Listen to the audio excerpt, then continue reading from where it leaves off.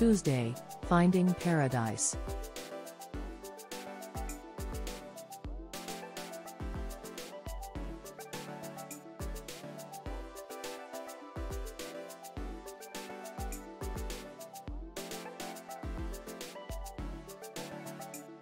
Wednesday, Spyro Reignited Trilogy. It's nighttime, Noah. Time for horny posting. Time for horny posting. Noah After Dark.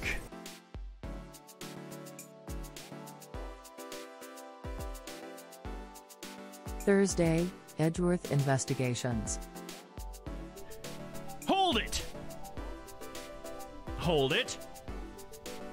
Hold it! Confetti.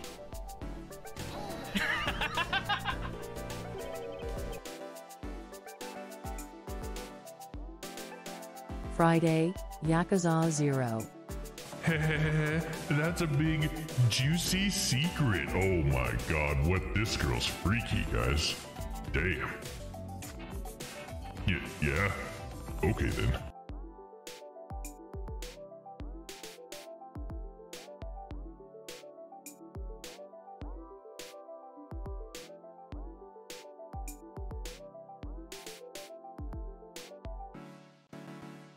Monday, Eastward.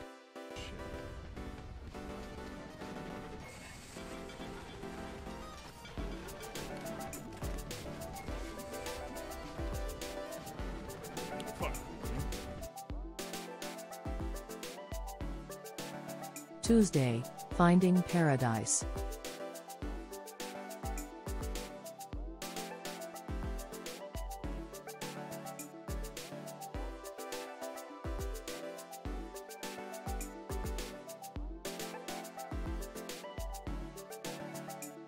Wednesday, Spyro Reignited Trilogy. It's nighttime, Noah. Time for horny posting. Time for horny posting. Noah After Dark.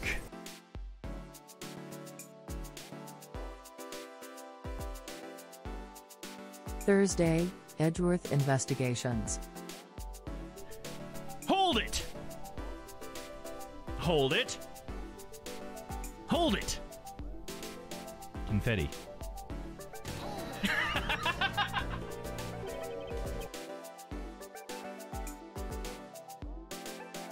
Friday, Yakuza 0.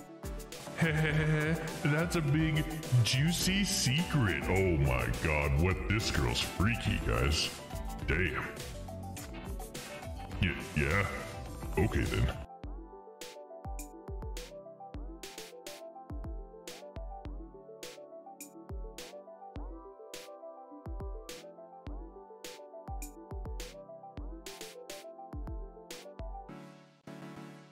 Monday, Eastward.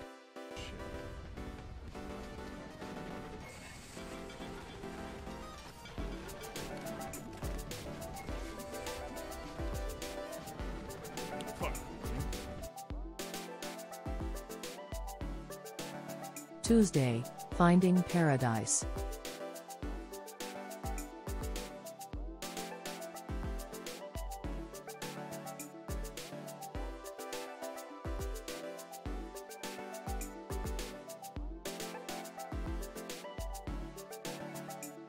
Wednesday, Spyro Reignited Trilogy. It's nighttime, Noah. Time for horny posting. Time for horny posting. Noah After Dark.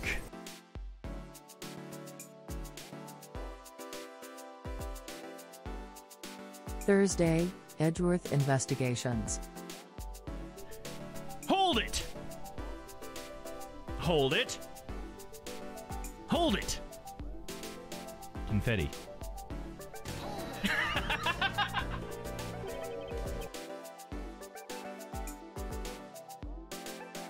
Friday, Yakuza 0. That's a big, juicy secret. Oh my god, what this girl's freaky, guys. Damn. Yeah? Okay then.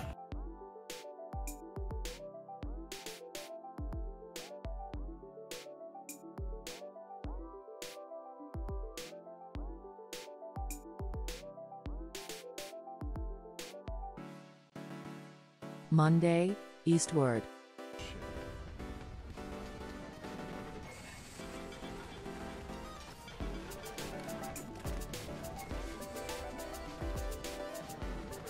Fuck. Tuesday, finding paradise. What's your name?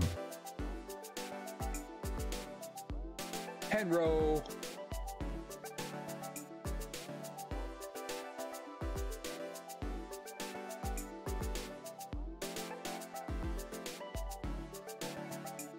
Wednesday, Spyro Reignited Trilogy. It's nighttime, Noah. Time for horny posting. Time for horny posting. Noah After Dark. Okay, guys. Sorry that took so long. I've been scrambling already. Thursday, Edgeworth. But I think we're ready to go. Oh, shit. I forgot the background. Fuck! Fuck! Hold on, guys. I had like an epiphany right before the stream started, and I was like, I have to figure this out before I start the stream, and I got what I was trying to do working, so that's good. But hey, what's up, everybody? How's everybody doing? Here, let me get some Ace Attorney music going for the background here. Ooh, that's a little ominous right there. Let's do this. There we go. Come on, guys. Hey, what's up, everybody? I still don't have everything set up, so give me a minute. I'm sure there's going to be the normal troubleshooting for a moment, so... let me go ahead and catch up on chat here before I get too set up here. Thank you, Crispy, for those good vibes. I appreciate that. Try to say, hey, hold it, hold it, hold it! Confetti. You guys ready for some more confetti today?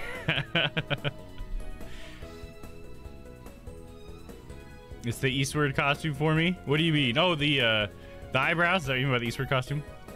Daddy in the house. Oh yeah, what's up, Papa? So we got Papa, Shyla, Crispy.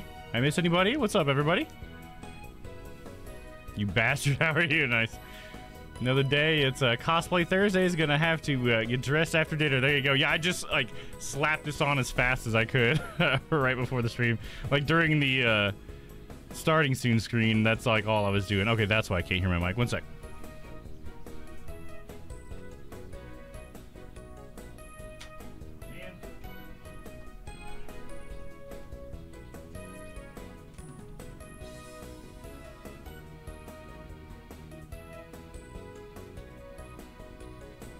Okay, now I can hear myself. That's good. When you get used to hearing yourself in your mic, it sucks when you can't hear yourself. Like, I'm like, what the fuck? I'm like deaf. Those brows, love it. Hell yeah, I totally forgot the last Eastward stream. It was like, I went to go watch back some clips later, and I was like, oh shit, I forgot to put the eyebrows on. The whole last stream, I totally forgot the eyebrows. I was like, oh fuck. Oh well. No big deal. It was a damn good game. I gotta say, I went back and watched some of the bigger moments in the story afterwards, and I cried. I didn't on stream, but I did afterwards. I guess when I'm by myself, it's easier to let the waterworks go. Such a good game. I want Dom saying, hold it! As an alarm clock. If you want, I can make that happen, Crispy. But be careful what you wish for. That could be really annoying as well. So yeah, one thing I got going was I have a couple of solutions here. Oh yeah, I forgot my controller. Let me grab that really quick. So as some of you may know, my Stream Deck pedal just ate it yesterday. It's gone. It's dead. It doesn't work anymore. It doesn't even recognize as a device in Windows anymore. It doesn't know it's plugged in. Windows doesn't know it's plugged in. It's gone. So that was a big part of my Ace Attorney stream. So last night I had to spend some time trying to find something that will work in its place. Dick pedal? I didn't say dick pedal. Come on. I said Stream Deck pedal. I did not say dick, Shyla. Come on. But yeah, so I had to come up with a couple solutions. One of them involves my controller.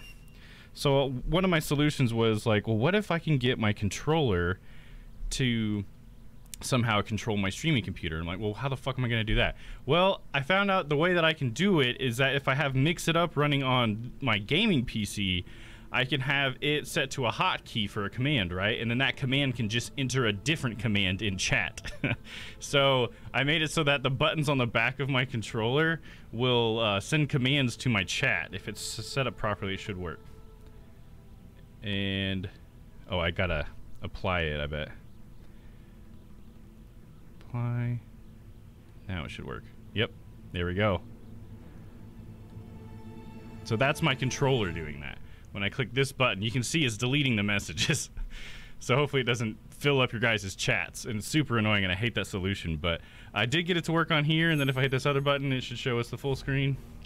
So that's pretty cool. But I don't want it to fill up my chat. So I came up with another solution where I use my old school foot switch. I got a picture of it in the Discord if you guys want to see what I'm talking about. But how high are you, and where can I get some? I'm blasted, Papa. Fucking blasted. Oh, hell yeah. That is the it's the right kind of attitude to have for a Phoenix Wright stream. Or sorry, Ace Attorney. We're not no Phoenix in this game so far. Anyway, so I got my foot pedal. My foot pedal is a little bit more iffy because it's not designed to be a four-way switch. It's designed to be like a control stick. So I'm probably gonna accidentally press stuff today, but I should be able to do this stuff with my foot. Yeah, there we go. That's my foot pedal doing it. See, sometimes I'm actually going to turn the voice on. And then if I go to the right, there we go. If I push forward, it should shift me to my internal voice. And if I hold it down, I should be able to have my internal voice. And that is all hands-free. So there we go. Voice is on. Voice is off. There we go. I think I got it. Now, we only have to do this for this week because I do have a new Stream Deck pedal coming in tomorrow. So, shouldn't be too big of a deal. Don't worry, I am getting mine replaced, so no worries there. Yay for backup plans. Yes, I made it work. I was going to make it to where I toggled the voice with my controller too, and that was the thing where I'm like, no. I draw the line there. I'm not going to fill up the chat with me turning on my voice over and over, you know? So I'm glad I found a foot switch version. Because my other foot switch, my three-way switch, just wasn't working for some reason. It just didn't... It's like the board in it got white, so I'm gonna have to reprogram it or something. So that was annoying, but I'm glad this one still worked. So that's good. So this should be interesting. That's cool. I'm a derp who doesn't know anything. I didn't know you had a pedal. That's sweet. Well, there you go. For those of you who pay attention to me when I talk, Shyla, looking at you. Yeah, I was talking about it last night, Shyla. So you must have just gone to bed or something when I was talking about it. No big deal. But yeah, oh, here, I'll show you what I was talking about.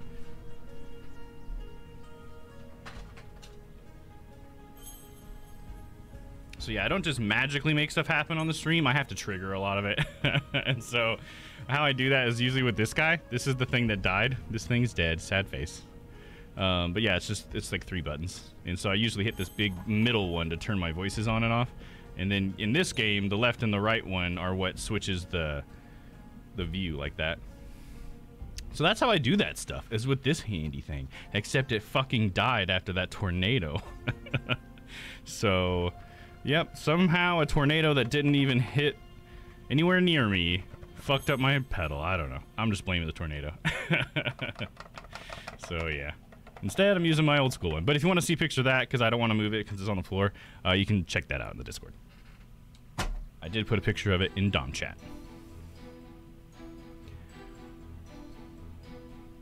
Very nice solution. Thank you, Papa. I appreciate that, dude. If we call you a derp, I a derp too. We're all derps, right? I'm a derp, she's a derp, everyone's a derp. I was here last night. I don't think that makes sense. Yeah, you probably didn't hear me talking about it because it just broke yesterday, so I was talking about it. Because it was during the stream yesterday that I realized it was broken. Because I was like, oh, what? It didn't recognize that it's plugged in? That's weird. So I go to plug it in again. Nothing. I plug it into this computer. Nothing. I spent like an hour last night trying to get it to turn on. Nothing. So there you go. Oh, I got another clip. All right. I'm not sure which clip there, but I'll watch it later. Thank you, Stella. I appreciate you. I forgot you had a tornado in, like, Kansas, maybe. Yeah, I guess there was a tornado that touched down in my county, but luckily it wasn't anywhere near here. And I actually read, well, I didn't read the whole article, but I did see that apparently they think that they were too late on the siren. Like, the sirens didn't happen soon enough because the clouds were moving so fast. They weren't ready for it. So I guess they're looking at how they're like alerting us in the future to try to make sure that they can get that siren off earlier, because apparently it was a little late. But it's okay, because I think nobody was hurt. I think there was just some property damage somewhere, so not a big deal. Had to go to the basement when that rolled through. Yeah, I bet. It hit north of me. Oh, did it? Oh, damn. Yeah, it's quite a ways away from me then. But yeah, I just, you know, it's just better to not have one touchdown at all. Even if it's in the middle of a field, nobody gets hurt. Still not a great thing. You know what I mean? Oh snap, I guess you wouldn't know until you stream, probably. Right, yeah, because I don't even use it until I stream. So yeah, so you're able to find a workaround. That's awesome. Yeah, thank you. Me too. I am definitely glad, because this game, I use it the most in Ace Attorney, and I had to break right before my Ace Attorney stream. I'm just glad it didn't break like last night into this isn't the stream that I figured it out. You know what I mean? So that's good, because that would have been horrible. I would have had to have my hand over here the whole time, just constantly switching stuff on my stream deck. And I am not a fan of doing that. All right, let's see. I think, are we ready to go? Clip to you singing I'm a derp. Oh, you a derp. Gotcha. That makes sense. Storm itself was moving like 50 miles an hour, and then the tornado moving fast out of that. Right, yeah, I guess that was too fast for them to alert us in time. So I'm just glad we were alerted at all, because, man, I was like fast asleep when the tornado siren happened. Well, I mean, I woke up just before the siren started because my phone went off, because that was early enough. It was the phone siren went off like 5 minutes, I think, before the sirens outside did. So it was, I'm glad I got that, because the sirens outside probably wouldn't have woke me up even, because they're not that loud. Like, they're loud enough for me to hear, but if I'm asleep, fuck. Who knows, you know? I don't. In the scene, is that woman crying? Yeah, she is crying. Yeah, we'll go over what happened last time here in a second. Oh, and thank you for the cheer, Crispy. I think I missed that. The cheer is not for the tornado. No, yeah, I get you. I would never assume someone would cheer for a tornado. You'd have to be fucked up to cheer for something like that. 5 minutes is a huge difference when a tornado is coming. Oh my god. Yeah, exactly. Like, that's enough time to get ready, you know. 5 minutes, that's some time. For sure.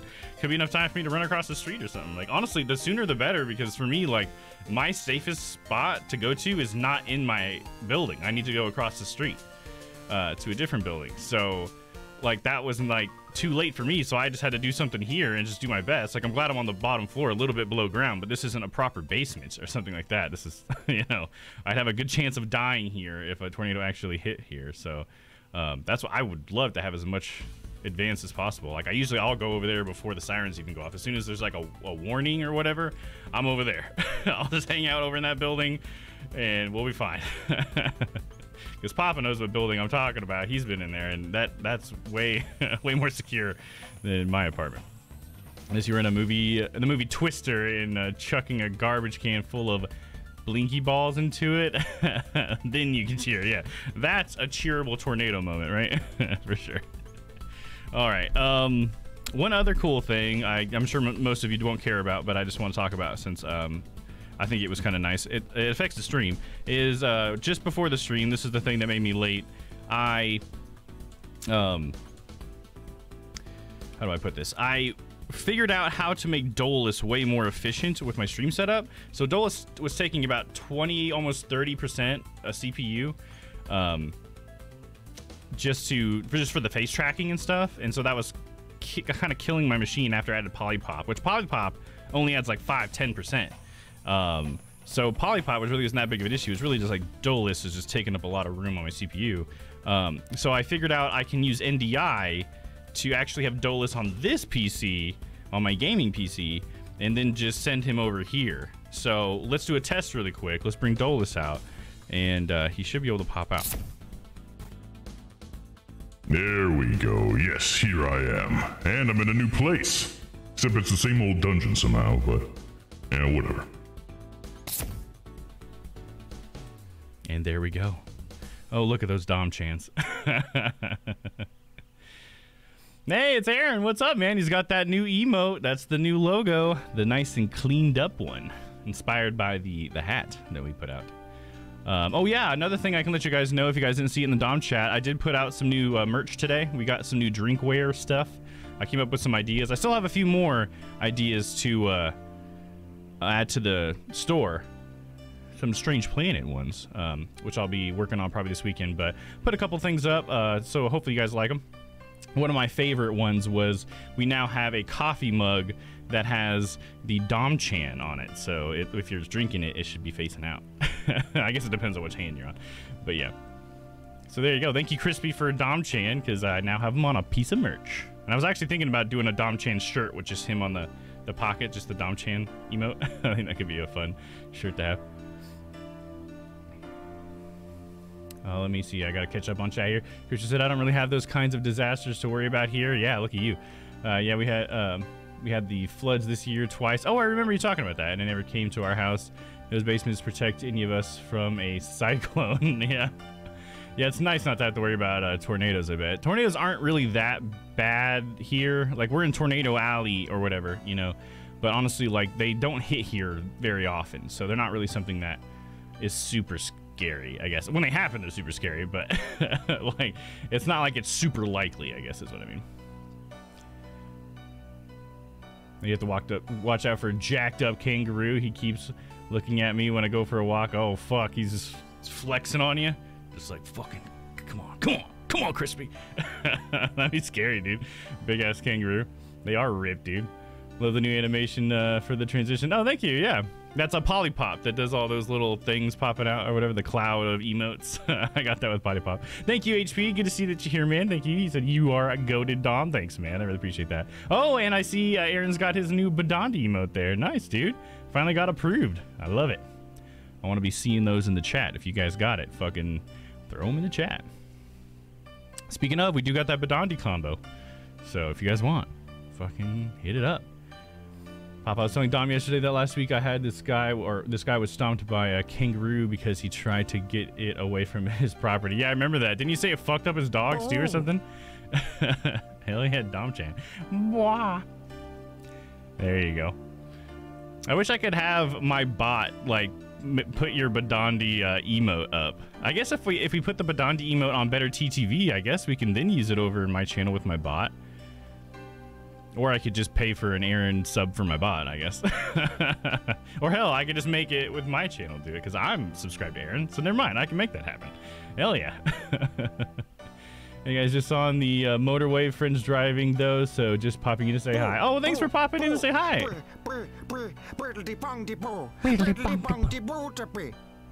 That was a long one. Nice one. Also, I am about to brag about it. Oh, okay. Well, let me know. Let me know once you post it, and we'll check it out. Actually, that reminds me, too. I need to make sure I'm in streamer mode here real quick. Streamer mode activated. There we go. His dogs were trying to attack it, so he just wanted to get the Roo away. It's like, just go away. We don't want to hurt you, kangaroo. Just get the fuck back. They need to have, like, I don't know, kangaroo repellent. I bet Batman would. Robin, hand me the kangaroo repellent. You just spray something on it, and it would just bounce away. Only got approved like an hour ago. Oh, really? Wow, that takes so long, dude. That's weird. Huh. Posted, oh my god, please be kind. I've never felt this way about anything I have ever made. Oh, really? Oh, that reminds me, Shiloh. Before we go to that, I sent you a message in Discord about the commission I was thinking about. In case you want to do that commission, so let me know what you think. But yeah, let's check out what Shiloh posted. Can we get Austin Powers saying, "It's a man, baby"? Yeah, I guess so. What part was that? It's a man, baby. When did he say that? That would help me out, because I don't necessarily want to watch the movie again just to find that line. But if you can tell me where that line is, Crispy, I can make that happen. I thank you for letting me know. I wouldn't have thought to check. Okay, yeah, I figured that might be the case. So I thought I'd mention it today. All right, let's see. And brag about it. Oh, look at this, guys. Here, let me pull it where you guys can see it. Let me make Discord smaller. Put it right here. Oh, damn it, Discord! Actually, you know what? I can just do this. There we go. What am I doing making it harder on myself?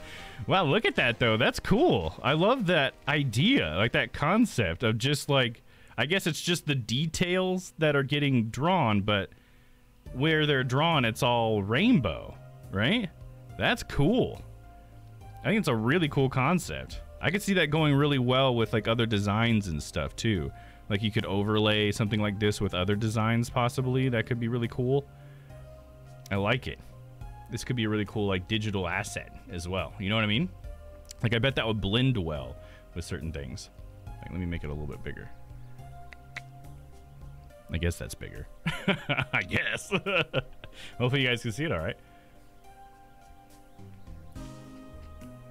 When he's trying to pull the hair off that guy's mother. Oh, yeah. Because he thinks she's a man. Yeah, that's at the end. Okay, I got what you mean. If you want to DM that to me, Crispy, that'll help me remember to do it later. Forgot what happened just before that. Yeah, it was Basil's mom, right? He was meeting Basil's mom, and he thought she was a man. I think that's what it was. Because it's at the end of the movie, I think. The Navigating Space... Spaces, the colors, a beautiful shot. Oh yeah, absolutely beautiful. Yeah, I guess that's what it is that I'm trying to touch on too. I think, Stella, I think we're kind of thinking the same thing. Is I feel like the blending would be really cool with it because of that negative space. That would help you like layer it with other stuff. I think it could be a really cool asset. But yeah, that's just a cool style though. In general, I love it. Do you plan on doing some more stuff like this, Shyla? This could be a whole new thing, right? Right, your eye completes the lines. Absolutely, yeah. It completes the whole image, right? Like I can see, like all the negative space is like the details that weren't needed because my brain fills that in, which is super cool. I'm doing a hound right now too. Oh, cool. If I don't fuck it up, it's going to be the pinnacle, the magnum opus of my life. I don't know. Thank you guys. You're very welcome. Thank you for showing us. And again, I love seeing these trays at the top and stuff. That's so cool. And your like calligraphy style brushes, it looks like. Very cool. I love it. Awesome. Thanks for showing us. I always appreciate seeing that stuff. All right, what do you guys think? Are we ready? Are we ready to get started? So, fun fact, what do you got? What do you got? All right, I'll go ahead and start our recap for last week. So we're actually finishing up this case.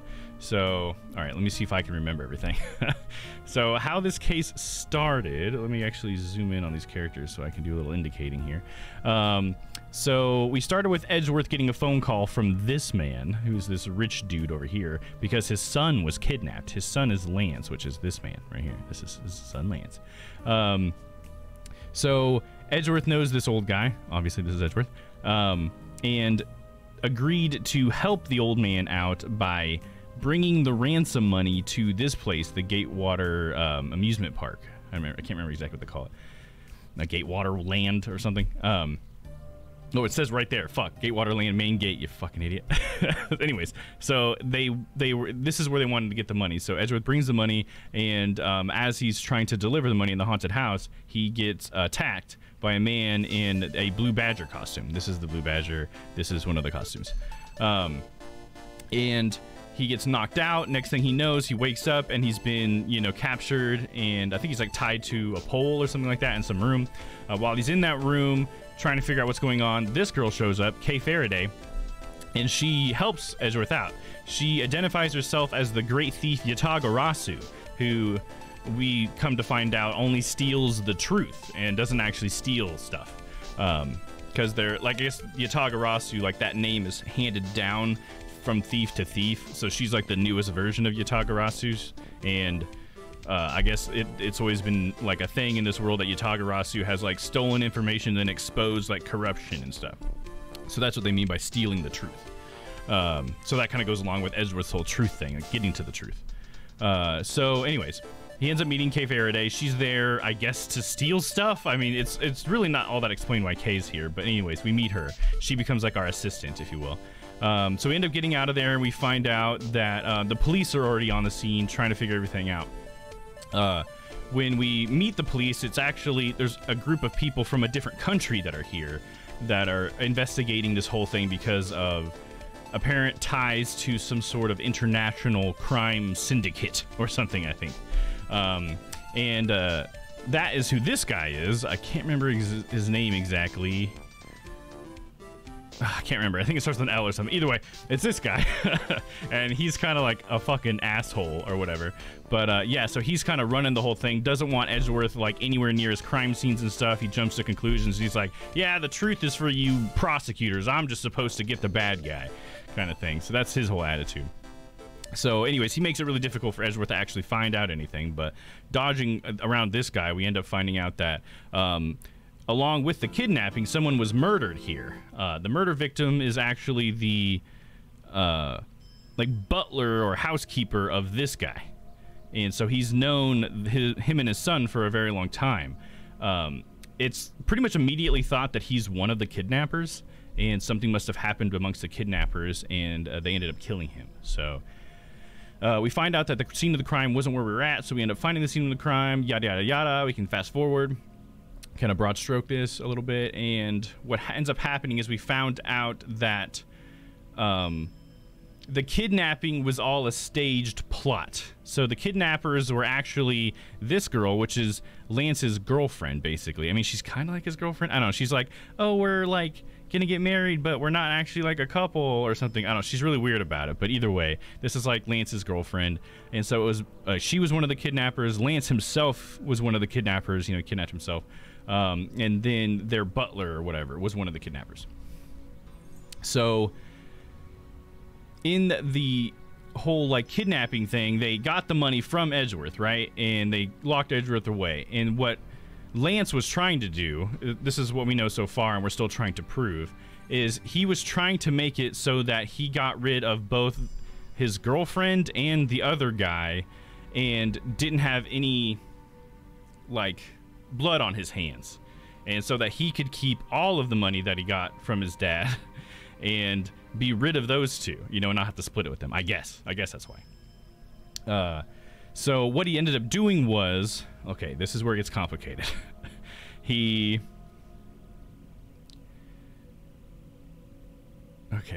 there's so many pieces of evidence, guys. One sec, I gotta think about this. So he had the girl leave to go, oh no, he got in a fight. Okay, so Lance and the butler guy got in a fight, and I guess Lance kind of disabled the butler dude, and then he had Lauren, which is his girlfriend, leave to go, what was she doing?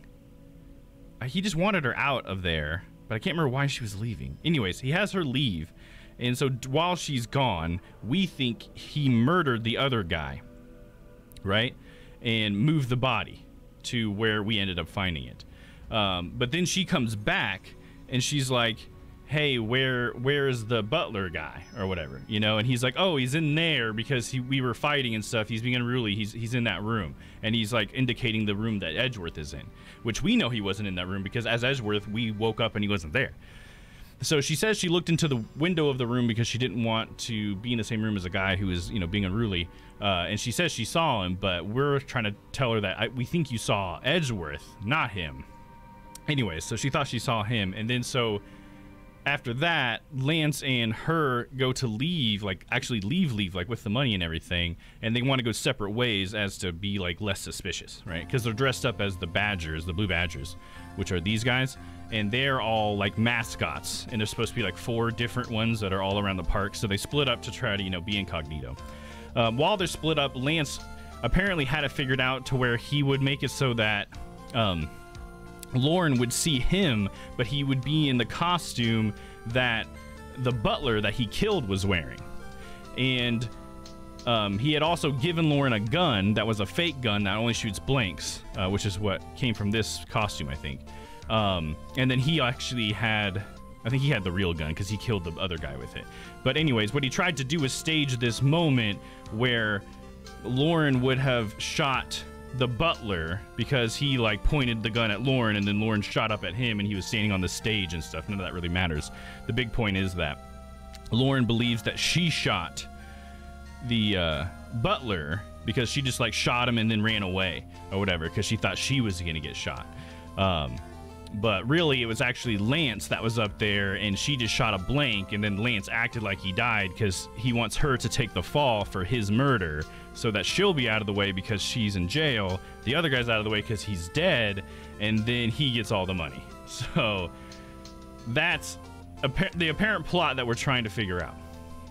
Now, the last thing we need to prove that is something in the haunted house, because the haunted house is apparently the place that I believe I think that's where we believe he was killed. The victim was actually killed. So we needed to go there to get evidence, and we were just about to do that. I mean, you can see Lance, I think, is in cuffs and everything. You can see, I think that those are cuffs and everything. But what happened was his fucking dad, while we've been investigating, went to the owner of the Gatewater land and bought the rights to the haunted house. And so since he owns that haunted house, he gets to deny people entry of it, like the cops and stuff or whatever. So then I guess in real life they'd have to get a warrant, I guess, at that point, because they can't just go in there. But at this point, I guess maybe in this world too we'd need a warrant, but that's a bad thing because they might have enough time to clean up the evidence and then Lance won't end up, being found guilty, even though he's guilty. But yeah, that's where we're at. Cool. Hopefully that made sense. If anybody, followed that line of logic, let me know.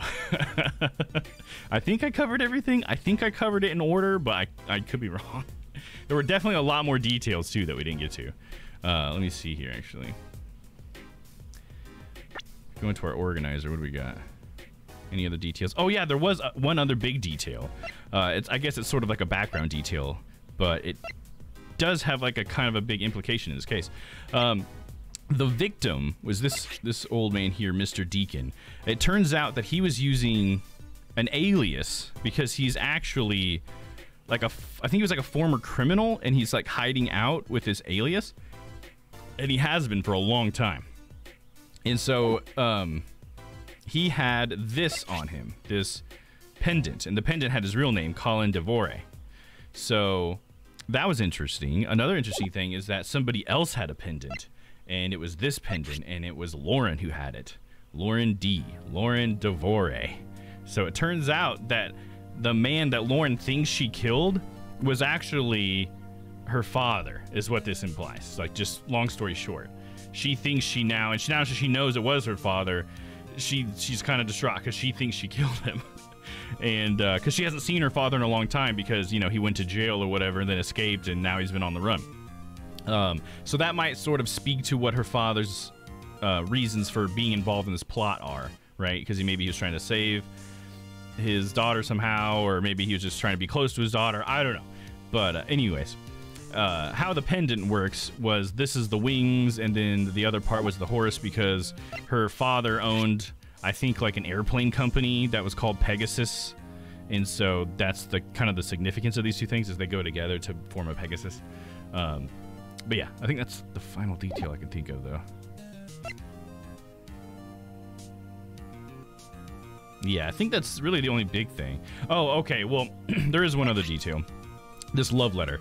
So Lance wants the $1 million, right? What could he want $1 million for? He needs the $1 million for whatever this is about, which we don't totally know, but we are familiar with Tenderlender. This is a love letter from Viola at Tenderlender, which we met Viola in the second Ace Attorney game, Injustice for All, I think.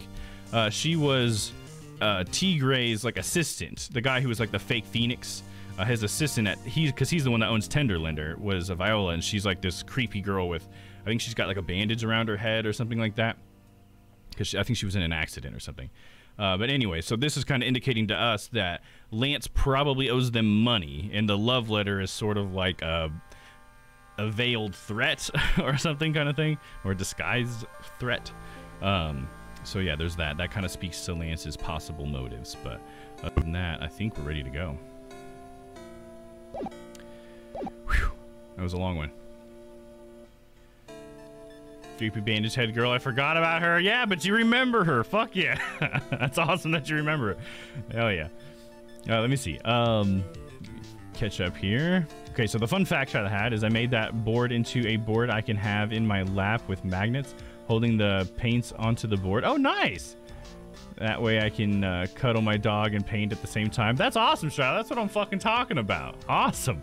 I love that kind of thing. I feel like that reminds me of what I'm trying to do with my stream all the time. Streamline things, make my life easier and all that stuff. So that's awesome.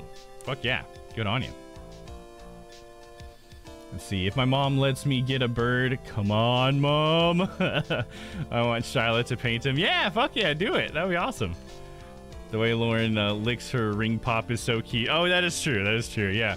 Lauren's got a ring pop. That's what that pink thing is on her hand there. Is a ring pop that Lance gave her. It's supposed to be like a ring, but she just goes and just gives it a lick every once in a while. It's pretty funny. All right, let's get started, shall we? Takes about, it made me think of the pedal that you made with your 3D printer. Yeah, exactly. Exactly, which is what I'm using tonight to control this stuff. Fuck yeah. We both figured out a cool solution to our problems. Awesome. I love hearing about that stuff. That's the kind of shit you got to brag about, Shiloh. That's what I want to hear. I mean, not that I don't like seeing your art. I want to see that too. But additionally, stuff like that. All right, here we go. Let me make sure I'm on the right voice. I'm trusting this too much. Yeah, see, I was on Dolus. See, that wouldn't have been right. Inner voice. There we go. Oh, we got to stop this music too. I forgot. This is Spotify playing this music. This is not from the game. There we go. All right. If I can't get permission to investigate the crime scene, then the truth will be lost. Hold it! Hold it! Hold it! Kay? Mr. Edgeworth! What are you doing spacing out? Have you forgotten? There's only one thing you should do at a time like this. It's smile? I feel like that's something Mia would say. Even when things are at its darkest, that's when a defense attorney is supposed to smile. I think that's what she said, something like that. I got a $150 free gift card to Best Buy. Only thing I can share today. Hey, well, that's awesome. Nothing wrong with that, Stowe. That's a fucking phenomenal thing. But you got any ideas of what you're going to spend it on? Oh, and how's your Xbox, Stella? Have you got to play around on that yet? I don't think I've got to hear about it in a while. Let's see. Have you forgotten? There's only one thing you should do at a time like this. And what is that? When the people are in a when the people are in a bind, the hero of justice appears to save the day. Look, you just have to leave it to me. For I am Kay Faraday, the second of the great. Oh wait, the second of the great Yatagarasu. The second. Okay, sorry. The way she's phrasing things is throwing me off. Let me switch into standing mode real quick. I waffled for so long, I gotta go into standing mode now. Honestly, that was the longest like intro to a stream I think I've had. That was so long. So much recap. Yeah, gonna be FRS two-way radios. Oh, cool. Yeah, the two-way radios you were talking about yesterday, right? Yeah, nice. And a lantern. Nice. Renee, was that just the beginning of it? Renee hijacks the Xbox. Oh, Renee! Well, have you got to play anything on it yet? We got to figure out a time where we can play something together. Maybe like some Sea of Thieves or something.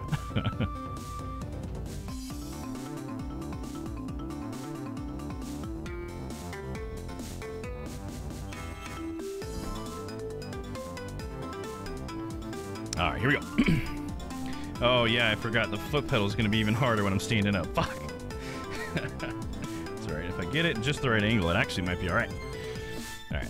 Yeah, I missed my old pedal.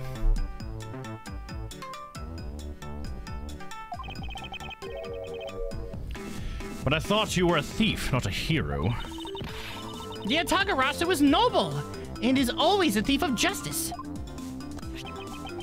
That, of course. If we have enough information, I can recreate the inside of the haunted house with this. Plus, if we can then factor in everyone's testimony, you can recreate exactly what happened when I dropped off the ransom money. We may be able to figure out some new information through this. It's worth a try. I forgot, yeah. Kay has this super high-tech device that I guess she usually uses to figure out how she's going to steal something, but instead, we're now using it to recreate a crime scene, sort of like Detroit Become Human style, which is pretty cool. Damn it, there's a fucking gnat in here. It's gnat season again. Ah! Damn Nazis!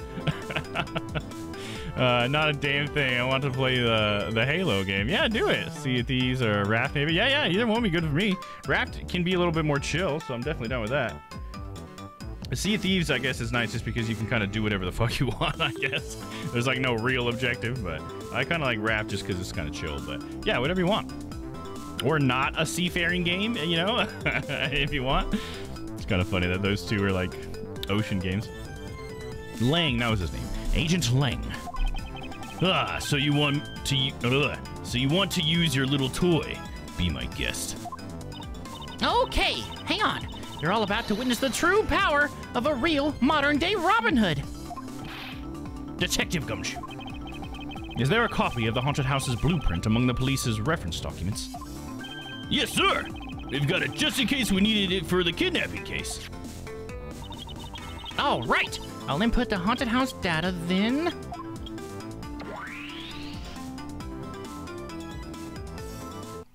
And now we're in the haunted house.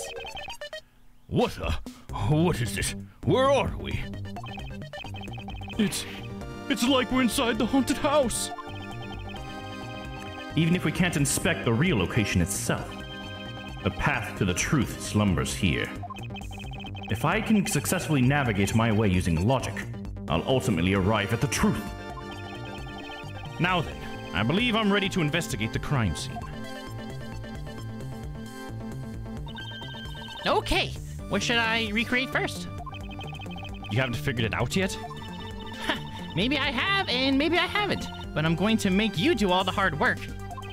Very well. I'd like to inspect the moment in which I was ambushed by my abductor. The two of them were definitely in this place at that time.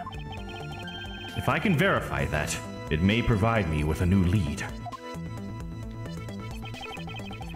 I had just come out into the hallway after leaving the money inside the dining room. At that time, I saw a badger slumped over on the floor at the end of the hall. Ah? What was a badger doing all the way down there? I also thought it was strange.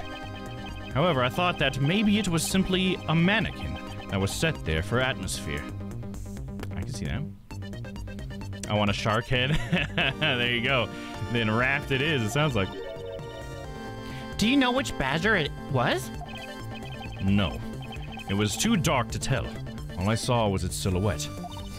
In that case, I guess I'll just program a badger silhouette in for now. Beep, beep, beep. Oh, look, and there's like hologram Edgeworth. Okay, programming complete.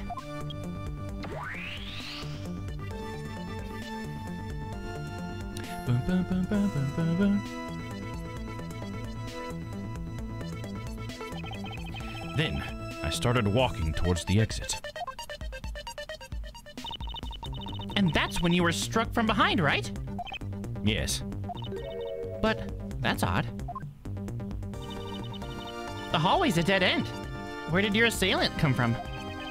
There was only one location I can think of. I believe my assailant was lying in wait here.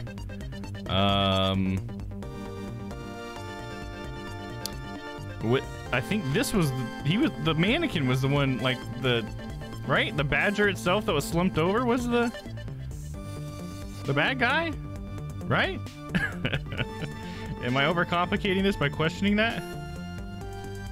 Because where else would he be lying in wait, right? Let me go ahead and get my save state machine going here.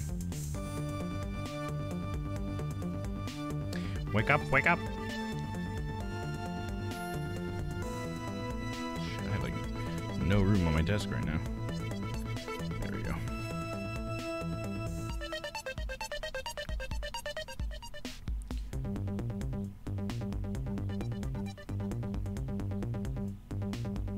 There we go. Save in slot 1. Okay, cool. We're good to go. All right, I'm going to go ahead and click B here. I think it was the mannequin slumped over. That's the only thing I can think of. Present. That doll I saw wasn't really a doll. It was, in fact, a costumed kidnapper. Oh, so he used the costume as a perfect camouflage to blend in with the rest of the house. Precisely. He waited until I had made the drop-off and was about to leave. Then, just as he saw me take a step towards the exit, he stood and launched his attack. I can think of no better hiding place than this.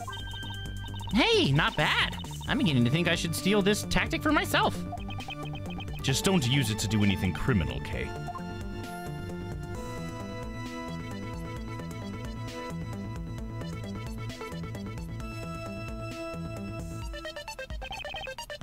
Well, Lance? What are you asking me for? As one of the kidnappers, I figured I should give you the chance to confess first. I was one of the kidnappers, but I don't know anything. I did come up to the haunted house, but I never set foot inside. I left Oliver in charge of picking up the ransom money. He didn't set foot inside? Is he telling the truth, or is this another lie? All right. And you're claiming that it was Mr. Deacon who assaulted me? Yes, I'm sure it was him. Okay, inputting the new info now. Mr. Deacon was the Bad Badger, right? Since the Bad Badger has a gun attached to its right hand, I'll have to change it so the weapon is in his left hand.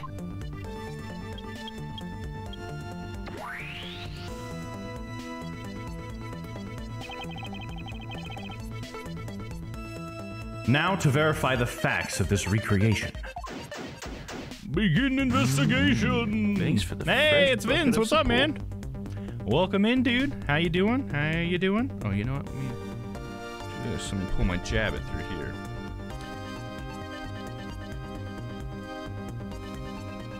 There we go. Now it's not being obstructed. What's up, Vince? How you doing, dude? Good to see you, my mate. All right, let's see. Let's examine Edgeworth. It's a replica of myself. Yeah? You're totally oblivious to what was behind you, huh?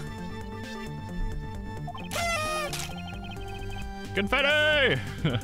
Not too bad. Ready for the weekend? I hear you there, man. I hear you there. Yes, I suppose I'm also to blame for what happened to me. Oh, come on. Doesn't detect my controller, damn it! We'll handle that later. Maybe I'll switch to that between cases. Gotta be close to the end of this one. It was incredibly dark, which was all the more reason I should have been more alert. I vow to never be caught by surprise again. Unless, of course, it's a earthquake or something. I can't help that.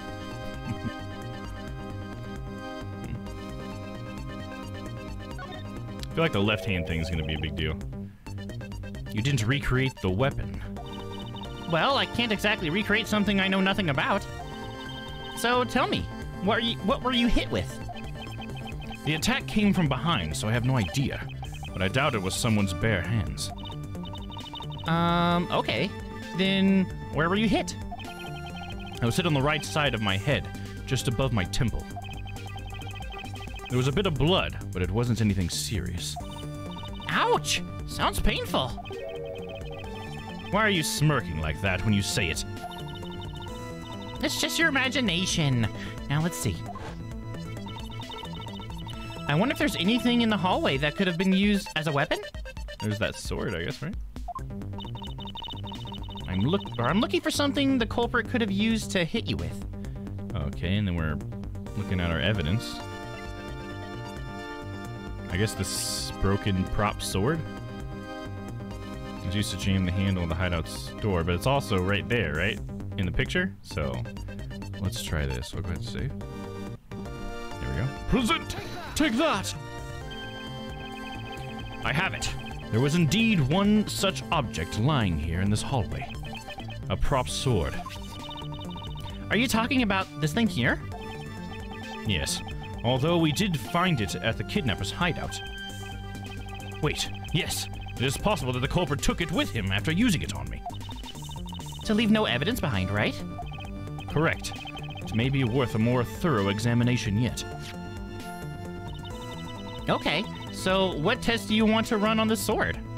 We can do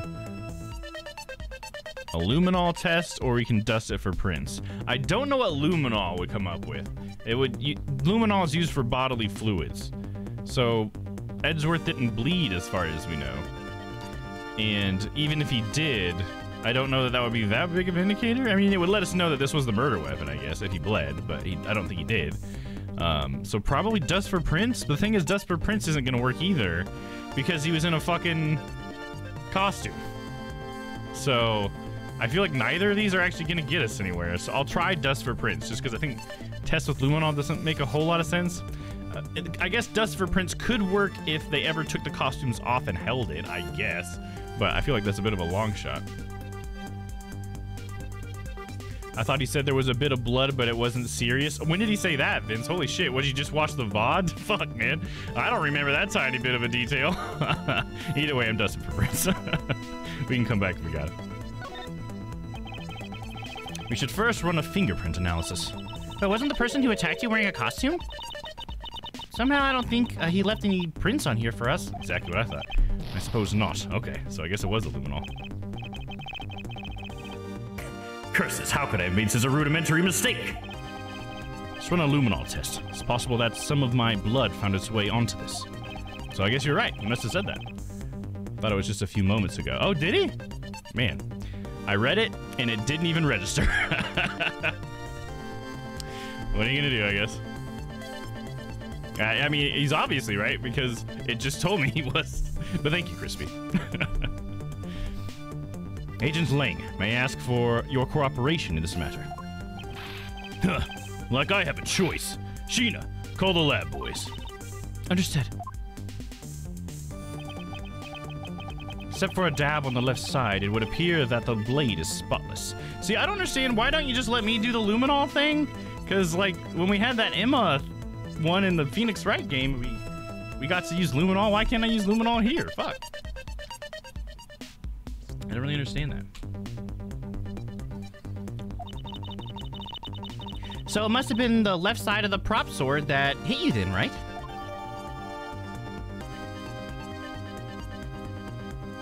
Because I guess it has the... I'm trying to think of how that matters.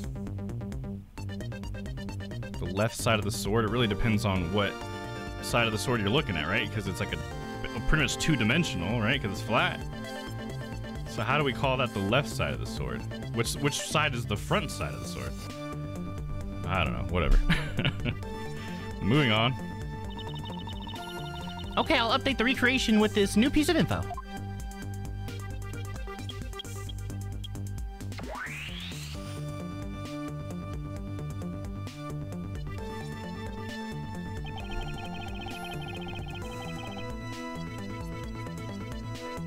Murder me if these kids don't listen. Uh-oh. Kids are being unruly over there at Papa's house. I won't rest until I've inspected every suspicious-looking nook and cranny. Alright, let's see.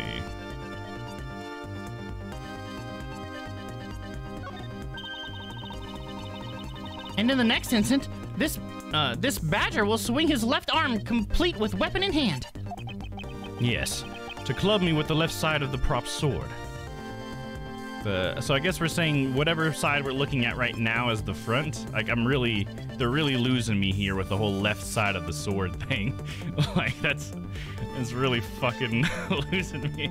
I guess maybe it's the flat side. This whole flat side is the right side of it, or it depends on which way you're looking at it. Again, I gotta know which direction's the front. I guess the front would be the side that has the guard? Thank you for following. The hilt guard? Hey, welcome in, Hi-Ray. Am I saying that right? Hi-Ray? Hi-Ray? Yeah, I think the Hi-Ray might be right. Welcome in. Thank you for the follow. Feel free to say hi in the chat. Love to get to know you. My left or your left? Yeah, exactly, dude. What about the mirror image left? Oh, fuck. Gonna get us all turned around, dude. Yeah, I gotta say, they really are losing me here. Sorry, I forgot to switch. Shall I recreate the moment of impact? I want to see the pained expression on your face.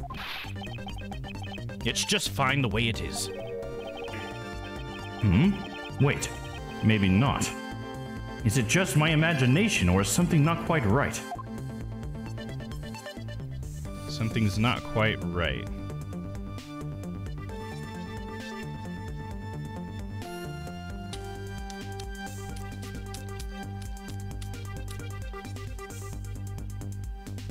Let's examine Edgeworth's forehead. It's me, I have to say. It's rather embarrassing to see myself like this. Oh, so what are you thinking about at the time? I don't recall, but I would guess that I was thinking about the kidnapping. Really? Because I don't think so at all. Your face practically screams, I'm about to get conked over the head. If I had known that at the time, do you think I would have let myself be hit?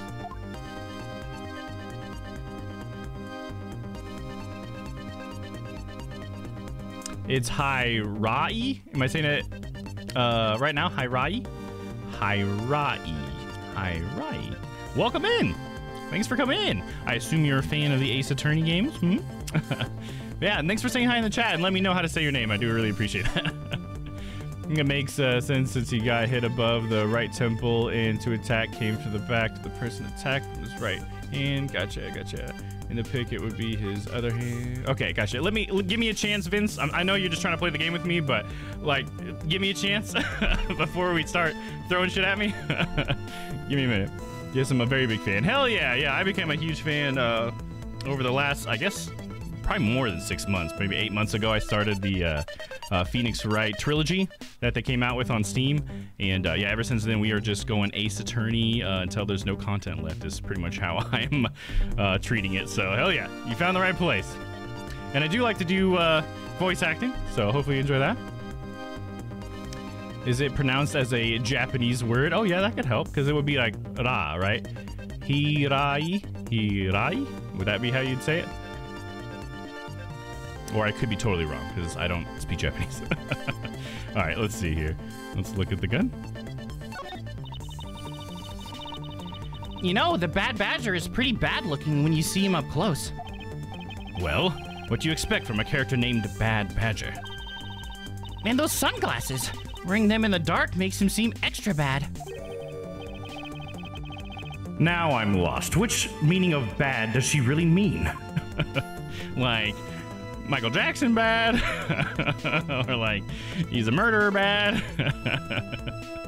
Let's see.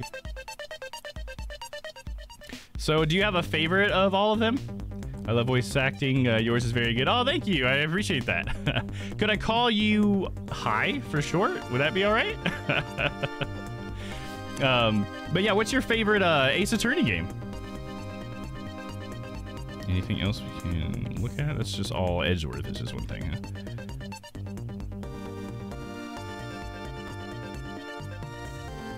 So really it's just the Badger and the whole it being in his hand thing. So I'm probably just gonna have to deduce using the murder weapon, I assume.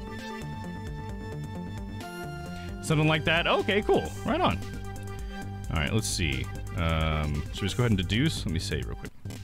And then deduce.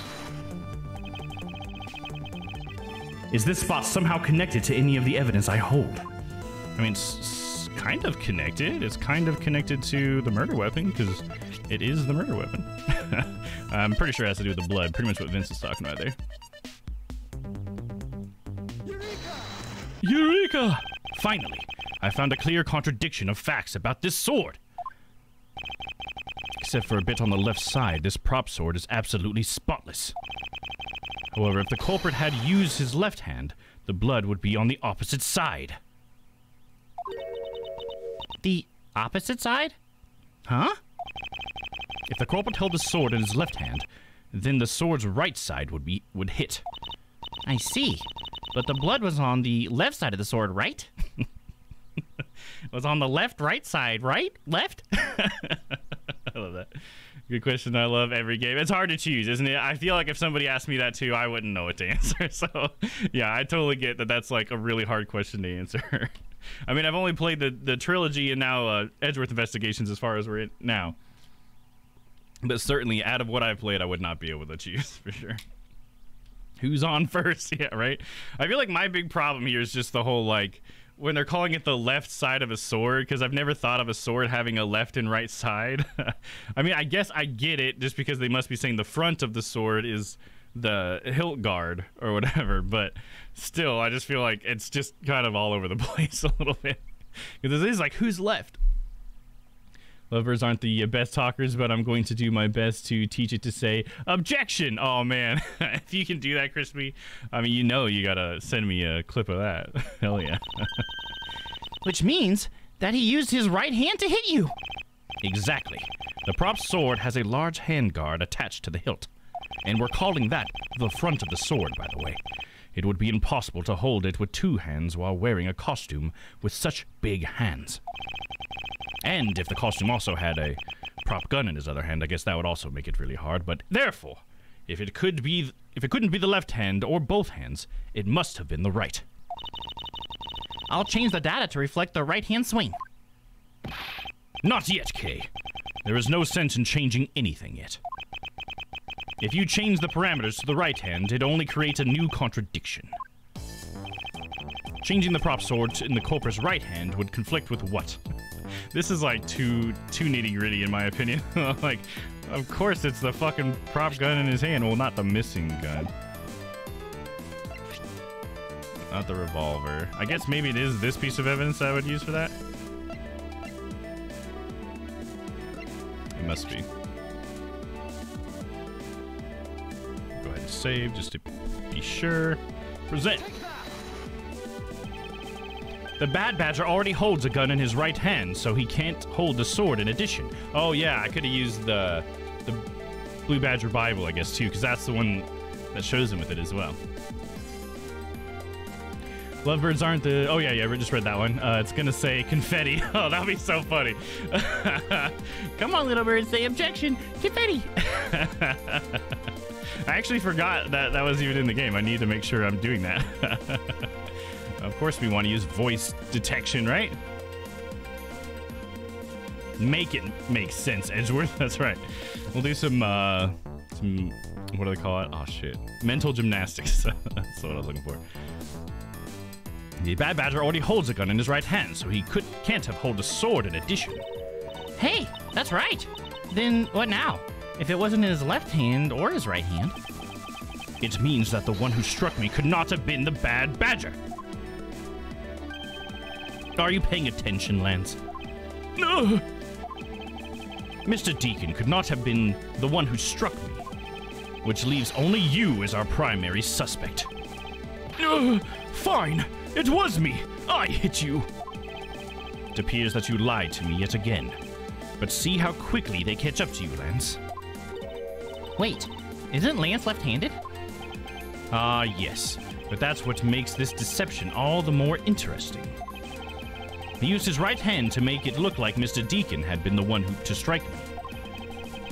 For you see, firing a gun with one's non-dominant hand is difficult. But that level of dexterity isn't required to swing a prop sword. Okay, please input this new data. And the one who hits me from behind was Lance. Or should I say, the Proto-Badger.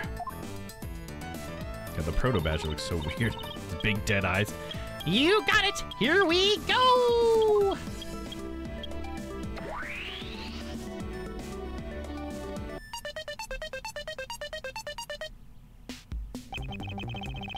Now, we have a faithful recreation of a situation around the attack on me.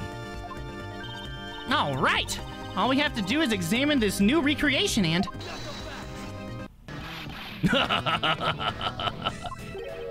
And what exactly is so funny, Agent Lang? That amusing little gadget. It sure packs a punch, right, Sheeta? Yes. It was all I could do to hold in my laughter in. Hey! Don't make fun of the little thief! You mean old werewolf? He and Mr. Edgeworth bring out the best in each other. You've had your little fun, but now it's my turn. I've sat quietly by, listening. But the crude conclusions you two keep spewing don't whet this wolf's appetite. There's no guarantee that your toy will always show the real situation at any given time. I mean, that's valid. All it displays is what information you put in there, right?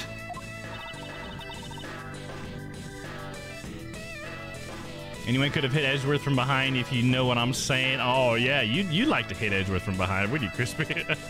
You know, what's that part where Edgeworth gets hit, like, maybe 10 times? You know Kay wants to. What's your thoughts on the newest Ace Attorney game, DGS 1 and 2? I don't have any thoughts, Hi. I would love to give you some thoughts, but we haven't played them yet, so I'd be like just making shit up.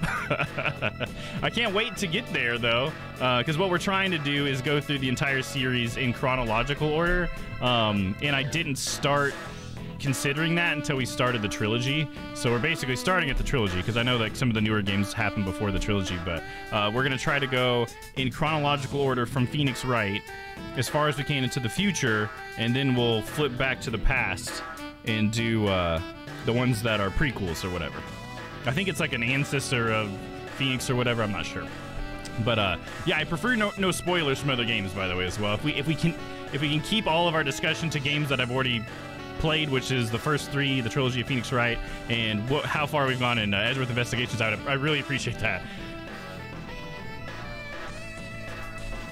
Nice, yes, hell yeah. I can't wait for those other games. It's like there's definitely like part of me that wishes we played Ace Attorney more often, because just to let you know, I only play it on Thursdays. But, you know, as you can see, I like to try to go all out if I can. But, yeah, one day at a time, we're getting through it. For research, Papa. Oh, yes, for research, yes. Let's see it 10 times for research. I'm sure Edgeworth will appreciate that. Well, then you put... well, when you put it that way... Your suppositions are wrong. It's not your fault, so I'm going to let you in on this. There is a trick to this haunted house. And what may that be exactly? A trick beyond what your tiny imaginations can produce, Sheena. Here you are. Now then, what you missed, girly, is written right here in this pamphlet. The 7 wonders of the haunted house. The disappearing badger. What is this? I'd say that someone around here is fond of theatrics. And as you can see, they set a doll down at the end of this hallway for that purpose. Basically, the blue badger you saw was just a stupid doll. I mean, but how do you know that, Lang? I mean, that's not... Just because that's advertised there doesn't mean that Lance didn't, like, move the doll and then sit in the doll's position. Isn't that completely possible, Lang? What about your tiny imagination, dude? God, they just keep finding ways to just... Like, this is one of those cases where it's just like, every time you think we're about to wrap it up, nope! How can this be? Guess that throws your whole theory about it being your attacker right out the window. I don't think it does. But that can't be right. Maybe the culprit hid the doll somewhere. And then he laid down and pretended to be it instead.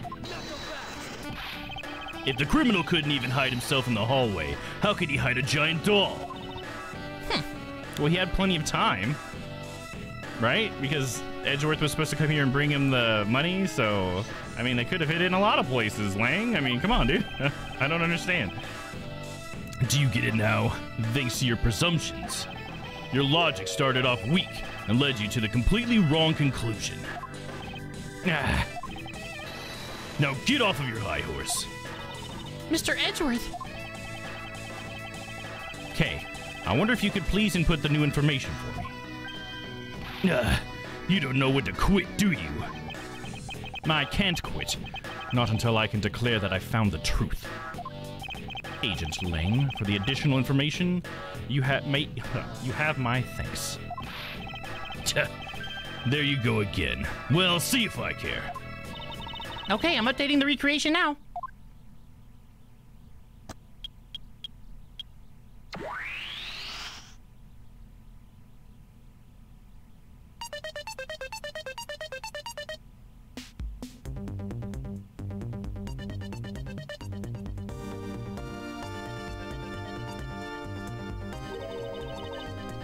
That looks really weird. Look at how it changes from the blue badger to the proto badger all of a sudden. If the slumped over badger was just a doll, where was my attacker hiding? Well, that's what we're going to find out, right? So come on, Mr. Edgeworth, let's go. Yes, let's. This recreation can't be right, which means there must be a contradiction somewhere. Well, there was a broken mirror, right? Would that be part of it?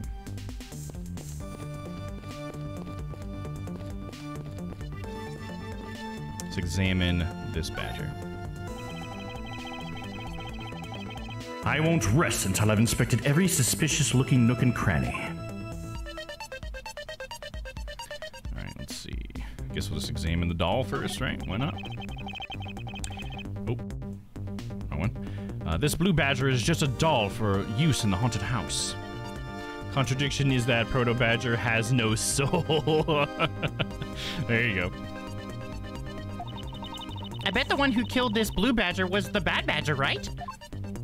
I guess so. According to the Blue Badger Bible, it says that they are each other's worst enemy. All because one's an ally of justice and the other's a vile criminal with a gun? Perhaps they were just destined to battle each other. Much like the Steel Samurai and the Evil Magistrate. I love that Steel Samurai callback. Fuck yeah, dude. Steel Samurai, the warrior of justice. The Neo Old Tokyo. It's all just one thing to examine, right?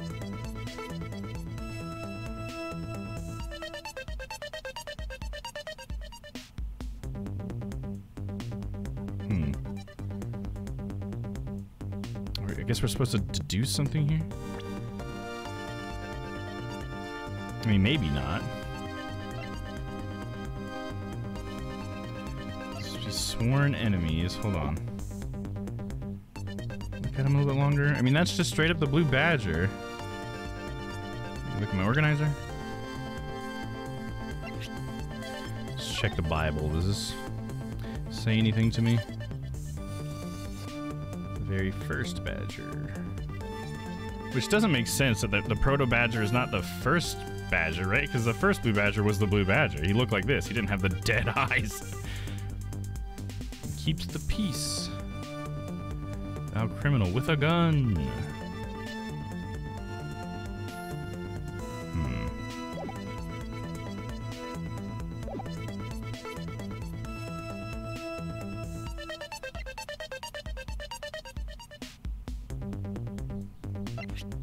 Victim's costume. That's not gonna help me with anything. Mirror fragments wouldn't help either, would they? I don't know if there is anything we're supposed to deduce. I mean, maybe this, but it's not a costume, it's a doll, right? So I don't really see how that would make any sense. I don't know, let's just back out and look more around the room. Because there's more to investigate, right? Like a mirror? When you take a look around, it almost feels more like a house of mirrors. Indeed. Who has ever heard of this many mirrors inside of a haunted house before? Well, at least we know this is the real crime scene, thanks to these mirror shards. Like a mirror house, haunted house hybrid, this place is full of mirrors. Is now added to the mirror shards, huh? Oh, we get some logic. There we go. Logic will help. Hey, wait. These shards. There's something different about them. Oh? The ones we found earlier are thicker than the shards from these mirrors on the wall. And look, there's some sort of design on the back too. The pieces from that costume are certainly different from the other mirrors. What does this mean? Could it be that our pieces are not pieces of these mirrors? Could it indicate that the crime scene was not here? Maybe.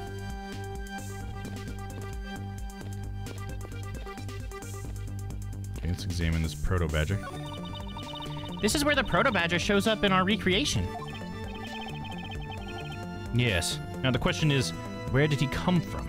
I feel like because it's a haunted house, secret passageways would be pretty common, right? Because you need like the people who are trying to scare the visitors to be able to pop out randomly, right? So, you know, hidden doors or whatever would make sense, right? So I assume that's where this is going, but we shall see. Yeah, but there's no place to hide in our current model.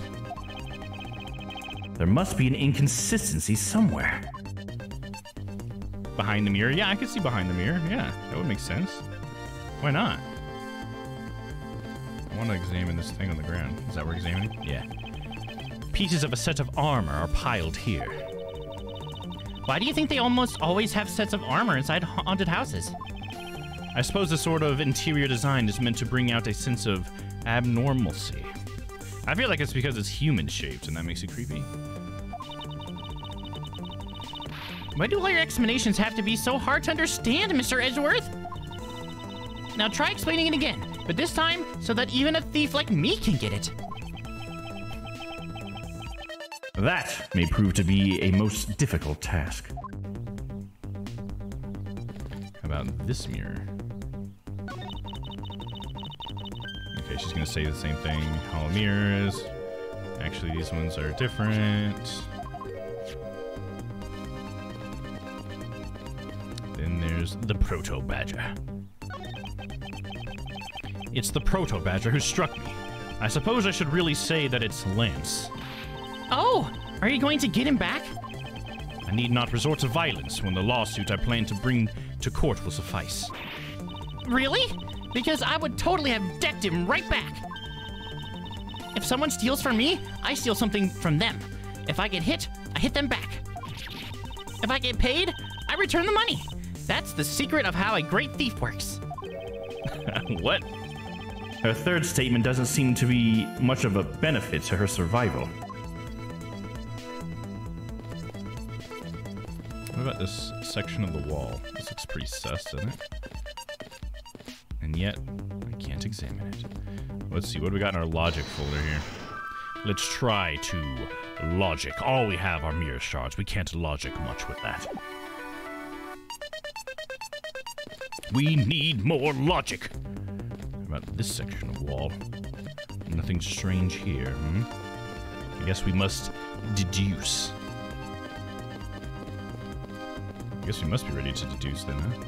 We got the mirrors, we got the two Proto-Badgers, and we had the armor.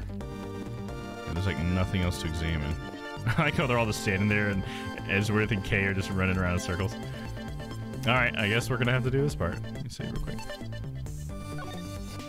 I thought we were gonna like logic some new like evidence together or something, and then we'd be able to deduce, but I don't know. We'll just see what happens. So let's examine him one more time. This blue badger is just a doll for use in the haunted house. I bet the one who killed this blue badger was the bad badger, right? According to the Blue Badger Bible, it says that they are each other's worst enemy. The Blue Badger Bible. Bah! All because this one was an ally of justice and the other is a vile criminal with a gun?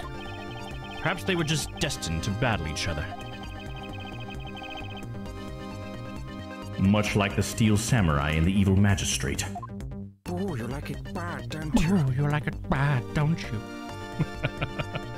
Boo. Alright, let's save one more time and start deducing, man. I'm not really sure what I'm supposed to deduce here. One more, we can get a Badandi up in here while I try to figure out what the fuck I'm supposed to do here. Take a look at this. The disappearing badger. 7 was haunted house, disappearing badger. Is there something in this photo that's different about real life? I mean, it looks pretty much the same. Because if it's disappearing, how does it disappear, I guess? Is sort of like... The next thing I'm wondering is, like, if it's supposed to disappear, how does that mechanism work? You know? Like, is it... Oh, it should only be there as a reflection or something? Could that be? Like, that's where the mirror part thing comes in? Because it's actually just a reflection of it, and that's how it disappears? Fuck, I don't know. Something like that. Is this real life? Is this just fantasy? It's a sea of Fanta. Don't you wanna Fanta? Still sleeping on the job? Is Stella sleeping on the job? What job? I'm sorry, I don't understand what you're saying there, Crispy.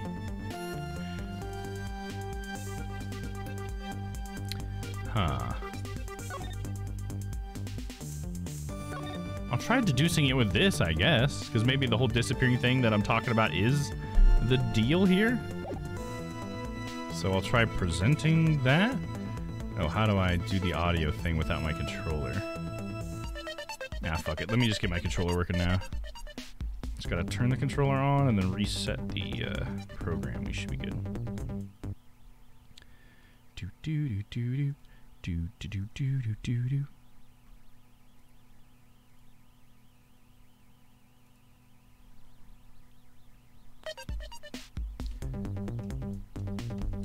Aw, man. Forgot to set up my thing here. Is it gonna work? Damn it. Alright, gotta do it again. Restart it. Hopefully that'll pick it up this time. Oh, wasn't there something with my gamepad getting in the way here as well, maybe? We'll see. Does it work this time? No, it does not. Maybe it was this?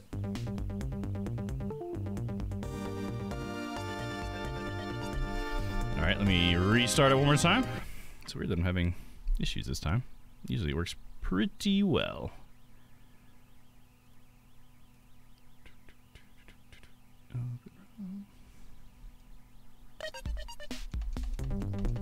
Okay, I guess no controller today. Weird. Let me see. Config, control config. Yeah, it looks like it hears it. Start and select left, right. Yeah, it hears it all right there. Oh, there we go. Now it's working. That worked. All right, we're trying this. Eureka! Eureka!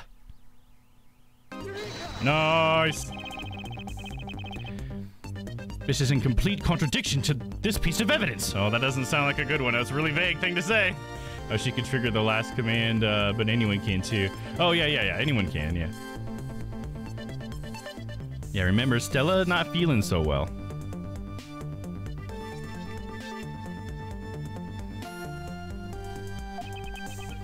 Well, maybe it's not in complete contradiction. Yikes. Hold it, Mr. Edgeworth. Which is it? Is it a contradiction or not? Sorry, I don't quite know. There is something wrong with this scene. That much I know for sure. Or maybe it's just a trick of the eye. No, that can't be it. See, I feel like I'm right with the whole mirror thing, but how do I get that into the game? Logic. All we have are the mirror shards. I feel like I'm missing a piece of logic here.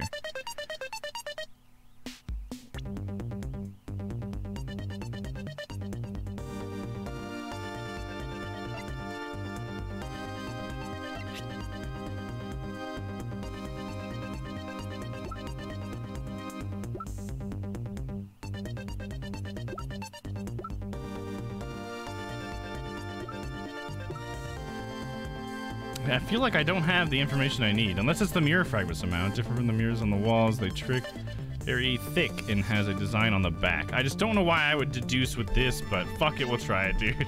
I don't know.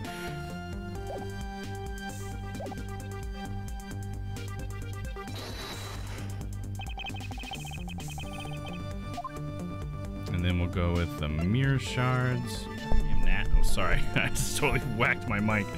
Fucking gnat getting in my face. Mirror fragments, I'll try it. Eureka! Eureka! Eureka! Eureka! Oh, come on. Eureka! Eureka! Eureka! Damn, dude. This one I usually got like every time. Eureka! Eureka! Nice, got it. Another dead end here, huh? I don't quite know. I feel like there's definitely something I still gotta pick up. Because he's doing the whole, oh, it's a trick of the eye thing, and that's definitely supposed to be like a, hey, it's the mirror. I feel like somehow it has something to do with the mirror, but I don't understand how I'm supposed to get more evidence. Let's continue looking around, I guess.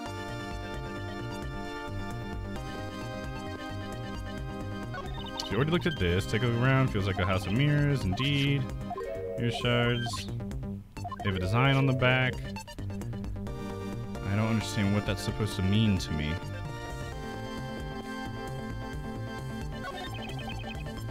Oh, sorry. I didn't switch the screen. Sorry, guys.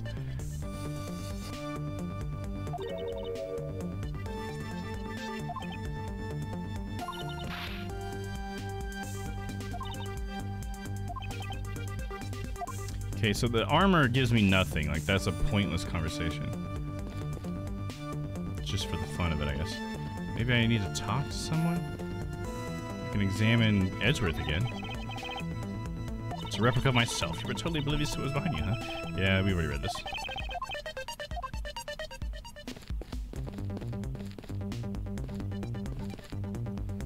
Let's talk to Kay and see what she says. Yes? Notice anything is what I'm asking her? Okay, how is, Little Thief? Totally fine in recreating the crime scene. All that's left is more info.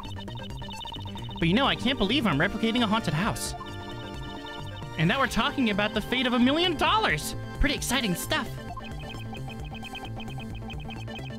I can't say I understand what is so exciting about recreating a crime scene.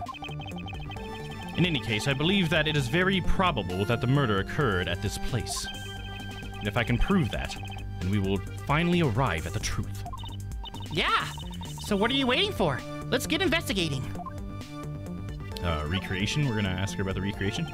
So you believe that this gadget will provide us with the proof we need? Yeah, of course. Pretty neat, huh? By inputting info like this, it can recreate the crime scene exactly as it was. Although Little Thief was originally intended to be a training sim for heists. A training sim for thievery? I don't believe I can turn a deaf ear to that, Kay. It's just for practice. Practice! It's not like I've actually stolen anything yet.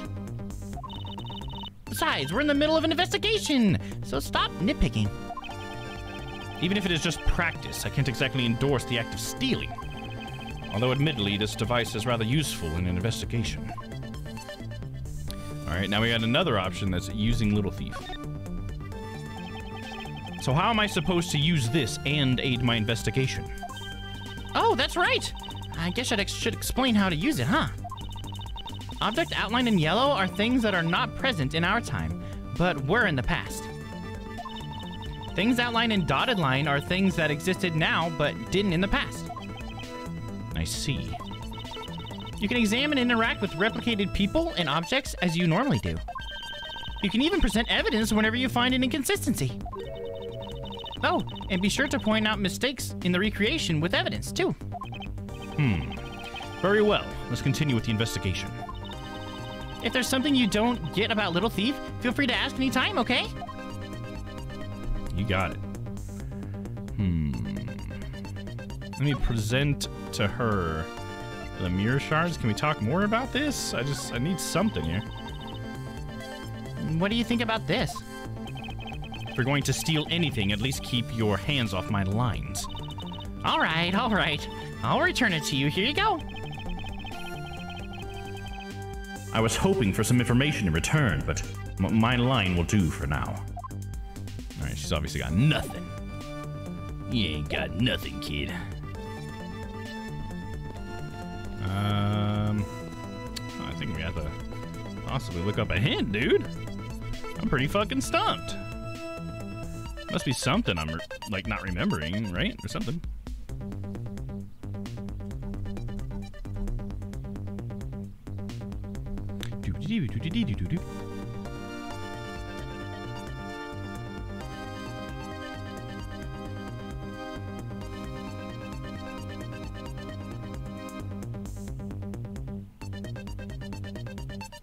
Okay, this is where I'm at.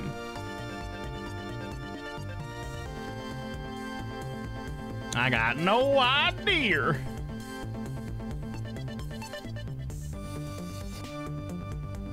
I got no idea. Poor dear.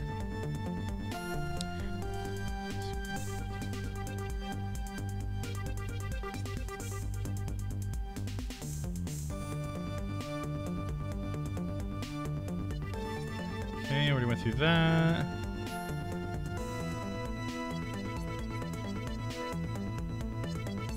Papa_wolf_ says, is the proto badger the most creepy thing you ever seen? Oh wow, man, I didn't notice that at all. Okay, I gotta, before I tell you guys what it is, what do you say? Sorry, it's just such a stupid question. Oh. Is it stupid because he's definitely the, which by the way, I don't know why the music suddenly stopped there, but is it because he's definitely the creepiest thing? Is that, you think that's what he meant by that? That's up for interpretation, apparently. I don't know, should we ask him? Dulce, can you clarify that a little bit, bud? Well, yes, he is very creepy. I don't like him. That's much for sure. You know what? I don't even like looking at the screen right now. Can I leave? I guess so, dude. There you go. Little clarification's nice, you know? Alright, let's see here. So we gotta go to the badge and examine him. And then I'm going to look at, let me switch over for you guys. Oh, I didn't mean to examine him, my bad. I meant organizer, not examine. Oh my gosh, that is so subtle. That is so subtle. I just saw it. I just saw what I was supposed to see. And it's so subtle, dude. Alright, can anybody see from this picture what's the contradiction? It's so subtle, dude. It's so subtle. Just in case somebody actually does want to answer, I'll wait a couple seconds, take a drink of water.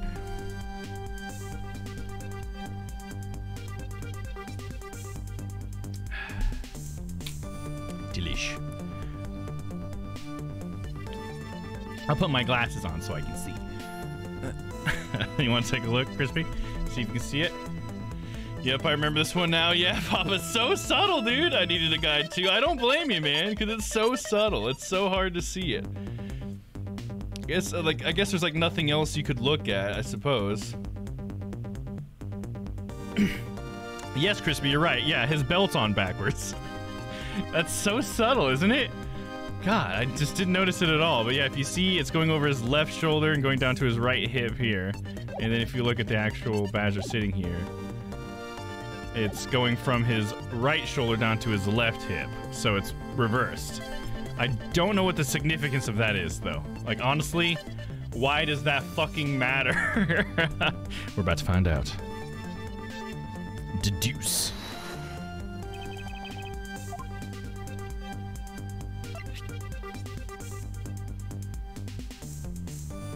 But hell yeah, you got it, though, Crispy.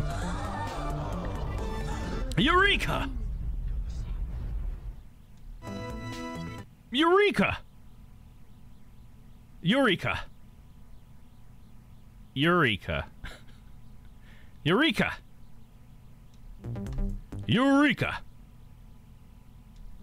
Anybody got any other words I could try? Confetti. Oh, it would be so funny if that would have worked. That would be so funny. Eureka! There we go, we got it. Hold on a second here. There is something wrong with this blue badger. Eureka. No, Eureka. No, Eureka. Oh yeah, hi, you weren't here last week. We discovered last week, because I just started using the voice stuff last week, I think, or maybe it was the week before. And last week we discovered that when I'm supposed to say hold it, first of all, that's the worst one. It like hardly ever reads me actually saying hold it. But we did find out that there's a couple words that we can say instead that are actually more likely to get it. I can say confetti. That was the first one. Then we tried spaghetti, which also worked.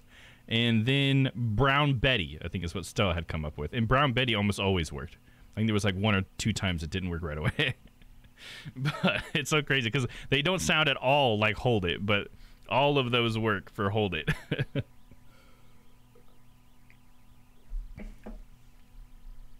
It's so crazy. Huh? Like what? The way the belt is on him is opposite of how it should be. Did you make a mistake? No, it's because that's how it is there. I guess because it's the mirror thing, right? It's a mirror reflection. And that's why it's disappearing, right? I think I was definitely onto it. But I didn't even think about how if it was a reflection, it would be a mirror image of the doll, right? Damn. I was so close. So close to getting that by myself. That can't be. I inputted the image data exactly as it is in the pamphlet. So then, why is the blue badger dressed up in reverse? Logic. Now we're going to logic the shit out of this. I fucking love logic. Connect!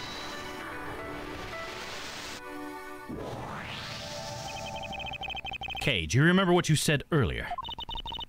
What I said earlier about what? About how this building might as well have been a house of mirrors.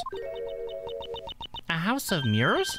Oh, that would explain the reversed or mirror image. Yes, this blue badger might be nothing more than the reflected image of a real one. Then was the blue badger you saw just a reflection? Can we determine that? When I looked down this hall, I thought it was perfectly straight. However, if there was a mirror... Oh, then it would actually form an L shape, right? Then how are we in a straight hallway now? Oh, because she would have inputted the data. Got it. So this is... The only reason why this was a problem is because we weren't allowed to go into the real haunted house. And we just had to have a projected one. Ah. Okay. That's interesting. Logic make Edgeworth horny? Oh, hell yeah. Well, there was a Witcher clip where we talked about how your lust for the truth? Is that what it was? There was some sort of Witcher thing that we have. Hey, there you go. Hi, starting that Badandi combo. We might be able to get a Badandi, guys. Come on. Let's get a Badandi. Thank you for doing that, Hi. Hell yeah. Here we go.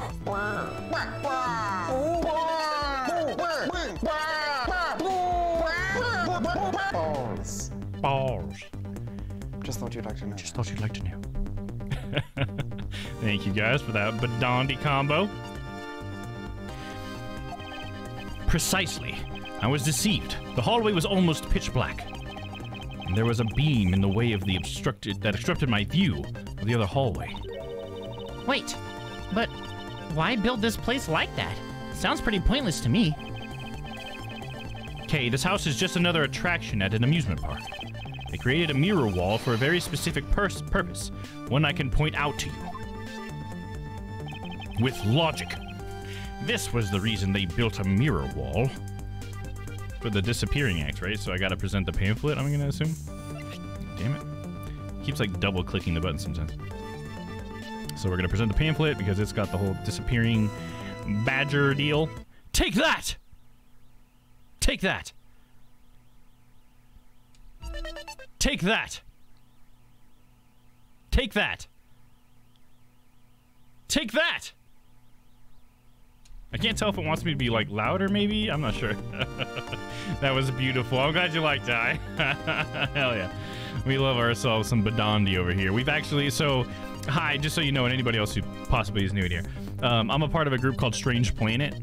So we're a group of guys that all have different streams, but we do like events and stuff together, and we have like a joined community.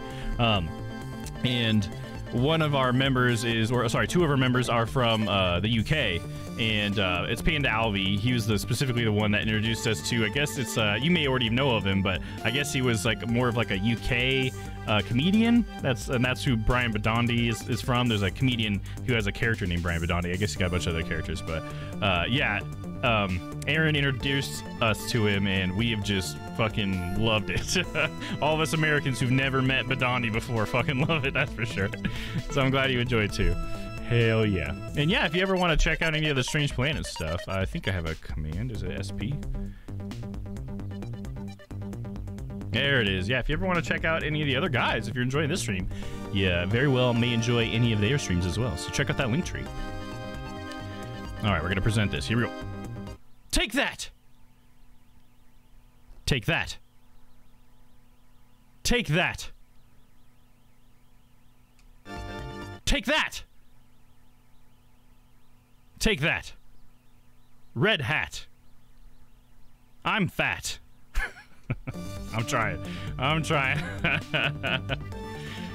Make spat. Make spat. I'm fat. Take that! Dude, it doesn't want it, man. It doesn't want it, dude. Get smacked! Get smacked. Take that. I'm fat. What's that? Brown bat. Like that! Dude, it's not working. This one just doesn't want to fucking work, dude. Take that! I was thinking maybe farther away. Fat cat! Fat cat. Fat cat. Oh! There we go. Fat cat, there you go. Dude, you never disappoint. Good one, hell yeah. Is there no Discord command? Oh yeah, there's a Discord command. Yeah, absolutely. The link tree has the Discord in there, but the Discord command should bring up just the Discord. So yeah, feel free to use that, Crispy. Oh, let me switch to the other. There we go. As it's written in the pamphlet, the main draw of this attraction is the mystery of the disappearing badger.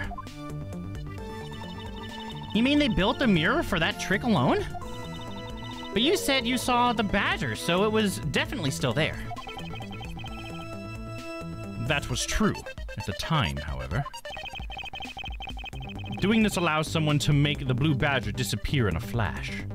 Okay, let me flip it over here. We got move the mirror wall, move the blue badger, or dim the lamps. Dim the lamps, I think. Because moving the mirror wall sounds too difficult and it wouldn't make it disappear like dimming the lights would. That would be more like a fade out rather than just like a slide. Like if you move the mirror, you would slide the image, right? So that wouldn't work. And you change the entire background. So it's got to be dim the lamps, I think. All right. There you go. There's an invitation to the Discord. Hell yeah. Dim the lamps. Where is old bag? Right, dude? All right, dim the lamps. Her lamps are pretty fucking dim, dude. All they would have to do is dim the lamps. So that's how it's done. If it was completely dark in here, then you wouldn't be able to see the badger anymore. Yeah. Wait, hold on! That's completely pointless! You wouldn't be able to see anything at all, not even where you were going. Or not even where you were going, I think is what she meant to say it like that. Is that necessarily a bad thing? Well, well, it is if you negate the point of the attraction. There was a lot of like 2-letter words there that really tripped me up. All of a sudden my brain was like, wait, which one's first? Fuck. Papa, she's with that Lance guy out back. Oh yeah, yeah, you know old bag would be all over Lance. She likes the young pretty boys. She's getting that guy's Lance. Oh shit, get there, Domm. There we go. There we go. That's what I'm talking about. Have I been using the right voice? Oh, no, I haven't. Did I end up using Dolus for inner voice? I think I fucked that up. Now we're on inner voice. Man, not having my pedal is really fucking me up today. I'd better rethink this. Oh, okay, so that wasn't right. Oh, fuck. Okay. I don't understand. Because that made the most sense, because otherwise either of these are not going to be spooky. Because if you move the blue badger, he's not going to disappear, he's going to go away. And if you move the mirror wall, it's just going to stay there, but the whole image is going to slide. So I just feel like that's weird. If you want it to disappear in a flash, though, I guess it would probably be moving the mirror wall, because that would be a faster move, because it's just a slight pivot would be all you probably need. While moving the entire blue badger would be difficult, and you had to put him back in the same position, I guess, right? And he's a pretty good-looking guy, not gonna lie. Domm or Lance? Both? Oh, ooh-woo, guys. Why, thank you. I do appreciate the compliment. Let's see. I'll say move the mirror wall then. To remove a reflected image, simply move the mirror. See, that's not a flash, though. I just like, do they know how mirrors work and that mirrors don't just stop showing what they're supposed to show while you're moving it? Because if someone was looking at the badger and then they moved the mirror wall, you would just see the badger slide. Like, and everything around the badger would just slide, you know? That's what happens when you turn a mirror. It doesn't just fade away. I don't know. I don't buy it, but whatever. First, the mirror was constructed so that it could be moved. Then, beyond where the mirror was, an empty hallway had to be created. Oh, so when they wanted people to see the blue badger, they would open the mirror. Actually, they probably would have used a two-way mirror, and it would have been dimming the lights. I feel like that's what you would do. Or something. Like, I feel like it would be more like that. I feel like I've seen an attraction like that, and it was definitely dimming the lights. I don't know if old bag will leave me any scraps, though. Up and down mirror? Hell, even then, though, wouldn't that still, like, slide it around or move it around? I guess it would, like, crop it, you know, from the bottom up. You'd have, like, this slice where it just disappeared like it was getting scanned away. So maybe that would be the closest one. Moving it up and down. But either way, he doesn't say to do that. But I do see that they have this little notch here. I guess that's where the mirror fits in, and then it makes the hallway flush after that swings in. Interesting. Fill the room with smoke. Boom. Disappear. There you go. Why not? That's better than the mirror moving. I feel like the mirror moving is a bad move. I feel like the mirrors usually in a smoke and mirrors thing stay put. I feel like usually it's other things. We know this isn't going to make any sense, Dom. You're right. You're right. You just got to let it go, you know? Just let the story happen. And when they wanted to hide it, they simply had to close it again. This explains why the other side of these fragments have a design on them. Ah, and if the pattern is the same as the other walls in this hallway, Then, when the mirror is closed, it would blend in with the rest of the walls. This is the mirror trick that has haunted house employees. That this haunted house employees. I said employees, my bad. This is the mirror trick that the haunted house employs. And this also proves the existence of a hiding place for the culprit. huh? How so? Think about it, Kay. There was a place that was outside of my field of vision. The culprit kept out of sight by hiding here. Well, obviously it's in the hallway, right? Oh, shit. Right here! Oh, I can't present that way. Take that! There was a very large blind spot, one I could not see beyond, and it was here. If my assailant hid on the other side of the movable mirror, Then you wouldn't be able to see him. He didn't even need to do anything to the blue badger doll. exactly. All he had to do was wait for me on the other side of the mirror. Wait, hold on. I just thought of something. Yes? Well, shouldn't the mirror wall be broken right now, in reality? Since we have a few shards of it, we can probably assume it is. Yes, it most definitely is broken. The question is, when was it broken? Another fucking mystery for us to fucking solve, dude. How many are left in this fucking case? Since we found these inside the victim's costume, that would mean that the victim was there when the mirror was broken. Wait, that sound.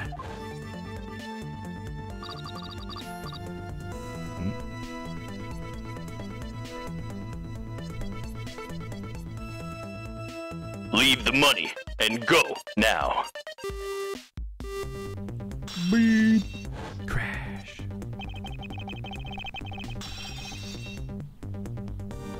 There we go. That sound I heard was most definitely the sound of a mirror breaking.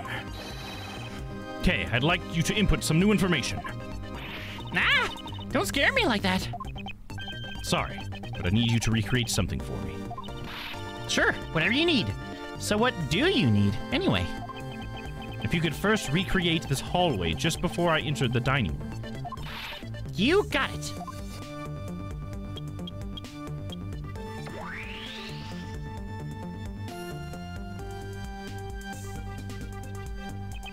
Oh wow, look at that. Now this. I believe this is how it was right before I entered the dining room. Although at the time, I thought it was but a single straight hallway. and then I went inside. It was around then I heard the sound of a mirror shattering. You heard what? Then? Yes, I believe it was then that the mirror was broken. Okay, so then when you stepped outside into the hallway again... The mirror wall should no longer exist. Kay, please recreate that. Got it. Beep, beep, beep. Ha!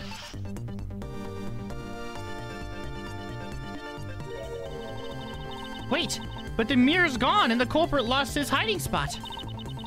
So where did he go in his proto-badger suit, Mr. Edgeworth? Haha, that's easy enough. With the mirror gone, he simply hid himself in the branch hallway. I think this about wraps it up. Looks like we finally solved everything. No, not yet. An even larger contradiction has now reared its head. Huh? Perhaps you did not notice, but this recreation contains a very troubling inconsistency. The inconsistency between what I saw and the recreation lies... okay...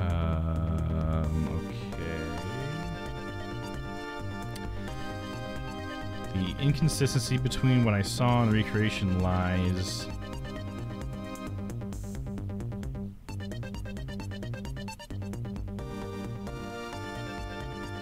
That he didn't see the badger? So it would be like right here? Right? So are you sure he didn't hide as the badger right here? At the end of the hall since the mirror was gone? And then got up? Because he didn't know what badger it was, right? Fuck, I don't know. I'm trying here.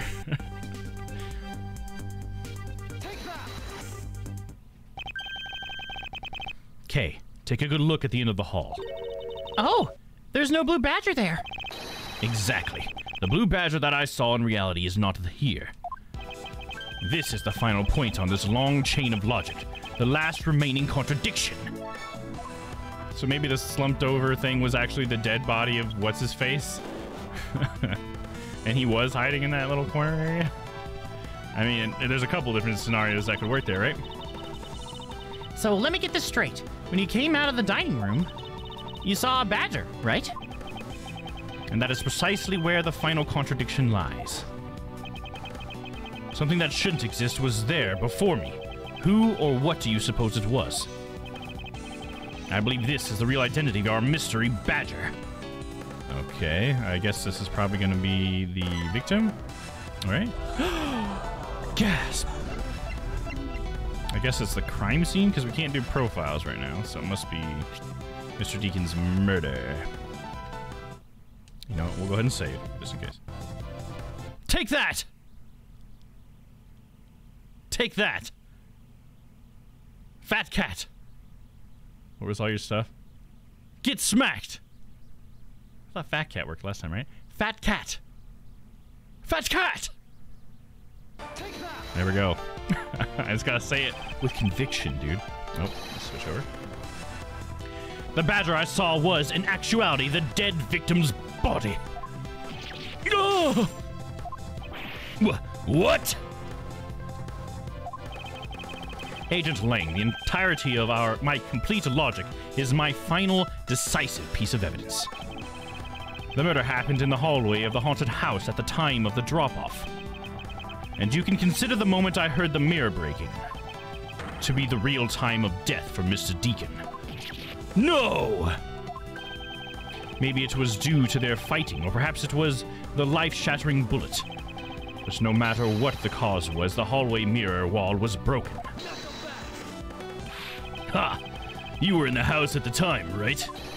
Are you telling me that you missed the sound of a gunshot? There were a variety of sound effects playing at the time. All for theatrics, I assume. The gunshot must have blended right in. Ah! Now then, I'd like you to recall something for me. Who was it that was with the victim at the haunted house? Who was the one who had the opportunity to rob the victim of his gun and use it on him? It was you, Lansamano!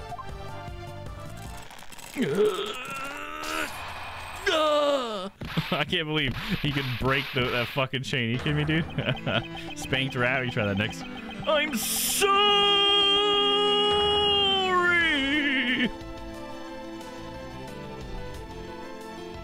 Nice. Got him. It's not like I had a choice. Oliver turned on me all of a sudden. He snapped and turned violent right after I hung up on you. He shoved me to the ground and straddled me. What? Is it one of these scenes? You know what I'm saying? He shoved me to the ground and straddled me.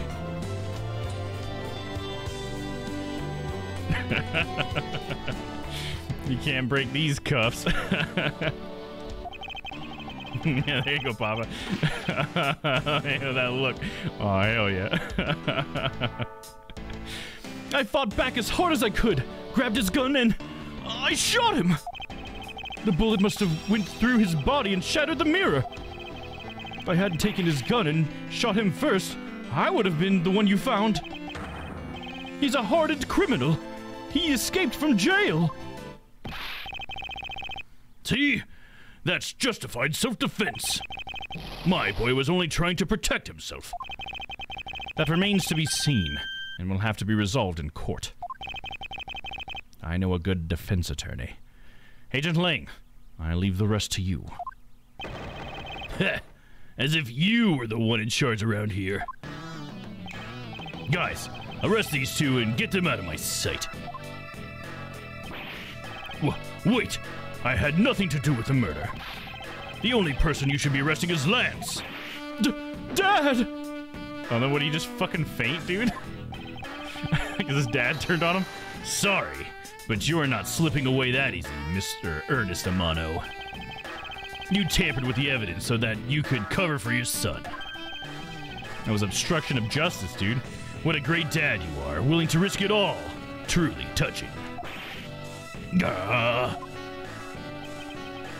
By the way, do you know why I'm really here? And how could I possibly know the answer to such an asinine question? You wound me. I came all this way from across the sea just to see you, you know.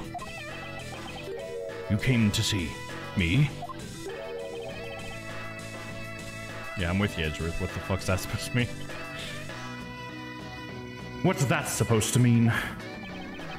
I have a few things to ask you, Mr. Amano, about a case from 10 years ago. A case from 10 years ago? Oh, what's the name that you use here for that case? Sheena! It's known as the KG-8 incident. Is that supposed to be KG, like KGB, like 8 is supposed to be the B, so it's the KGB incident, right? Right? Because they had the KGB referenced already in the game, I think? I assume that's what that's supposed to be. When I said Lance before, I meant the wolf guy. Oh, gotcha. I'm bad with names. I don't think Lance is hot. Right on. But you think the wolf guy is hot. I get you. I get you. He's got that energy. I get you. Lang is similar. Lang is Wang. Aw, shit, Papa. The KG-8 incident? Oh, so you remember it. Good. Then you recall that the trigger in that case was the Amano Group scandal. Specifically, the charge of an internal smuggling ring. Smuggling. There's that word again. At the time, the person that was arrested as the ringleader was Mr. Amano's very own secretary, Mr. Colin Devore. Father! Even though you pushed the crime onto your then secretary, Mr. Devore, I always suspected that you were involved with a smuggling ring, Mr. Amano. Mr. Devore was arrested in place of you, which is why when he broke out, you hid him from the police, right? You hid him in exchange for his silence on your little dirty secret. Now. Please calm down. I honestly have no idea what you're talking about. 1, 2, 3, 4, 5, 6. Pretend to be ignorant all you want. We're taking you down to the precinct anyway for a nice, long chat. Oh, look at that fucking sweat, dude. Even his palms are fucking dripping, man. What the fuck? Look at the size of those hands, bruh. He can do things to me. Man, Crispy's doing what do they call that? Shifting or whatever, where what the kids are doing on TikTok these days, where they just imagine real hard that they're at Hogwarts and then they have sex with Harry Potter or whatever. I don't know if you guys have heard about that, but apparently that's a thing that's happening. And they're sharing it on TikTok, which is the worst part. You can do that in your free time all you want, but sharing it on TikTok, I don't know. Maybe keep that to yourself. Oh, that's funny. He has a similar haircut to a certain defense attorney. He does. That he does, dude. He's very pointy. Very pointy. What the? Who the heck was that? Oh, what happened? Was it like an objection or something? Oh, look who it is. What the fuck? He's in jail now, isn't he? Because he killed that detective, right? Why the fuck's this guy out here again? No, I haven't heard about it, Dom. What are you looking up?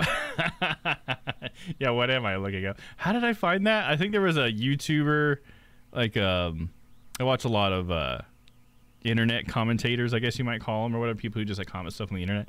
And that's usually how I watch most of my TikToks. It's through one of them, like putting a compilation together and then sort of like going through them. And that was one of them. I think somebody had an entire episode on this whole shifting thing, and it was just so funny to me. All these little girls, and I think they're all mostly little girls, but I think there were some boys in there too, but all talking about how they like, oh, I was at Hogwarts last night with Malfoy and blah, blah, blah, blah, blah. And it's just like, what the fuck are you talking about? Not aware of a degeneracy of TikTok. I use other places for my degeneracy. Well, there's plenty to be had on TikTok, Papa, if you ever want to branch out, from what I understand. I'll take him down to the precinct, if you don't mind. I don't remember the voice I gave this guy. And who the heck are you? Portsman, that was his name. I'm Jacques Portsman, and I'm the prosecutor in charge of this case. Oh, Jacques, or Jacques. Thank goodness for you. You're here. So is it supposed to be like accused? Like Jacques? Is that supposed to be like accused? Because I've heard people say that, like in replace of accused. I wonder if that's supposed to be like a pun. So it's like accused Portsman kind of thing. Reddit is more than enough for me. Oh yeah, Reddit's got more than enough degeneracy on there as well, so I totally get it. Honestly, I don't really use any of those. I used to use Reddit for a while. I used to be a Redditor, if you will. Not that I don't use it at all now, but I used to like daily scroll through stuff, you know, and look at posts. But I just got, honestly, with the internet, I think I just got tired of reading other people's opinions all the time, because I think they were starting to affect my opinions. And I didn't like that, so I was like, you know what, fuck that. I'm just gonna form my own opinions. I don't need to be reading comments all the time, you know. I just kind of got sick of it after a while. Reddit, the front and back pages of the internet. Yep, Reddit bookends the internet. Don't jerk me around. Sheena does that. This is an Interpol case, so keep your paws off my suspect. So yeah, is Interpol and the KGB the same thing, I guess? Maybe that's what maybe I was conflating the two earlier. Because I forgot it was Interpol that we're talking about. For some reason I thought it was the KGB. Maybe they're the same thing, I don't know. Sorry, but I can't comply. I've got the backing of the prosecutor's office. See, in this country, we prosecutors work with the police to bring cases to court. So if you could please cooperate with me here, that'd be great. Now, how about a handshake to seal the deal? Sorry, but I hate prosecutors. The whole lot of you. Dude, Lang's gonna grow to love us, dude. Guys, arrest the two suspects. Sir! Oh, I almost forgot. Prosecutor Miles Edgeworth, is it? I'd like to thank you. Thank me? Yeah, for working so hard to fulfill my goal. It's like, it's funny how Lang was like, nah, I fucking hate prosecutors. I'm not gonna work with you. Hey, Edgeworth, thanks for working with me, bud. What the fuck? KGB is Russian intelligence. Right, what is Interpol then? Like, I know what KGB is, Papa. I just don't know if Interpol and the KGB are the same thing. That's what my real question is, not what is the KGB, but are they the same thing? Because Interpol is also the intelligence for some country, right? But is it Russia or is it somewhere else?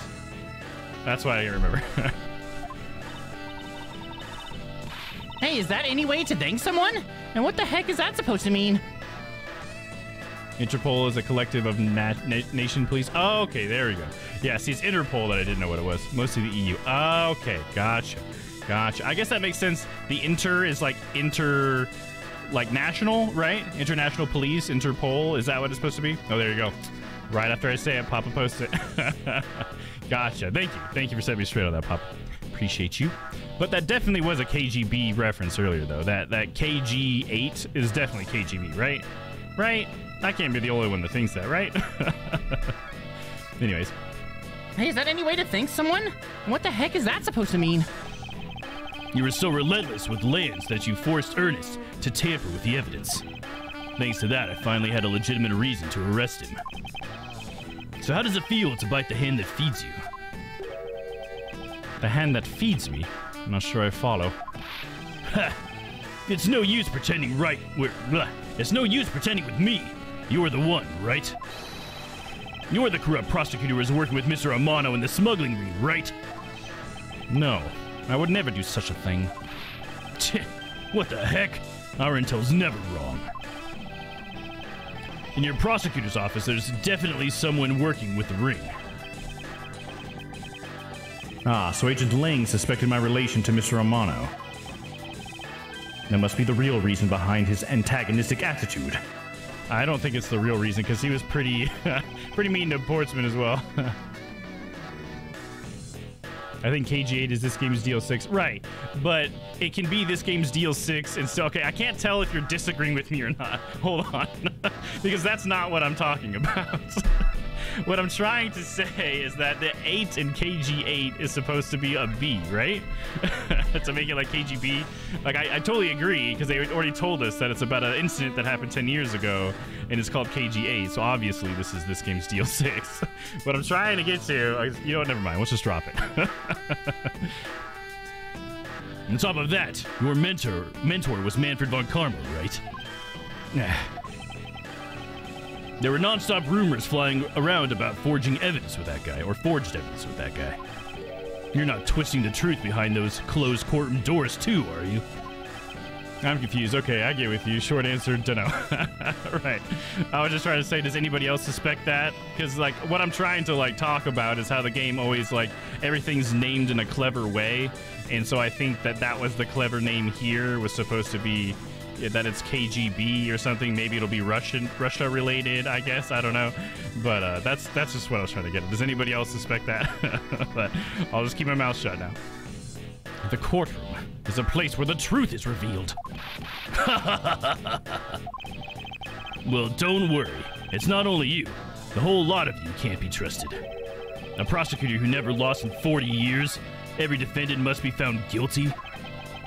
Fueled by those ideas, is it any wonder that courts produce nothing but falsities and lies? It would seem that his disdain extends beyond just me. Prosecutors, the courts. Why is this man so angry with us all? Rest assured, the next time we meet, I won't be so forgiving. Were you forgiving this time? Oh, cool. They both do a double point? That's fun. So don't you forget it. Please, wait.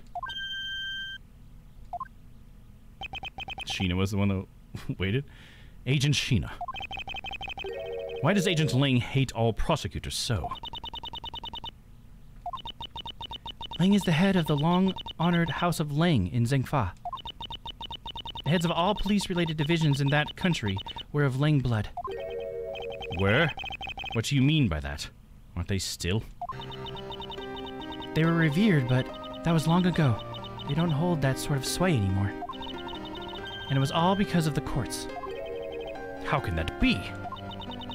A prosecutor once withheld and tampered with the evidence one of Lang's detectives found. That evidence's purity was tarnished and cost the Lang family its honor and trust. But not all prosecutors are like that. Even so, Lang will never respect the court again, or any prosecutor. So he would probably respect Phoenix then?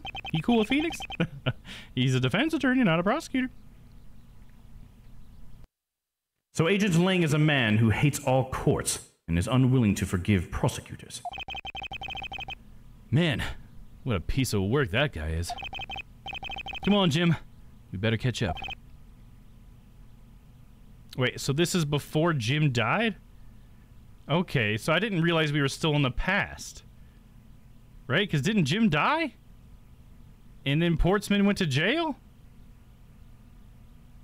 Dude, I'm kind of confused on where we are in this timeline, right? Because the first case was when Edgeworth got back and he got to his office, and it was Portsman who was determined to be the murderer, and it was Faith that died, and he had murdered him. And then we went back in time for the next case, and it was when Edgeworth was on his way back on the plane, and then he got back, and then I guess he did more before he went to his office. I guess that's what that means. It's kind of weird, right? Okay. I guess this was supposed to be that reveal, you think? Was I supposed to know that already? I don't know. Either way, I think I'm understanding more about where we're at. We've got to deliver that thing to the old man, after all. That thing. Gotta get that thing I sent you. All that's left is Lauren, huh? She's just standing over there. It's like, she was a kidnapper too. Does she not get... Hold on. She was a part of illegal activity. All right, whatever. Detective Gumshoe, I believe it's time we wrapped up and headed home ourselves. Yeah, are you going home too, Mr. Edgeworth? No, but nothing but being entangled in one mess after another since my return. If it's all right with you, can you drop me off by my office? Okay, this is when that happens then. No problem, sir. Excuse me. Yes? What is it? Thank you very much. Oh, it's okay. No need to thank me, pal. Just doing my job as a detective. I guess I was fooled pretty badly by Lance. Oh, cruel fate! What a woman to do when she's been hurt by the one she loves. And to think I never realized my father was right there. I never said anything to him. I knew it! I'm a failure! Ah, there she goes again, talking to herself. Miss Paups, I wonder if you know why your father participated in the kidnapping. No, I have no idea. Your father died while he was trying to stop Lance, which means that from the beginning he had no interest in the staged self-abduction. Wait, then why did he... I believe it was because of your presence, Miss Paups. Me? Lance realized that the two of you were related, which is why he used you as a hostage to coerce Mr. Devore into cooperating. Father! As a felon, he could not tell you if he was of his real relation to you. However, as the Amano family butler, at the very least, he was able to watch over you. It was all he could do, but that was the shape of this overflowing love for you. She doesn't have the 2 brain cells to run away. Yeah, apparently. Does she have scissors in her on her hair? What? Yeah, that's her like stressed out animation for some reason, and she's about to cut her hair, which I don't really understand that as a part of her character. But hey, whatever. I guess it's a punishment she would do on herself. Go on. Speak your mind. Thank you very much. You're welcome. Although, there was no need to thank me. Oh, he's so dreamy. No, Lauren, stop. I mean, this man's so much older than you. Everybody loves Edgeworth, dude. All the ladies ooh-woo for Edgeworth. I love it. What a lunatic, right? Palp's falling for Edgeworth now, right, dude? I think she was even falling from earlier, right? Because she talked about how Edgeworth was too old for her, I think, when we first met her as well. So I think she's always sort of worn her heart on her sleeve, so to speak. Looks like you've completely stolen her away, Mr. Edgeworth. Way to go, sir. She's pretty hot. Your technique is way beyond the level of a great thief. What are you going on about now? Wow, your deducing skills may be sound, but you have no street smarts.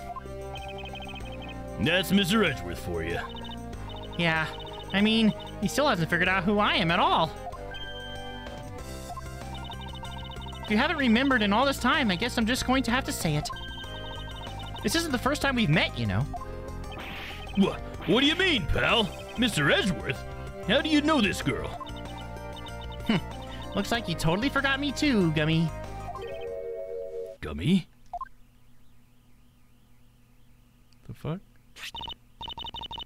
Here, maybe this will jog your memories. It's not helping me out. I don't think I remember her. This must be not something we've seen before. Another lady for Edgeworth's harem, right, dude?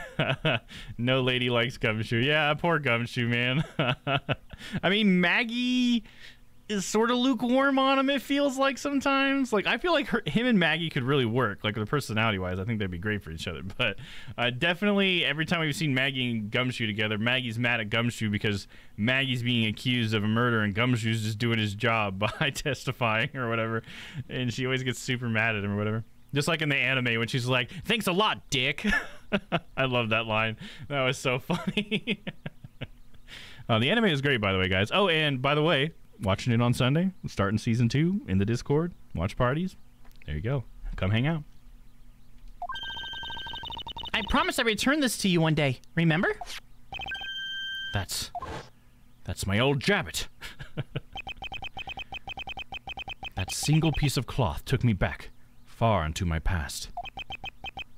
To that fateful day 7 years ago, when I first met the then called Kay. And Detective Gumshoe. So it's when he met Gumshoe, you also met Kay? Is that what we're saying? Oh, the end. Oh, shit. There's the end of that case. Wow, that went on way longer than I thought. A brand new episode has been added. Turnabout Reminiscence. There we go. And we're saving.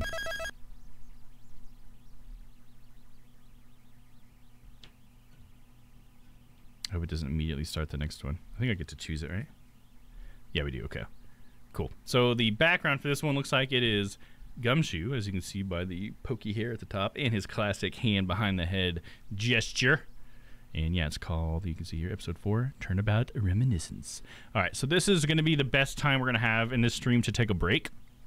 We are going to continue on, but let's take a quick restroom break, you know, get ourselves something to drink, something to eat, whatever, go to the bathroom, stand up, stretch, whatever you got to do, and then we'll reconvene right here to play some more Phoenix Wright. He has the clumsy guard, Miss Bird. Yeah, that's Maggie. Yeah, they actually said the name of the thing. The name of the thing. Yeah, absolutely. Yeah, I love Maggie's character. She's so good. It'd be cool to see Maggie in this one again. She's a good returning character for sure. But you know who I really want to see more of is fucking Emma. She's like my favorite, but we only got to see her a little bit this time. But at least we got to see her, so that's good. I'm not sure why she was here, really, but I'm just glad we got to see her. Anyways, okay, so we're going to take a little quick BRB, just a couple minutes, and then we'll be back for some more Ace Attorneys. So see you guys here in just a bit. Don't go away. Monday, Eastward. Oh, here, let me get the polypop thing going. There you go. Feel free to use the commands impulse or flip to flip the coin or to just sort of break up everything like that. There you go. BRB. Tuesday, Finding Paradise.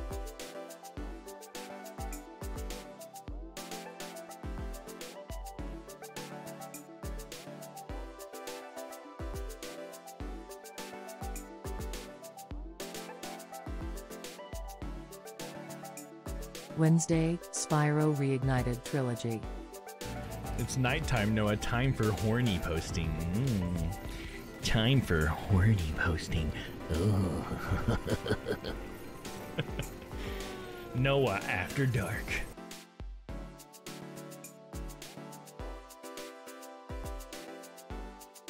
Thursday, Edgeworth Investigations. Hold it! Hold it! Hold it! Confetti.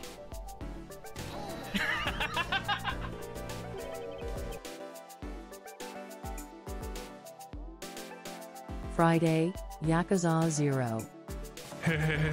That's a big, juicy secret. Oh my god, what this girl's freaky, guys. Damn. Yeah? Okay then.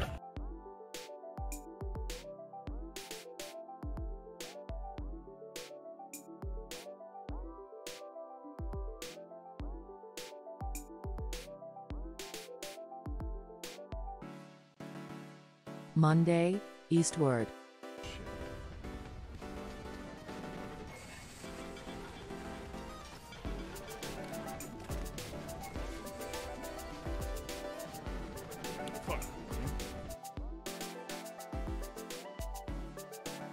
Tuesday, finding paradise.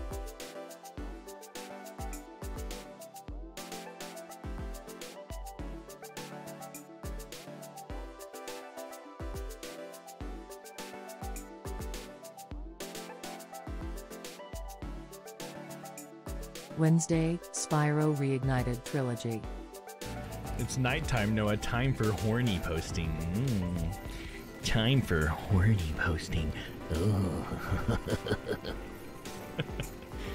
Noah After Dark.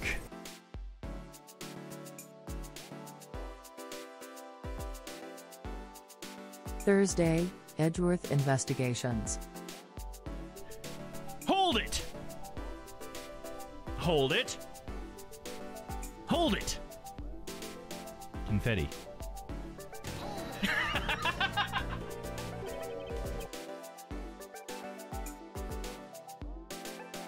Friday, Yakuza 0. That's a big, juicy secret. Oh my god, what this girl's freaky, guys. Damn. Yeah? Okay then.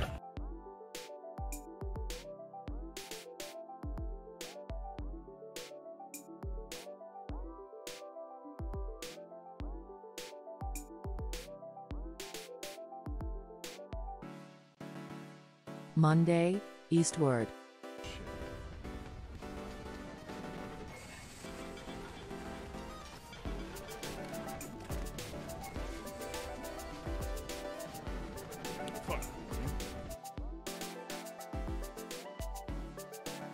Tuesday, finding paradise.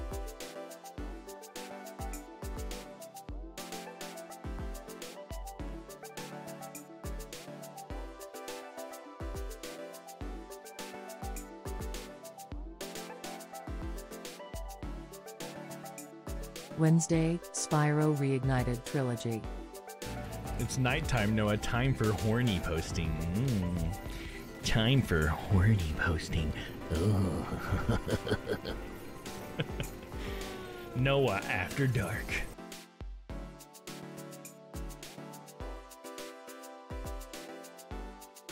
Thursday, Edgeworth Investigations. Hold it! Hold it! Hold it! Confetti.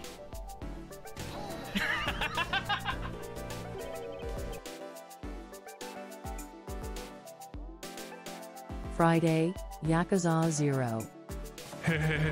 That's a big, juicy secret. Oh my god, what this girl's freaky, guys. Damn. Yeah? Okay then.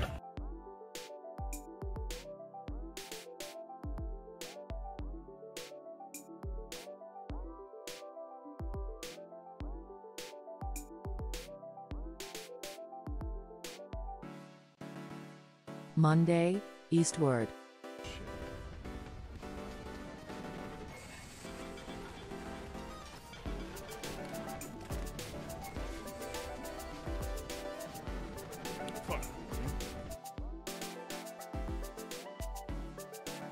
Tuesday, finding paradise.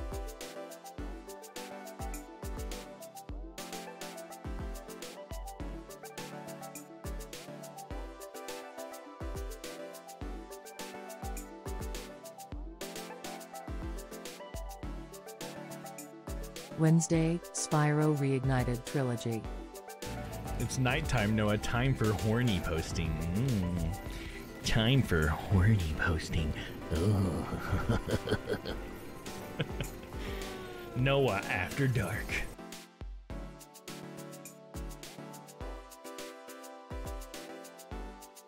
Thursday, Edgeworth Investigations. Hold it! Hold it! Hold it! Confetti.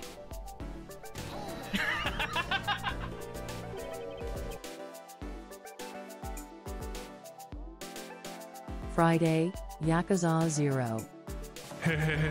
That's a big, juicy secret. Oh my god, what this girl's freaky, guys. Damn. Yeah? Okay then.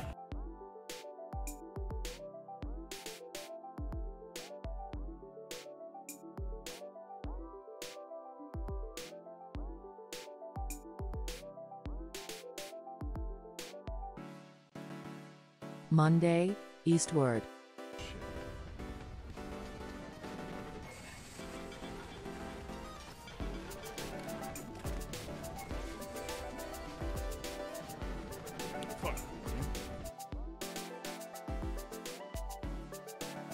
Tuesday, Finding Paradise.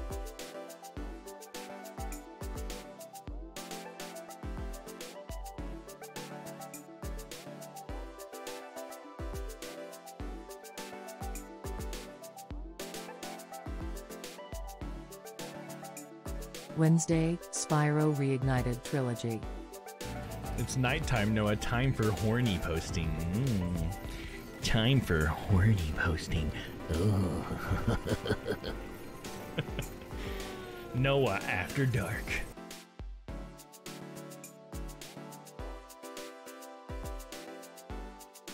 Thursday, Edgeworth Investigations.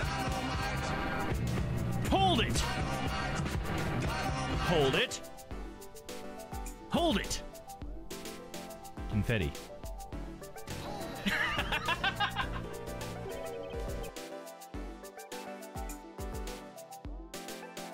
Friday, Yakuza 0.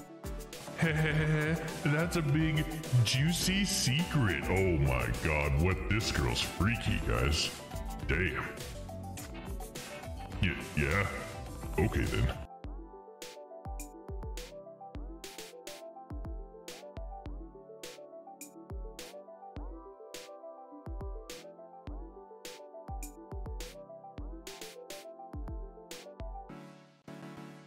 Monday, Eastward.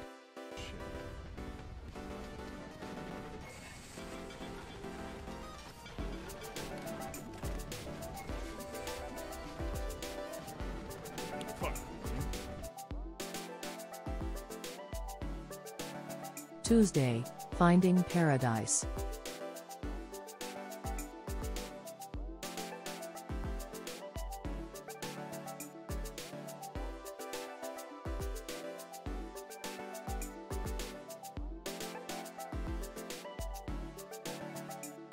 Wednesday, Spyro Reignited Trilogy. It's nighttime, Noah. Time for horny posting. Time for horny posting. Noah After Dark.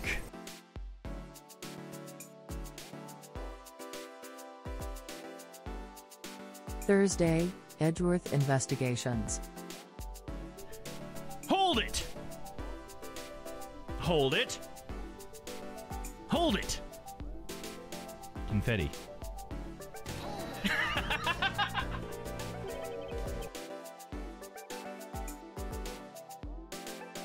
Friday, Yakuza 0. That's a big, juicy secret. Oh my god, what this girl's freaky, guys. Damn. Okay, guys, sorry that took so long. Okay then. Just get my headphones on real quick.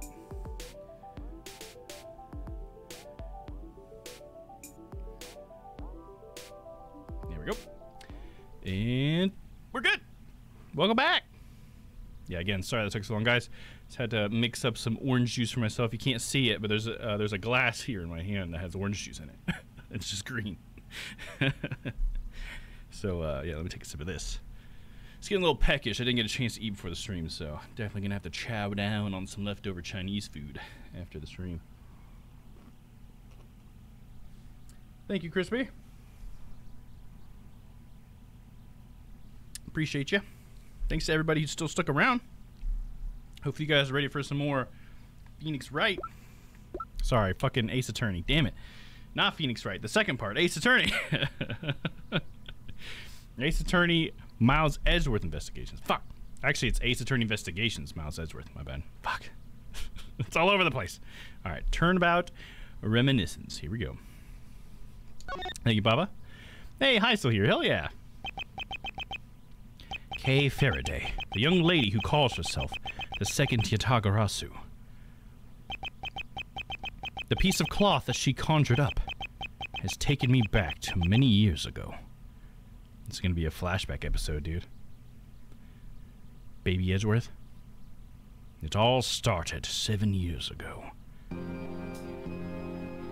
So how old would have Edgeworth been back then? 7 years ago?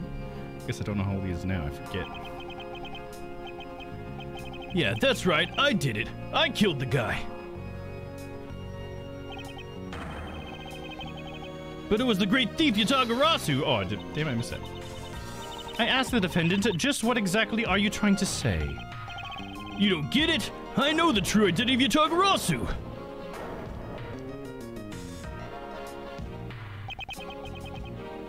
The Yatagarasu is the man standing over there at the prosecutor's bench. Are you saying that I'm Yatagarasu? Don't you dare deny it! You told me to kill him when you snuck into the embassy. It's going a little too fast for me. Are you claiming that Mr. Faraday is the... Exactly! Mr. Rell, I think you've heard just about enough of that. Your Honor, please listen to me. I'm telling the truth. You've got to believe me! God, please let me go at my own pace, man. I hate when they just say... I'm like, shit, I'm trying to read it. In accordance with the defendant's accusation, a new prosecutor shall be called to replace Mr. Faraday. This court will be in recess until the new prosecutor is ready. I liked how the judge looked the same 7 years ago. I mean, he was kind of like blurry in the background, but it definitely looked the same. September 10th, 3:20 p.m., District Court, 3rd floor lobby. This definitely looks different than the normal court we were in Phoenix Wright.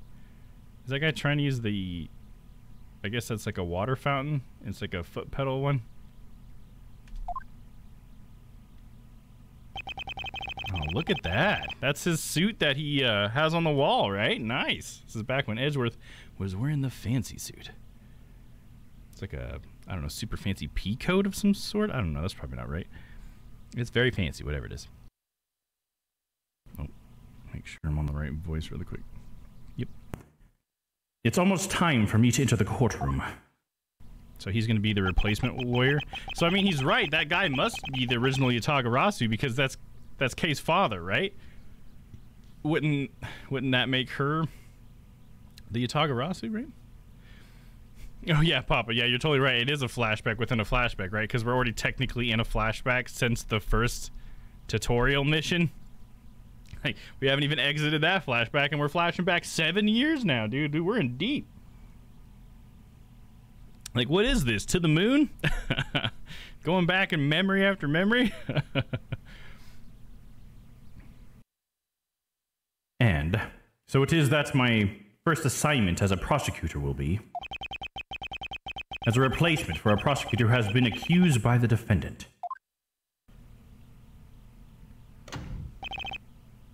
Edgeworth. Oh, it's Manfred, dude. Sir. I can't remember Manfred's voice. Have you read over all the documents regarding this trial? Yes, sir. I've memorized everything there is to know. Very good. The paperwork for the prosecutor substitution is just about complete. Edgeworth, always bear in mind that, as your mentor, I, Manfred von Karma, will accept nothing short of perfection. I understand, sir. To have the chance to stand in court at such an early stage in my career, I am honored and proud. As I have watched over your studies, I am giving you this very rare chance. Where? I said rare. The plot twist, Edgeworth's dying wish was to be a famous prosecutor, and this is all manufactured. Fuck yeah, dude. That's hilarious. Had to go back and figure out, why did you want to become a prosecutor? Oh, and it's all because of back in the day with me and Phoenix and stuff and Larry. All those flashbacks. Prove yourself. Crush the defendant's pathetic lies into oblivion. Yes, sir.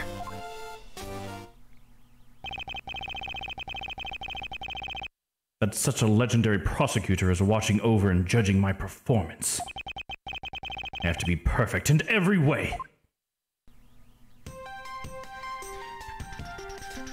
Run in circles, Edgeworth! Hello, sir. Are you trying to use that, watering fountain? This is so good! Go. I could drink a whole gallon. I've never heard of water that tastes that good. Maybe I'll give him a minute, and then I'll try it. Go.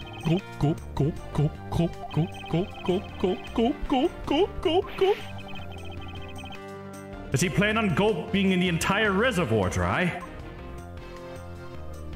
This kid's like, wow, look at this model building. That's so cool. Aren't these great? Daddy made all of these. Awesome. But didn't you get fired right after you made them? Ah, yeah, I did. Spent the same amount of money on this model as it cost to build the real thing. And my boss wasn't very happy with me. Hey, Daddy, didn't you say you built a secret mechanism inside of it? I'll tell you about it someday when you're older. And it's kind of sexual, kid. A secret mechanism? Maybe he installed it as payback for getting fired? It could be trouble. Now I'm curious. Is that like Yatagarasu used this secret mechanism somehow, maybe? I don't know.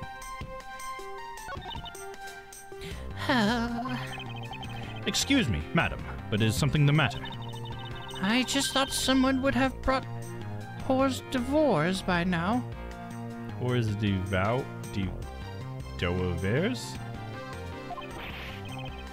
But this is a courthouse. It would be quite atypical to provide hors d'oeuvres here. Okay, I don't know. I'm saying that wrong, but what is that? They might explain it here in a second, but I'm gonna Google it anyways.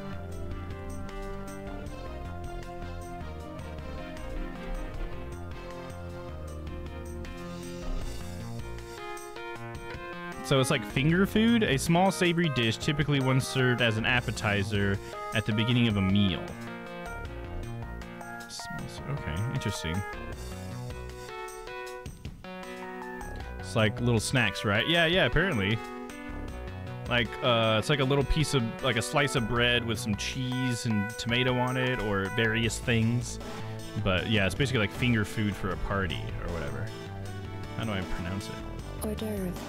Oh, it's hors d'oeuvre. That's how you spell it. I've never seen it spelled. Hors d'oeuvre. Okay, interesting. It's one of those French words, man. I'm so bad at reading French. Hors d'oeuvres. At least now I know how to say it, and maybe I'll remember how it's spelled. Who knows? That's the first time I've ever seen the word. Hors d'oeuvres. But this is a courthouse. It would be quite atypical to provide hors d'oeuvres here. Are you sure? Someone poured me a fresh cup of coffee last time I was here. What does the heck does she think a courthouse is for?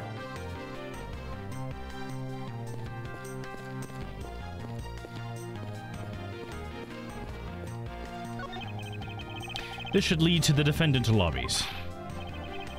Edgeworth, where is your composure? If you wish to take a look at your enemy, do so in the courtroom, as you crush him. Indeed, thank you. You are a man of wisdom and experience, sir. Of course, yes, crushing them. I should definitely be crushing it. Pardon my French, but what the fuck? That's what I was like earlier, dude.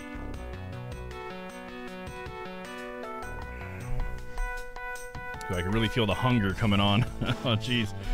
I can hold out for a little longer. Let me turn up the AC real quick.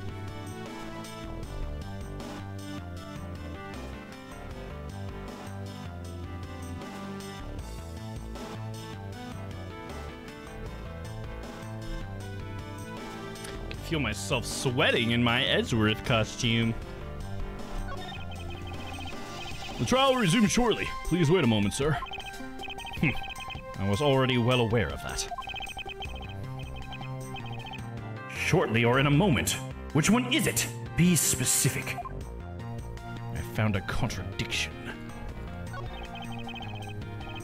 Okay, saying the same thing. Got it.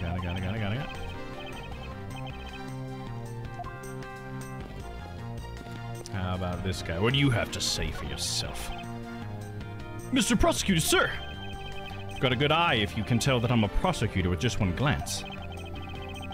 Is there always only prosecutors and defense attorneys in this lobby? I usually hit the mark if I guess one or the other while they're in a recess. You were only guessing? Oh, damn, I thought I looked like a prosecutor.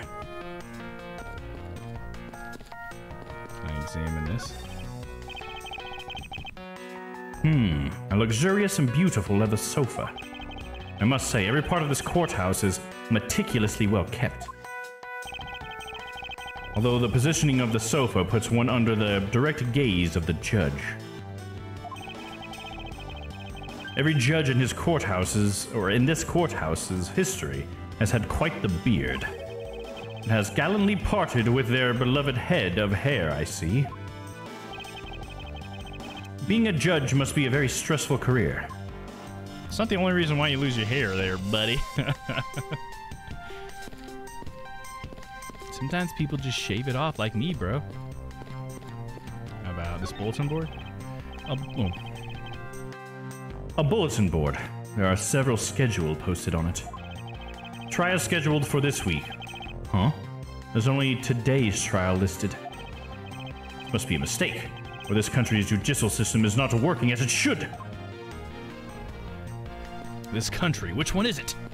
Japanifornia, England?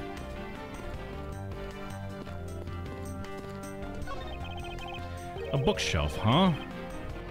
Compendium of Laws for Beginners.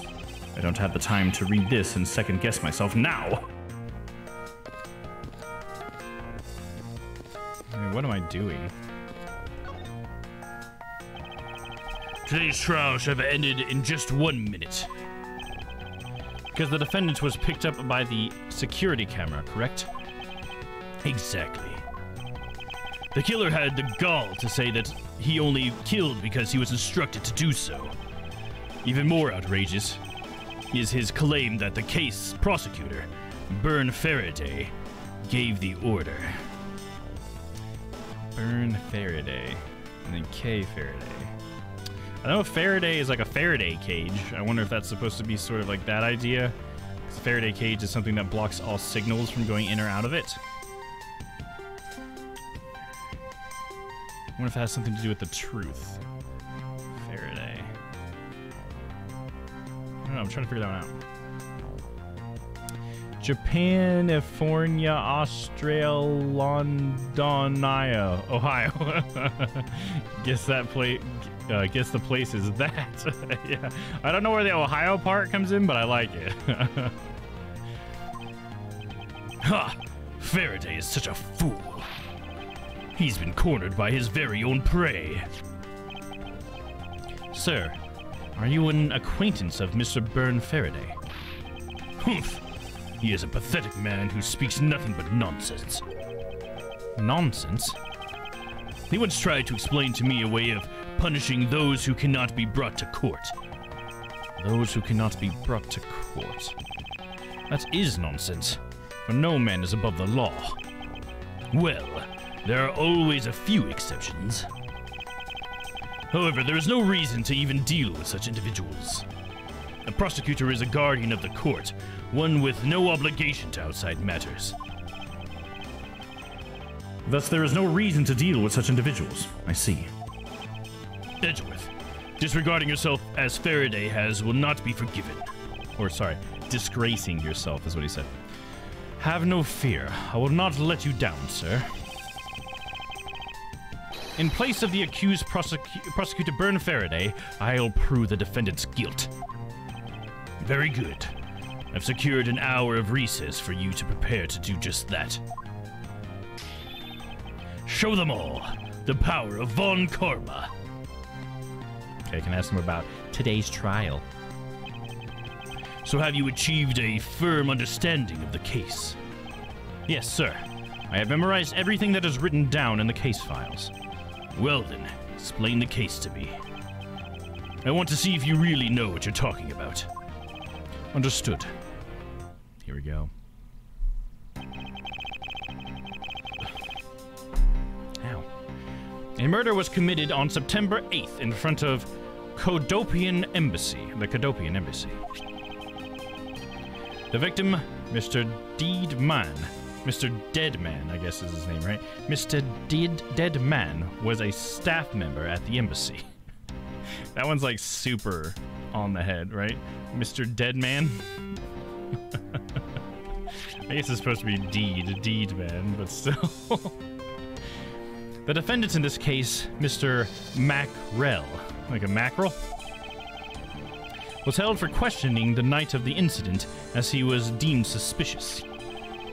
He was quickly placed under arrest for possession of the murder weapon, a gun.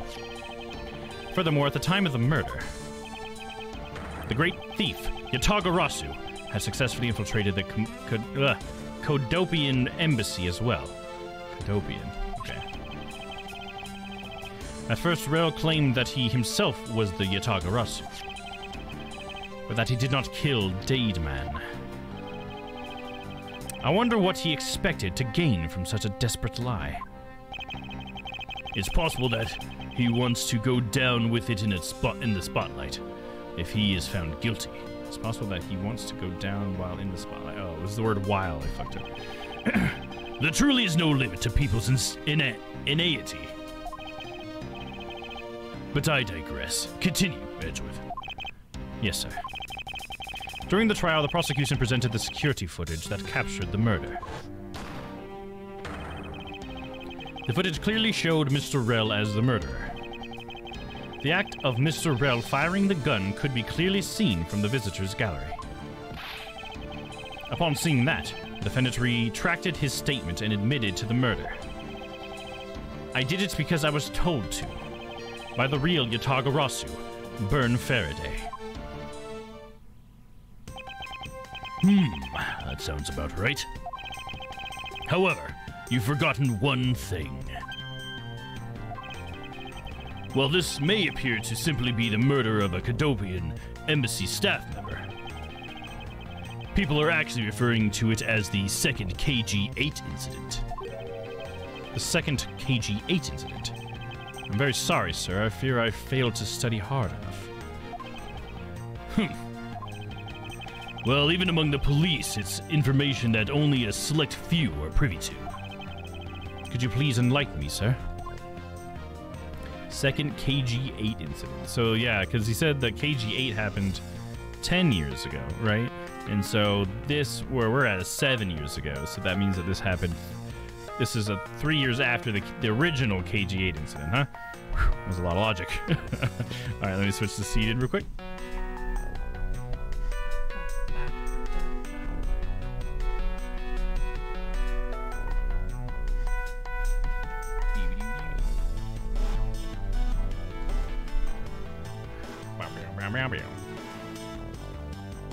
Alright, now we're going to ask about the second KG-8 incident.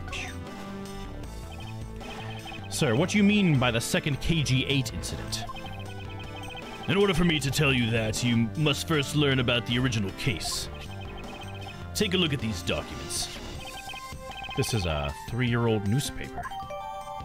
KG-8 incident overview, data jotted down in my organizer. You have heard of Amano Group scandal before, correct? Yes, I have. The secretary of Ernest Amano, the Amano Group's director, was arrested under suspicion of smuggling. Correct. CCU was an employee of the Amano Group. see you, like they see you? Is you think that's where that's supposed to be? I'm trying to find the pun in every little thing. And the sole witness to the smuggling operation. It was she who brought the crime to light. However, Miss Yu was silenced before she could testify in court. Wasn't a Cadopian embassy staff member arrested for the murder? Yes, a Cadopian by the name of Manny Kochman was the suspect. Coachman? Conan? I think it would be ch, right? Cochin?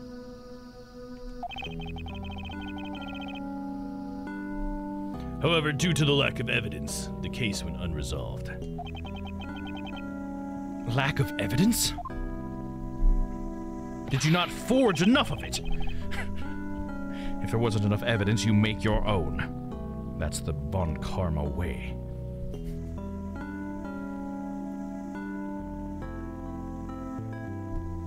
Ha! If only I was in charge of the case. I would have done everything in my power to prove his guilt. To make sure that all criminals are found guilty, my mentor really is dedicated. Faraday was the prosecutor on the case then, and he was as pathetic as ever. Mr. Faraday was in charge of the KG-8 incident as well? That's right. And now, once again, the victim of the case you are currently assigned to was someone who was scheduled to testify against that smuggling organization. And just like last time, the victim was murdered right before he was to testify. You're catching on. The victim was murdered just before his day in court against the smuggling organization. Events are occurring almost exactly the same way as they did in the KG-8 incident. So that's why it is being called the second KG-8 incident? Yes. Yet there is one difference between the two incidents. What would that be? The so-called noble thief that is sending everyone into an uproar. The great thief, Yatagarasu. Yatagarasu? I'd better find out more. I'm gonna ask him about Yatagarasu. Even if it's true that the Yatagarasu showed up at the Cadopian embassy, what could he or she have been after? No doubt to steal any suspicious accounting records and release them publicly. Right, because that's what he did. He was stealing the truth, right? The noble Yatagarasu vigilante of the business world reappears. Or more likely to steal secrets from the Cadopian embassy itself. Since the item that the Yatagarasu stole from there was sent to the police. What was it that the Yatagarasu sent to the police? I don't know the details. Anything related to the Yatagarasu is getting the top secret treatment. Still, I find it very ironic. By returning the stolen item to the police, it was proof positive that the Yatagarasu had infiltrated the embassy on the same day the staff member was killed. Criminals have a way of incriminating themselves, wouldn't you say? That would have to be the first time the Yatagarasu has left evidence behind, correct? Yes, indeed. If you wish to learn more about the Yatagarasu, then I suggest you speak to Faraday. Mr. Faraday? He happens to be the prosecutor in charge of the Yatagarasu case as well. Isn't that convenient? He's the prosecutor in charge of both the KG-8 incident and the Yatagarasu case? Mr. Faraday really has a lot on his plate. Oh, look, there's Kay. There's a little girl. What is it, little girl? You're scary, mister. Ah, good. Did you need anything? I want to trade these coins with you. Hey, look, I saw an American quarter in there. Hey, yeah, it's all American money. It's quarters, some pennies, some dimes. Nice. A fistful of dimes, quarters, and pennies. And it looks like you've exactly $1. Is this what you want? Thanks. That's exactly what I need.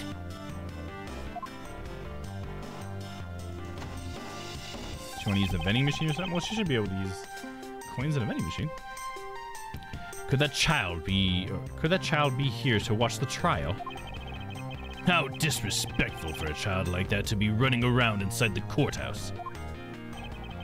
Does no one have respect for the court's this country's judicial system anymore?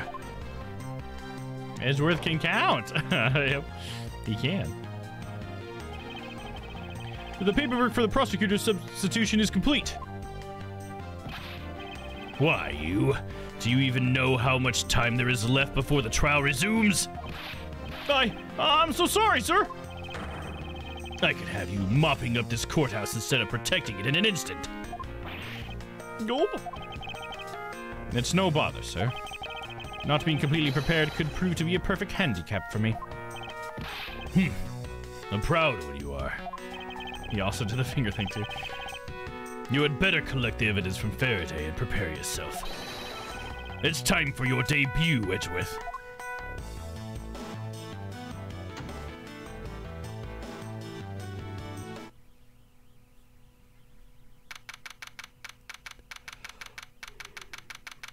September 10th, 4 o'clock p.m., District Court, courtroom number 3.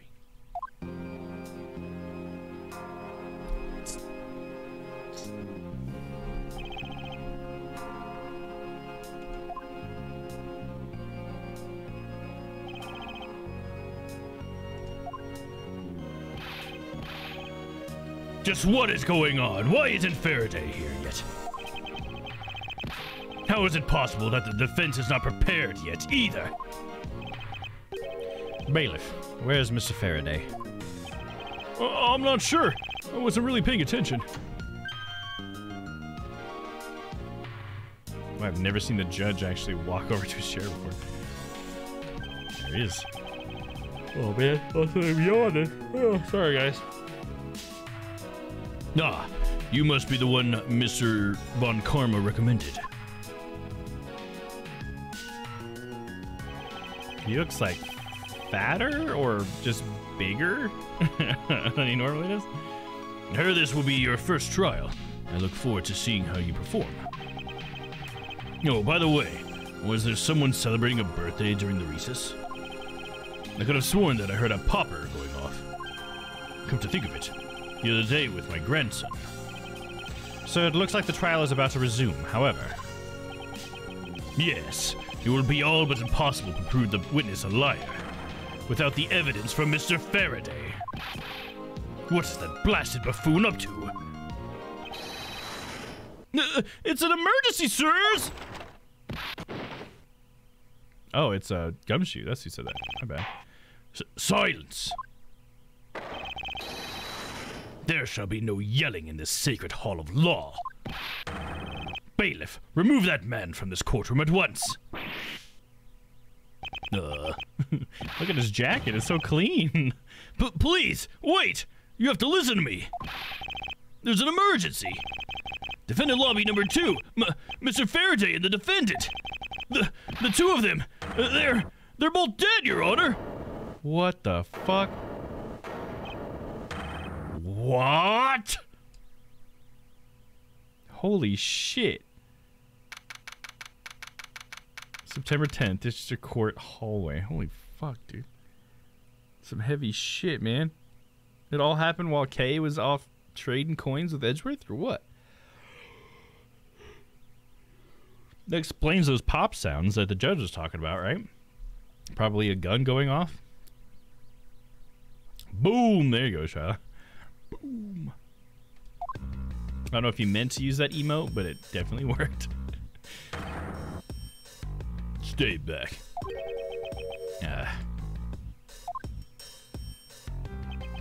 Oh, look at this guy. What the fuck? Is this like Gumshoe's predecessor? He's got the whole jacket thing going on, but his jacket has like bullet holes in it and shit. Like, dude, get a new jacket. Even his tie has holes in it, dude. What the fuck is up with this guy? He's either rotting or he's in gunfights all the time. No one's allowed on the crime scene, period. Just who does this oddball think he is? This is becoming quite the hotspot. Isn't she Mr. Rell's defense attorney? But hey, you! No running in the hallway, pal!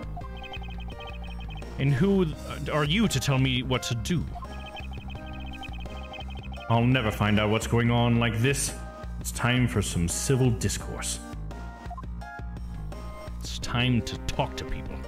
In the lobby number 2, defendant lobby number 1. Okay. Is that a jacket or Swiss cheese, right? Yeah, I hear you. For sure.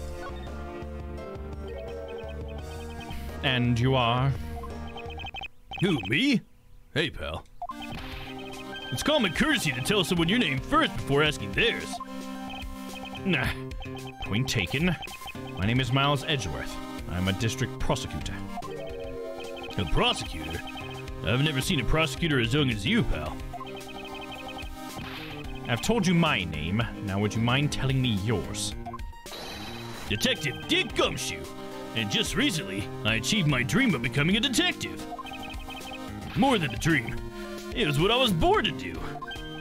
Wait, maybe I should check and make sure I'm not really in some crazy dream first. It's just a couple of holes. It's still good. You can patch them up. It's whatever. This detective is entirely too excited to be at a murder scene. Talk to him about the crime scene. So, Detective Gumshoe, would you mind telling me what you know about the incident? You know that I don't have to tell you anything, right? I know that. But it would behoove you to fill me in on what you know. Wow, you're a proud one for such a youngster, aren't you?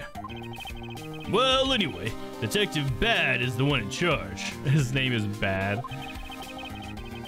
So you're just gonna have to ask him for all the details, okay? As for me, I was guarding the door to defendant lobby number 2. So you were the guard, detail. Did you notice anything strange while you were on duty? Behoove! Yes, that's a good word, isn't it? We don't use that enough. Well, I freaked out when I heard a gunshot, and then I kind of froze. You're a detective and a measly gunshot scares you that much. Then again, it's hard to claim to know what it's like to hear one at close range. I need to fucking read better, dude. What the fuck? Then Detective Bad came running into the scene. We went to the lobby number 2 together, and both men were lying there, dead. Is that everything? Yeah, that's it.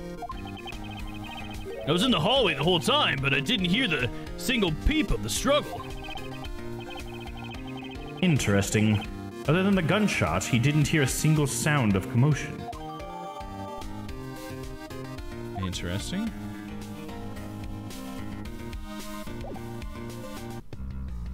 Do. I don't know why I said I got so tired.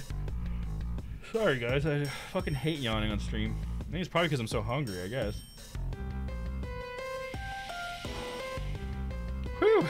I got like super sleepy all of a sudden.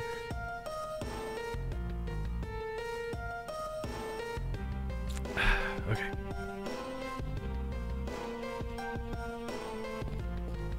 Do. What is this? This looks suspicious. Is that ants? Ants in my pants? This sofa looks like it's seen its fair share of use. And it looks like another part of the courthouse is visible from the window. Knack, my eyes have locked with my reflection's eyes in the barred window. The student of On Karma refused to back down. With his self? I won. What the fuck was that? Maybe grab a snack. Is there an hour left? Left? Oh my god. Yeah, there's an hour left in. I don't have any good snacks because I totally would. But all I have is stuff I'd have to like eat. You know, like a meal. I don't have anything that's just like I can play and eat at the same time. So unfortunately, I'm probably just gonna power through it, I guess. That's why I made the orange juice, because at least orange juice, the sugar and stuff and the calories will help me make it through. It's just not helping with the sleepiness, I guess.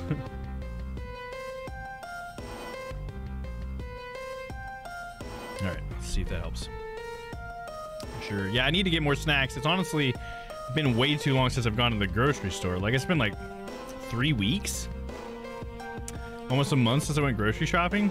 Because I got a lot of frozen stuff last time. But, like, the snacks go pretty quick. So, I really need to make another trip to the grocery store.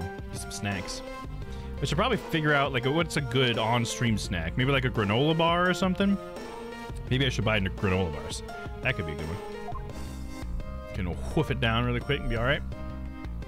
So I thought we would be like pointing out the whole like ants thing. Looks like they come from right here at the base of the bench. But I guess we don't care about the ants, huh? Okay, fair enough. I guess they don't matter. I hate to say it, but Rainbow Lorikeet is off a possible bird list. Oh, what happened? I can handle everything aside from the projectile liquid crap that gets everywhere and stains. Oh, what? The biggest negative? There's no way any bird diaper would contain it. It's too explosive. It would blow right through the bird diaper. Do they actually have bird diapers?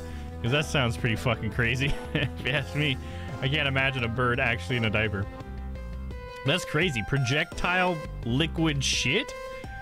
Man, that bird's got some fucking guns, huh? You had grapes once. Yeah, grapes grapes are pretty good, but I think the thing with grapes is that they go bad pretty quick, you know? So if I end up choosing something else to eat, the grapes go bad. Because like the last 2 times I bought grapes, I didn't eat them all before they started to kind of get mushy or whatever, and I was just like, oh, fuck.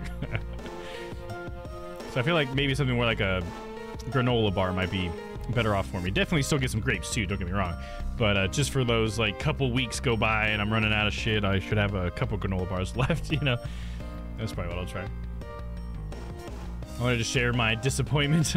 They have a liquid diet and the crap is insane. Yeah, they do. Persimmons, Dom. Yeah, there you go. Yeah, there you go. I need to make sure and see if I can't find any persimmons. I think it was, what was the game? Oh yeah, it was Final Fantasy 14. I thought it was so funny because like right after we talk about persimmons in Final Fantasy 14, there's like a whole quest line that I went through that was heavily mentioning a persimmon pudding or pie or something like that, but it was definitely like very persimmon heavy, and I was like, oh, that's funny that I was talking about those as crispy. I've been avoiding produce when I go to the grocery store for the same reason. Yeah, right? It goes bad before I get to cook it. And it sucks because I like working with produce, but it's just I don't cook enough to actually warrant buying it because I just end up throwing some of it away, and I hate throwing it away. It's just so wasteful. Both for just like I hate throwing stuff away in general, and because I bought it and now I have to throw it away. It's a waste of money, right? Persimmon pie sounds delicious. Hell yeah. The character thought it was delicious. I didn't get it having, obviously, but the character thought it was good. It was like his favorite meal was a persimmon treat of some sort. All right, let's talk to Mr. Bad here. Excuse me, but who are you? Detective Tyrell Bad. Homicide. I was informed of the situation and came as quickly as possible. So how did you arrive and inspect the body before me? Faraday requested for me to testify in the trial. Plain and simple. Mr. Faraday requested that you be here. Okay, I can ask him about the crime scene or the trial witness. We'll ask about the crime scene first. Wish they had quarter melons because half of one is too much for me. Yeah, see that? It's nice to get stuff in smaller proportions. That's kind of like what me and Shyla are even kind of getting at too, right? It's just a single I'm just a single person here. Yeah, exactly. Same here. So I end up throwing stuff away, and that's honestly like one of the key reasons why I go out to eat all the time. It's just like, at least I'm not wasting food, you know? Like, I can have a meal that has all sorts of produce in it, and I didn't have to buy any of the produce. And I didn't have to cook it, so hell yeah. I've already contacted HQ about the situation. I've got nothing to say to you, kid. Kid? But I'm not a child. I'm Mr. Faraday's substitute in today's trial. Therefore, I insist that you update me on the situation. I can't back down here. I have a right to know. Do I need to teach you a thing or two about how to talk to adults, kid? Is he threatening me? Hey, no reaching, no reaching! Yeah. Is he going for his gun? It's a fucking lollipop? Oh, it's a mirror. It's just a mirror. How dare he trick me like that? Faraday was stabbed to death with some kind of blade, and he had a gun in his hand. The other man, Mr. Mackerel, was shot and killed. He was found holding a bloody knife in his hand. Was there anyone else who went into defendant lobby number 2? Yeah, that big lug over there. His name's Gumshoe. What? He was in charge of guarding the place. Stella gives a hug to everybody. Stella politely shakes Stella's hand. Wait, why did it say Stella twice again? That's weird. I wonder why that one didn't work like all the other ones. That's weird.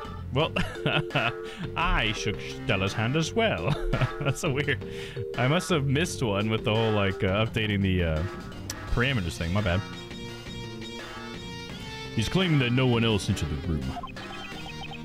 If that's the case, then they must have killed each other, correct? Maybe. Such impudence. This guy is really testing my patience. Let me get some more patience, bud. Trial witness. Why was I not informed that you were going to testify in court? Homicides aren't my only gig. The Atagarasu case is also one of my assignments. So you were called upon to comment on the Atagarasu's characteristics in order to assess if Mr. Faraday really was the Atagarasu or not. Well. Looks like you might have a brain after all in that head of yours, son. Son? I'm not your son, Pops. He fucking hates this guy, dude. I guess we're done talking to him. Talk to this lady. Hello, Miss Lady. Do you have a minute? You know, I'm not really into talking to people I don't know. Especially at a time like this. I apologize for not introducing myself before bothering you. My name is Miles Edgeworth. I was to take Mr. Faraday's place in court. Edgeworth, huh? Never heard of you. So Faraday's substitute is a newbie, huh? I'll have you know, madam, that I studied under Manfred von Karma. Hell yeah. Classic von Karma finger wag, dude. Love it. Resting bitch face. Yeah, you think she's got it? Do not take me for some naive novice.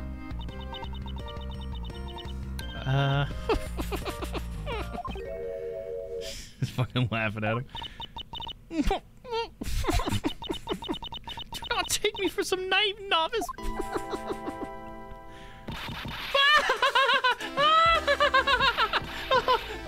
You're a student of On Karma. I should have. Those clothes are a dead giveaway. Stop right there. These are my garments of one who gallantly presents the facts. Is that why he stopped wearing it? Is because this lady made him feel like a schlub? Thanks for the great laugh. But try not to make me laugh so much, okay? I wasn't trying to do anything of the sort. Oh, I'm just kidding. I was just goofing around. Oh, this is you. CCU, I think is her name. Huh, I wonder if CCU is supposed to be like carbon copy you? Is it CC like that? Or is it supposed to just be like I see you? But it could also be carbon copy you. CC like in an email. By the way, do you know who I am? My name is Callisto Yu. Oh, they called her CC earlier. Callisto. Okay. Maybe CC is a different person then? Maybe she has like a relative? Because they talked to somebody about somebody named CC. And if you're telling the truth, then you were about to go head to head in court. Then we are about to go head to head in court. Ah, but of course, I've heard much about you, Miss Yu. But of course, I've heard much about you. You're like a regular Shakespeare. Did I say something funny? Gonna ask her about the crime scene. She's kind of a fun character so far. I like how she just straight up laughs at him. I'd like you to update me on the situation. I don't really know anything. Why don't you try talking to those detectives over there? If that's the case, then why are you here?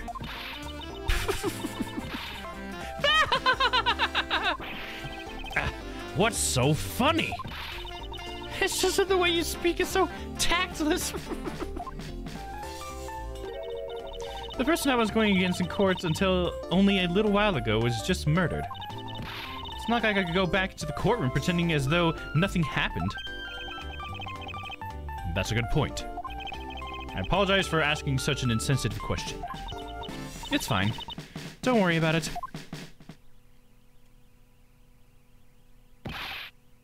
Miss you!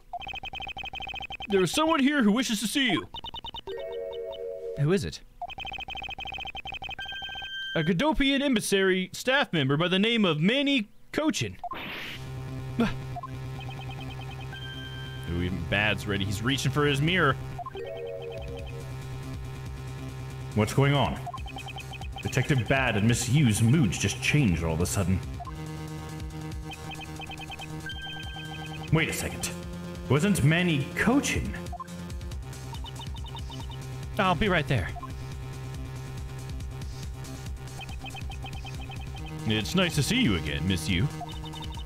Why are you here? I have no desire to ever see you again. No, no. Actually, would you mind stepping outside for a brief chat? Fine. Let's go.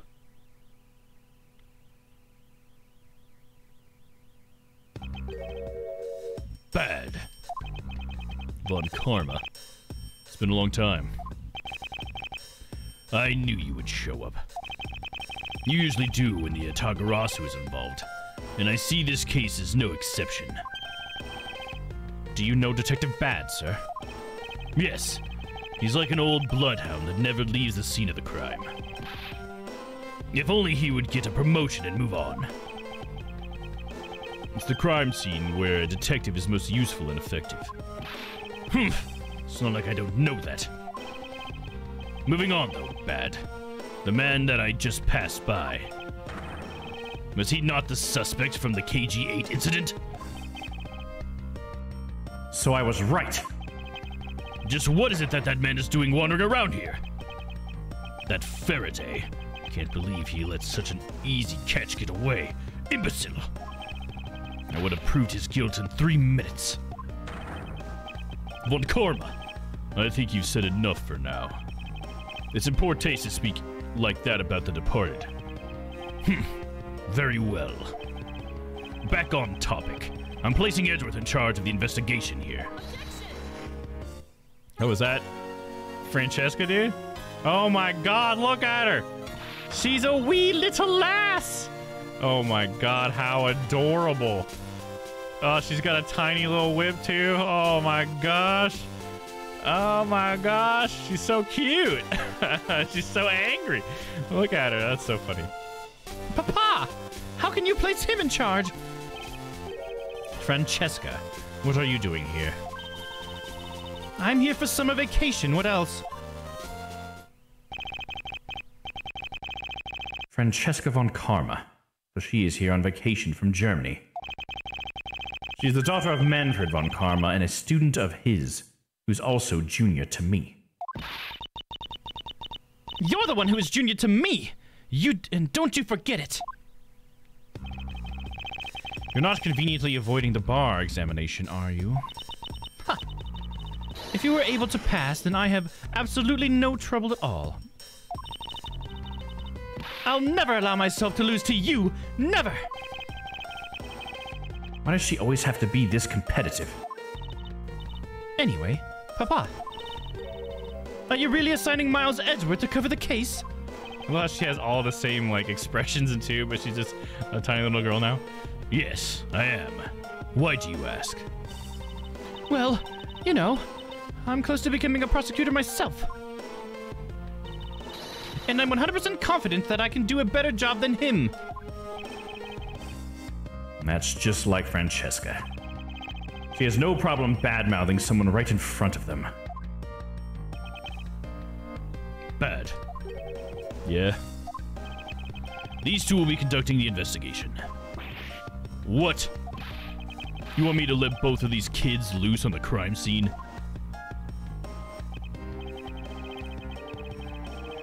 I passed out for a while because my head's hurt. Is this in the past? Yeah, this entire case that we're on is in the past. It's called Turnabout Reminiscence. And so this all takes place 7 years from where we were, like before. So yeah, it was obviously, you know, before Von Karma went to jail and before Francesca became a prosecutor and all that stuff. So yeah.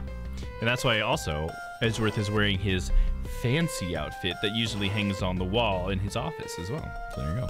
And so we've met Bad, who is the old detective, because Gumshoe is also just a newly appointed detective.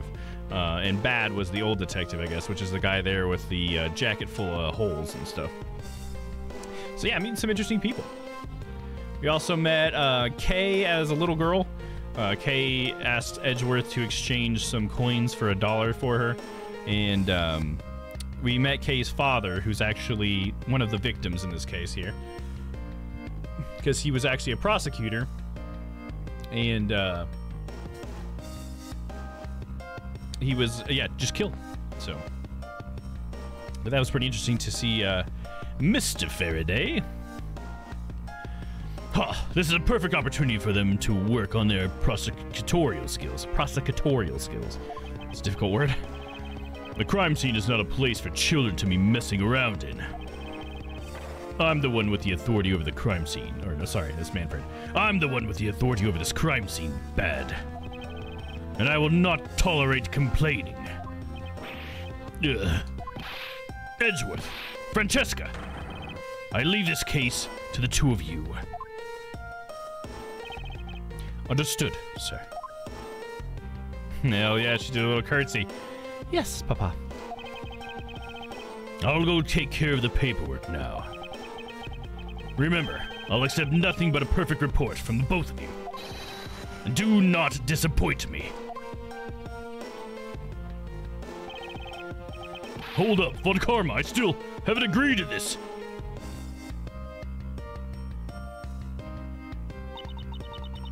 Miles Edgeworth. It's been quite some time, Francesca.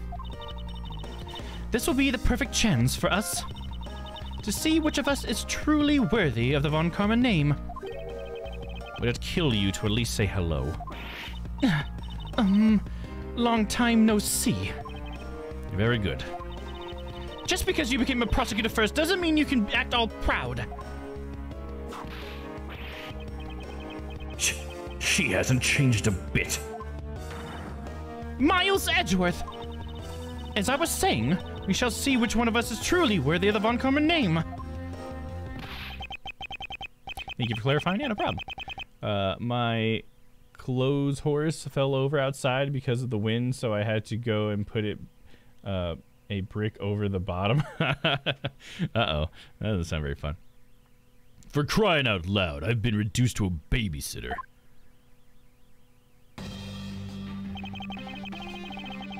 Looks like Mr. Von Karma was successful in convincing the detective. It's just like him. He never fails. Now, I'd appreciate if you could quickly run me through the facts, Detective Bad. You're better off checking things out on your own. Very well. Seems like getting help from Detective Bad will be a most arduous task. September 10th, 4:15 p.m. District Court, Defendant Lobby number 2. Well, we have an open window, which is kind of sus, right? Could have been another person, huh? Escape through the window! Wow, they're like all over each other.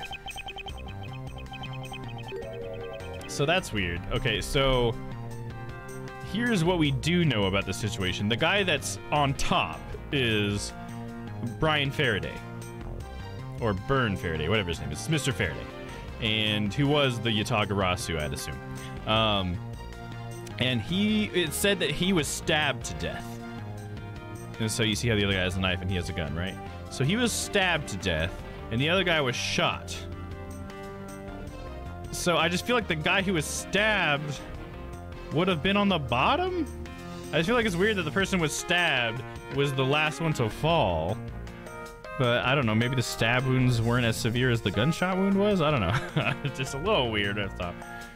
Time to shower and get high again to go to bed. See you guys tomorrow. Sounds good, Shyla? We'll see you tomorrow for some Yakuza. Yakuza. Shyla gets squeaky clean and high as a kite. Hell yeah, there you go. Hey, Dom, Crispy, you got it. Have a good night, Shyla. Enjoy your shower and your smoking. This is the only real explanation that they killed each other simultaneously. Or is the only real explanation. I mean, it does sound kind of far-fetched, doesn't it?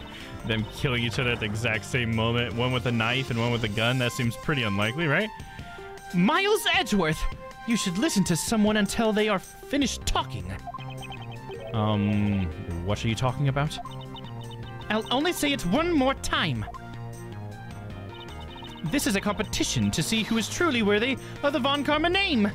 She said it 3 times now. Okay, Francesca, okay. No one cares. A competition? The person that figures out the truth first wins.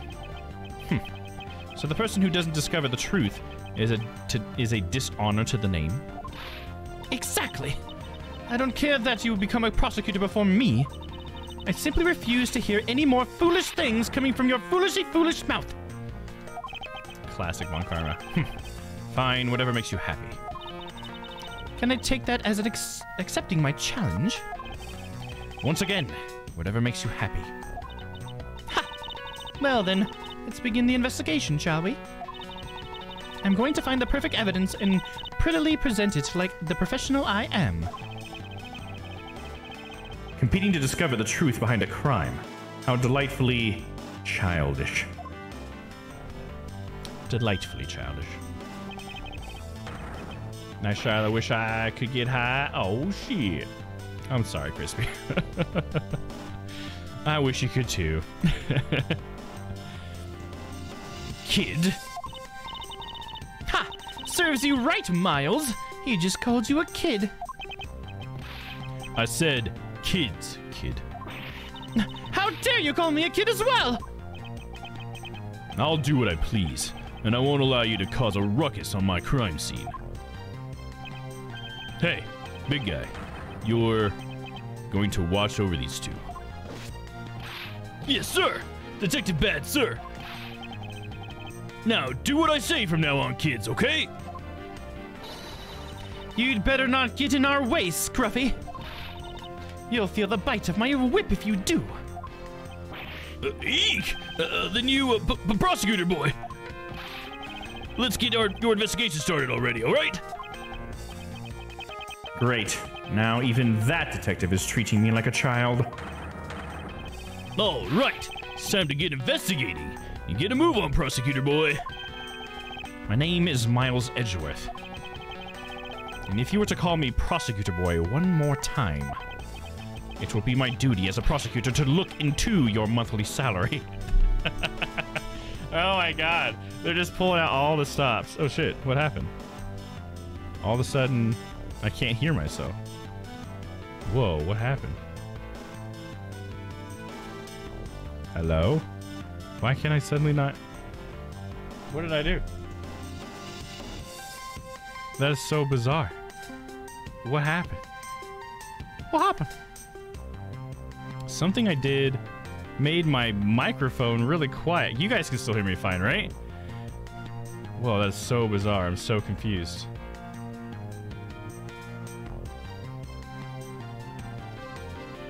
Something unplugged, perhaps?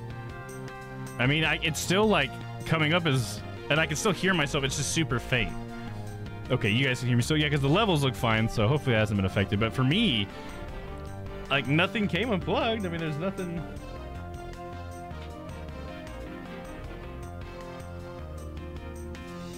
Everything's plugged in, and I see levels. I'm just really quiet all of a sudden. Let me try reselecting the mic. Oh, it didn't help. That is so bizarre. Like, all of a sudden, I just set my controller down, and it just happened. All of a sudden, I'm, like, super quiet. I haven't noticed a difference, and I have super hearing. Not to brag. All right, let me see here. I wonder, it must just be... Here, let me try this.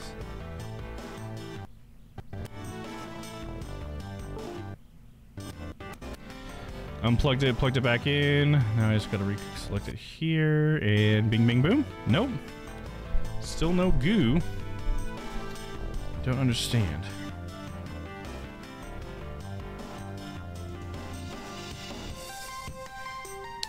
Oh, there we go. Okay. Weird. I just had to wiggle a cable on my mixer and it fixed it. That's so bizarre, though. Why did that randomly happen? Okay, anyways, back to the game, everyone. Whatever that was. Just act like it didn't happen. Oh gosh, I think after we get through this investigation period, I'm just gonna have to end the stream at that point. I'm just too hungry. It'll probably be close to 9:30 anyways. I'm just getting so hungry. I love that, though, that they're bringing everything back. You're looking to his salary, her calling him Scruffy, and then I just love Gumshoe so much. Ah, what? What would you do with my salary after you saw how much it was? How I make millions of yen. Just for you to do what's best for you. Thank you, Saw. Which I'm going to eat. Well, I have some leftover Chinese food from lunch today. Has some fried rice in there, so I could do that. Or I got some frozen taquitos, I guess, in the freezer. I'm running out of stuff, guys. I don't really have much left. Or I could always, I guess, go get some to eat, but we'll see. I probably should get rid of that Chinese food. Just top that off. So that's probably what it's going to be. That's up to you now, isn't it? Really? Sounds good, pal. He's so naive. Begin investigation. Defendant lobby number 2. Detective Bad, may I have a word with you? What is it? It appears that both a knife and a gun were used as murder weapons. Yeah, it does. Leads us to our first question of the investigation. Where did the men acquire the weapons? The gun was inside of Faraday's bag. It was a piece of evidence that was presented in the trial earlier today. It was used to kill the Cadopian embassy staff member. It's weird that, like, I had a burp just now, but I'm like, I don't have... What am I burping? I haven't eaten anything. I'm hungry. It's a hunger burp, I guess. We accidentally twinned today. I also had Chinese food for lunch. Hell yeah! Sounds great. I had honey chicken with egg drop soup and fried rice. What did you have still? I have a ramen egg and the rest of that melon for lunch. Nice. Love that eggs can be made so many ways. Oh, I know. That's one thing I love about eggs. Like, eggs have got to be, like, one of my favorite things to eat because there's so many great ways you can eat them. Savory, sweet, or whatever, man. There's just so many ways. So many different, like, textures and stuff, too. It's great. I love eggs. But I never heard anything about the knife. Mr. Well was being held by the police. There's no way he could have brought it in. Which means it's possible that Faraday had the knife on him from the start as well. Could it have been a piece of evidence that had yet to be presented? But then, why doesn't Detective Bad know about it? Wait, what if... It's possible that Mr. Faraday brought the knife in under the guise of prosecutorial evidence. He could have then brought it out and attacked Mr. Rell with it. Huh. Maybe you've got a brain in there after all, kid. Is he going to treat me like a child forever? Looks like Mr. Faraday attacked Mr. Well first, who then counterattacked. That's the only logical conclusion you can draw from a scene like this. Not yet. I feel that it's much too early to be drawing conclusions already. We must first find conclusive evidence, so as to ensure the honor of the Von Karma name. Yeah, we should probably actually look at the crime scene. You know, I don't know. Yeah, that might be a good idea. Let's look at the evidence bag. There's some stuff in the bag, pal. I suppose this was Mr. Faraday's bag. It's probably the trial evidence I was supposed to collect from him. This is the evidence? sesame chicken with fried rice, steamed edamame, boneless spare ribs, steamed chicken with broccoli, and white rice, and chicken noodle soup. I only had a little of each and have leftovers for days. I just craved all of those flavors. Oh, nice. Yeah, that's funny. I was about to say, man, every time you have a meal, it's always like a meal for 5 people. But that makes sense. You just got a little bit of everything, right? Just kind of wanted it to be like a buffet. You know what I mean? Or a hot pot, I guess. A hot pot's sort of like a buffet. Well, I guess it's all in the pot, right? So probably not. More like a buffet. No, I better not touch it. I'll leave prints on it. Do you just not pay attention to anything you do?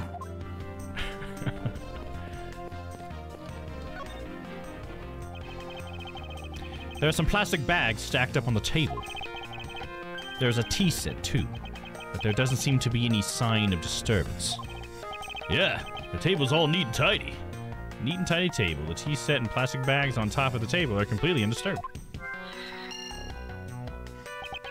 Maybe they were super quiet in their scuffle. After all, I didn't hear anything from out in the hallway, you know? Maybe the plastic bags scattered on the floor are throwing us off. Let's look at the tea set. I love buffets. Oh yeah, me too. Because they do the exact thing of just one small portion of many things. Oh yeah, for sure. Me too. That's the best thing about buffets is that you don't have to choose one flavor profile, you know? I have a little bit of that, a little bit of that, and then I'll eat that plate, and then I'll go back, and I'll get a little bit of something else, and then maybe the thing I really liked from the last plate. Buffets are fucking awesome. It's just like a shame that, like, at least around here, from what I can understand, pretty much the quarantine and COVID, like, fucking killed buffets. Because they're, like, not very sanitary, I guess, you know? I mean, I'm sure there's still buffets around, don't get me wrong, but I think the one around here got closed down, and I don't think it's coming back. The closest Chinese buffet, anyways.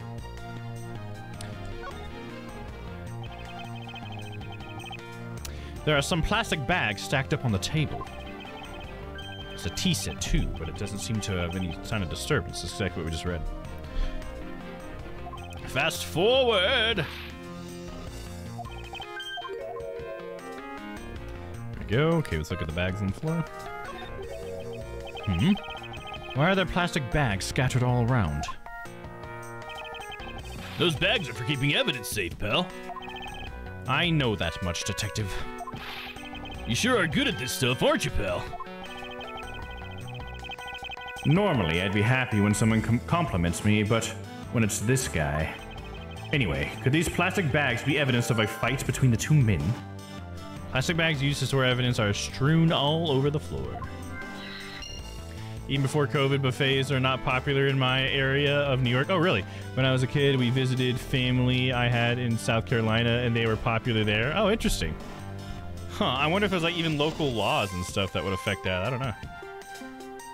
Yeah, I gotta say, there's not a whole lot around here, but honestly, there could be, and I'm just not aware of them. So I'm not really sure, but I only knew of one Chinese buffet that was near me. I knew of another one that closed down a long time ago. And there used to be a place called Ryan's. That was like a country food buffet, but I think it closed down too. Either that or it changed owners, so it might still be a buffet just called something else, but that would be a cool thing to go to as well. I haven't been to a country buffet in, God, like 10 years, dude? I haven't been to a country buffet in a long time. That'd be nice. Just fucking endless mashed potatoes and steak and fried chicken and everything you could ever want. That's American food, I guess. Alright, here we go. Looks like Mr. Faraday fell on top of Mr. Rell. At first glance, it seems like they must have killed each other, however. Using logic, the only logical conclusion is... Aha! What was that outburst for? My detective's instinct just hit me real hard. It was Mr. Rell that fell first, see? You don't need a detective's instinct for that. It's common sense. But I suppose we won't know much more than that until after I examine the bodies. I won't rest until I've inspected every suspicious-looking nook and cranny. I guess we'll look at the gun first. Looks like Mr. Faraday died while holding the gun in his right hand.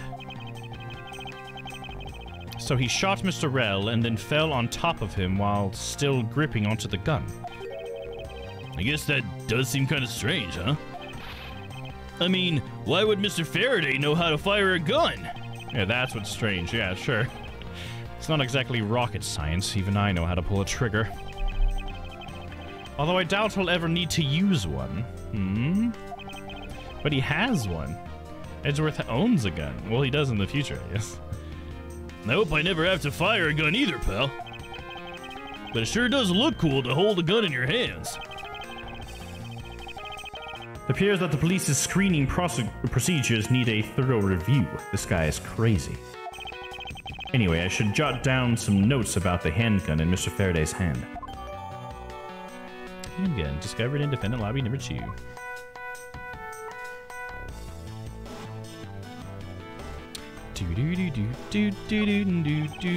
Oh, come on. It looks like Mr. Rell died with a knife in his hand. There is some blood stuck on it. Then he must have used it as a weapon. Yup, no doubt about it. Was Mr. Faraday carrying this on his personage? Did he bring this as a piece of evidence for the trial? Or did he bring it with a very different intention in mind? I should jot down some notes about it. Knife. Should we click on his butt? Aw, we can't deduce anything from his butt. Dead ass, though. First he killed the Cadopian emissary's staff member.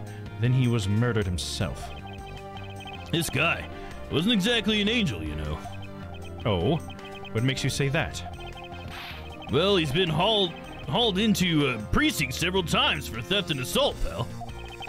So yeah, he's definitely the type to have committed a murder or two. Well, he did admit to killing Mr. Deedman. Another clip, though. Thank you. I appreciate that. Always love a good Ace Attorney clip, because we don't get them very often. So thank you. Hey, good point, pal. I knew my detective's intuition was telling me something. Detective's intuition? Yup. Did you know about it? It's a special feeling that all We don't have time for this conversation right now. Let's return to the investigation. Yoink. Da da da da da. All right, now his face. Mr. Faraday, how ironic it is for him to lose his life in a courthouse. Yeah, why did it have to be like this? I don't know what to say. I can't believe this happened while I was on watch, pal. Rather than beating yourself up, you should spend your time continuing the investigation. Didn't you become a detective in order to solve crimes? Yeah. Then get back to work. Find out the cause of this murder. Right! I'm on it, pal. Can't inspect his butt either. How about the plastic bag with blood on it? They tried to put blood in a plastic bag as evidence. They're like, just scoop some of the blood in this bag. Why are there plastic bags scattered all around? Those bags are for keeping evidence safe, pal. I know that much, detective. You sure are good. You're sure good at this stuff, aren't you, pal? Normally I'd be happy with it someone compliments me, but when it's this guy... Anyway, could these plastic bags be evidence of a fight between the two men? I'm surprised they didn't have more about it, because this one has blood on it. It's not just a plastic bag. It's a plastic bag with blood, dude. I think we've got everything we can from here. Don't see anything else that lets me examine. I guess his other hand, or is that the same as a plastic bag? Oh, it looks different. His hand is all black down here. See, or his hand is all black down here. See? I wonder what it could be. If you look closely, this blotching pattern resembles an ink stain. Mr. Faraday has ink on his left hand. Why is there ink in such a place anyway? Yeah, that's weird.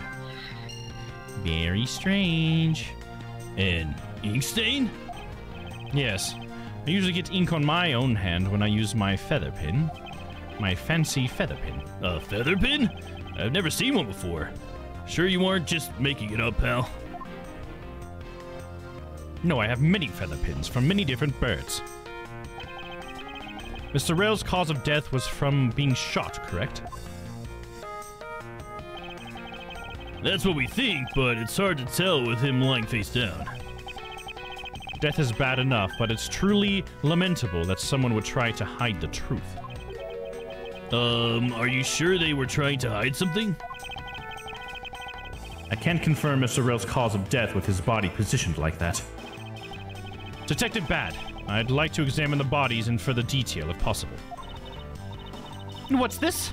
You're not able to form a theory with them the way they are? I believe an examination of the bodies is vital to finding the perfect evidence, don't you? I suppose you do have a point. Well, hurry up and get on with it. Labby. Yes, sir! We've taken enough photos of the scene, sir! And there you have it.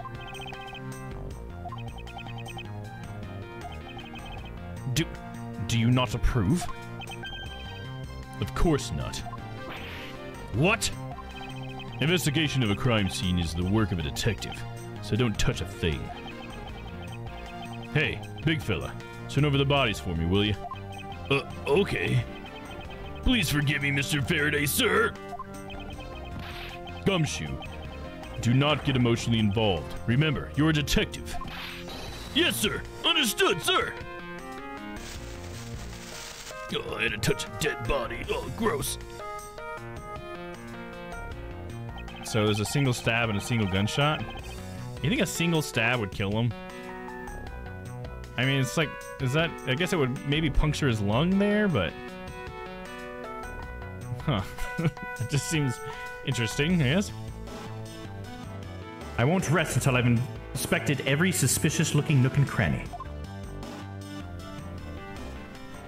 Okay, he's got a pin in his pocket. Is that suspicious? That could be where the ink came from. There's something in his breast pocket. It's a fountain pen. Fountain pen in pocket. The fountain pen in Mr. Faraday's pocket has an especially nice nib. Ooh, especially nice little nib. How do you like fountain pens? Hey, you know, I always keep a pencil behind my ear. It's because Detective Bad is always telling me, you should always write your name on everything you own. Yes, somehow you do strike me as quite a forgetful individual. Talking about the feather pin made me want to look up what the ballpoint pin, or when the ballpoint pin was invented in 1888, but not widely used until the 1950s. Yeah, wasn't there something about the ballpoint pin in space too? Like maybe it got like some new innovation, like a certain type of ballpoint pin or something? For some reason I thought there was something about space in ballpoint pins, but I could be completely wrong. I don't know why that's coming up. I don't know. Faraday's face. Let's examine that. Okay, it's the same thing that we said last time. Fast forward! Oh, damn it, fucking gnat! Get out of here! It flew into my eye! What the fuck? Fuck you, gnat! I feel assaulted.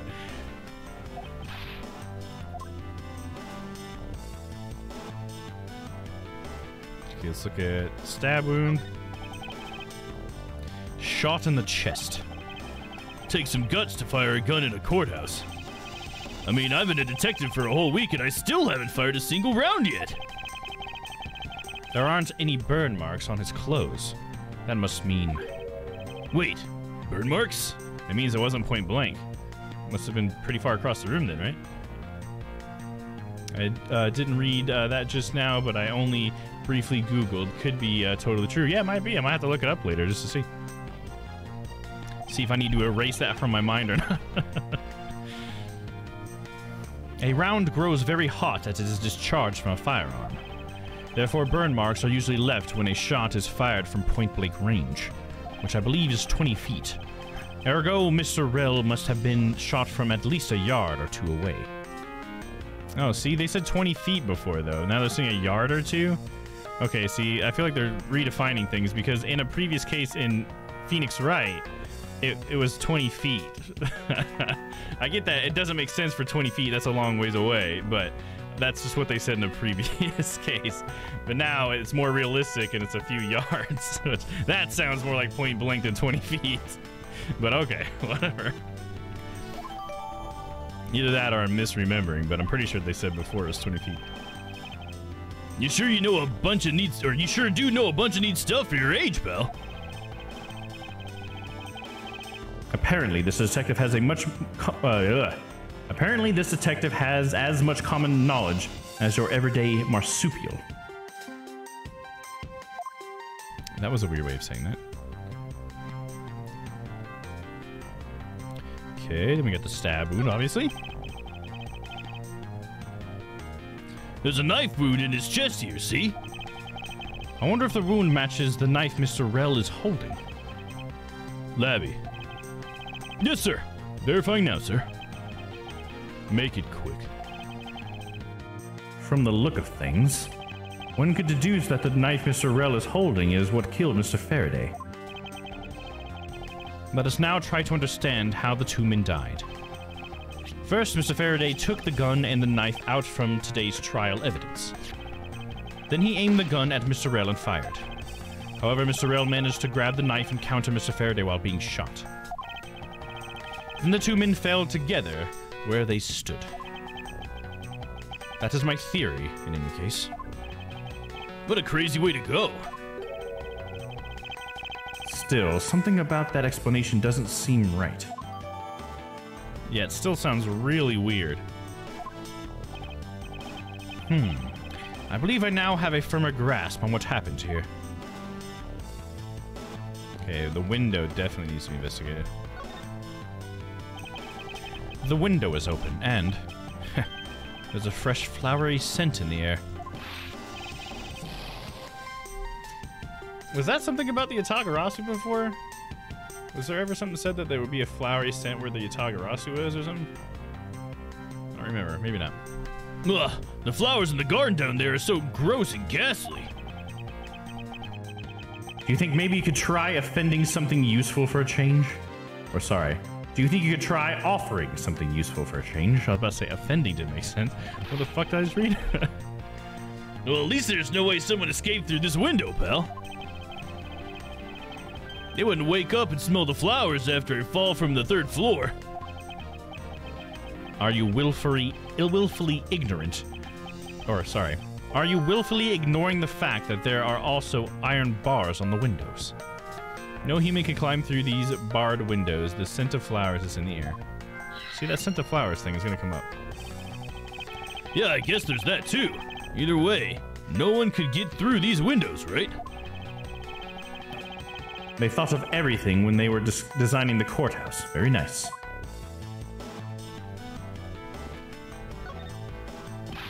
Whoa! What is it, Detective Gumshoe? My TV at home is so tiny compared to this one, pal. Then perhaps you should purchase a more normal-sized television like this one. Instead of this tiny little 19-inch. Oh, let me see here. Wow, this thing is huge. Ugh.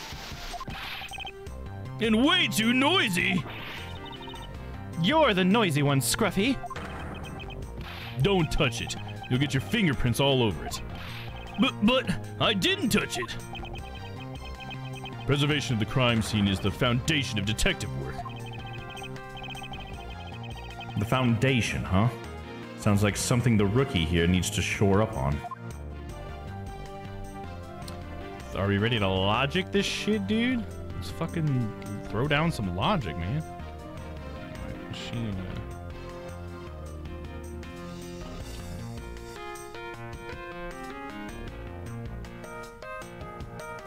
I'm glad the hunger's subsiding a little bit.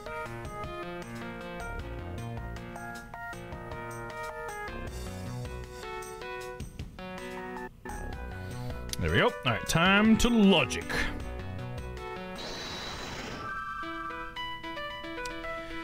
Okay, let's see here. Neat and tidy table. Lobby number 2 window. Ink stain. Fountain pen in the pocket. Plastic bag strewn all about. I'm thinking, obviously, fountain pen in the pocket and ink stain, right? That seems to be an obvious connection.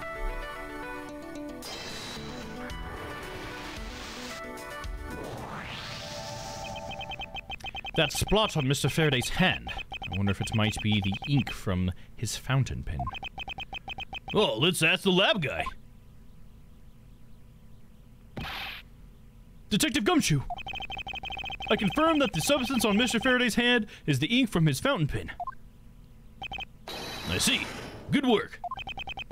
You know, I've always wanted to say that, even if it was just one time in my life. I feel like he said that before. If Mr. Faraday wrote with his fountain pen in his left hand, I think it's fair to assume he was left-handed. Then why was he holding the gun in his right hand? It appears that Mr. Faraday's pen is very important to our case as well. Okay, if you say so, pal. Mr. Faraday's fountain pen data jotted down in my organizer.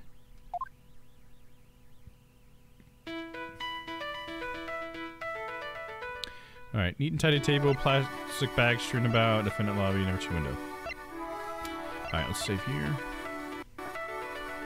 I'm thinking neat and tidy table with plastic bags strewn about. Because the ones on the table are fine, but there's some strewn about the floor as well, so that seems weird, right? Let's try connecting that. What do you say, edgy boy? There's a very tidy pile of plastic bags on the table. And yet a portion of them wound up scattered on the floor as well. It's not likely that the ones on the floor were knocked over during a struggle. In which case, did I say not likely? I think it is likely, right? In which case, might there not be another explanation as to why they got there? Another reason? I believe it's possible that the blood on the outside of this bag is related somehow. Eek! Please get that blood away from me, pal! Detective Gumshoe, whose blood is on this bag? Hold on, let me ask the lab guy. Alright, please hurry. Wait till you get a load of this, pal! It's Mr. Faraday's! Oh, and the technician said they didn't find anything else on or in the bag, either. It would appear that this bag is a very important piece of evidence. Okay, if you say so. I'll leave it in your hands, pal. Plastic bag with blood on it. Faraday's blood. I guess there's not much left to investigate, huh? They really did kill each other. No, we can't conclude that quite yet.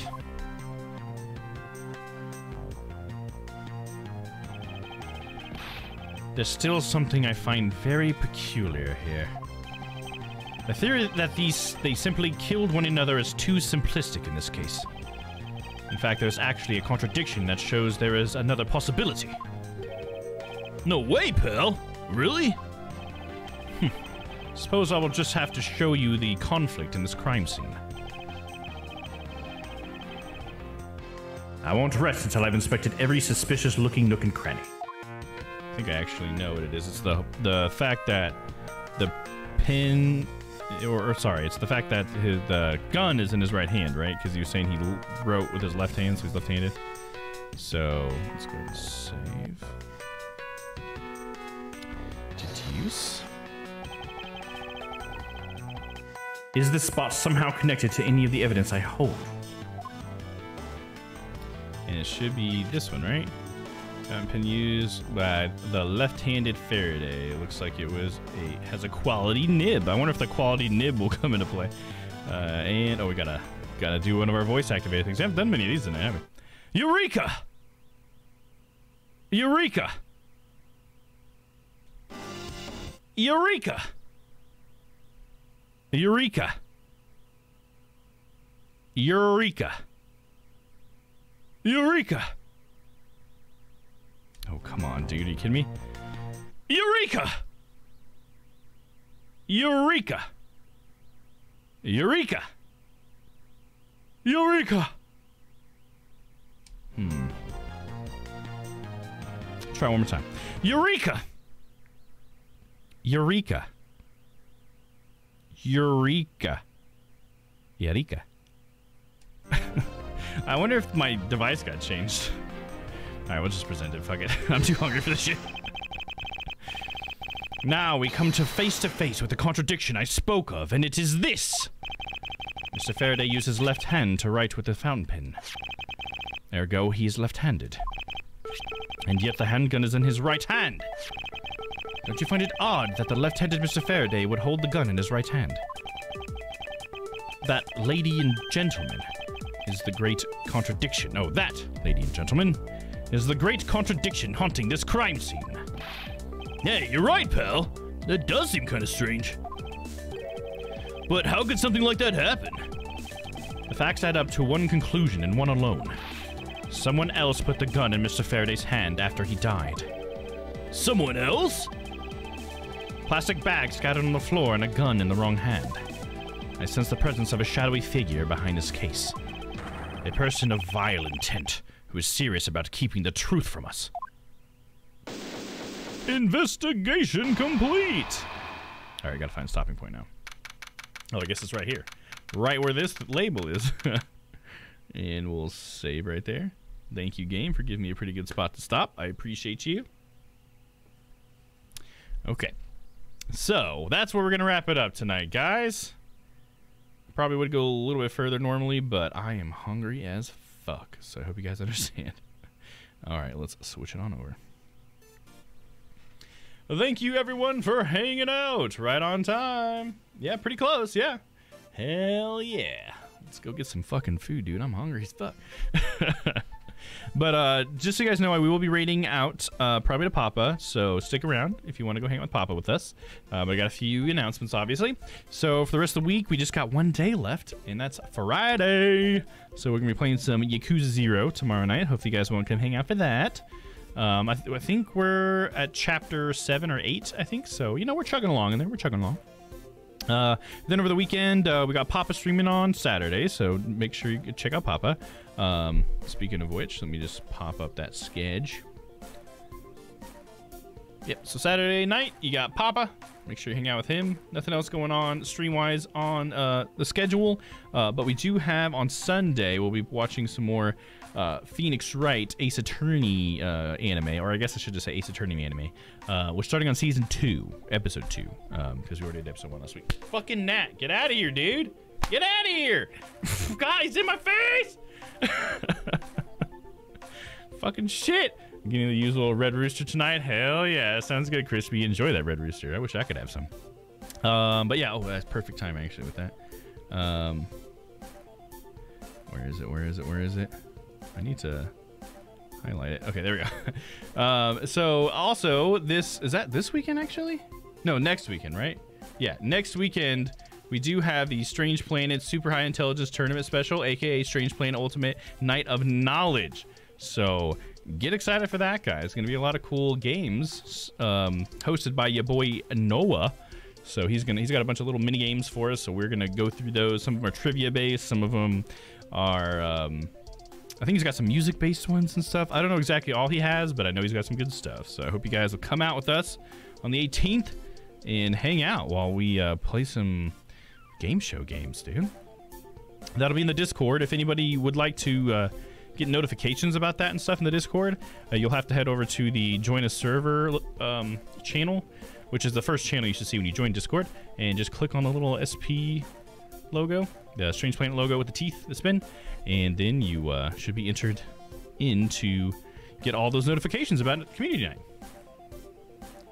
I'll send a piece in the mail. Oh, thank you. I appreciate that, Crispy. I will love that. Hopefully it's still good when you get here.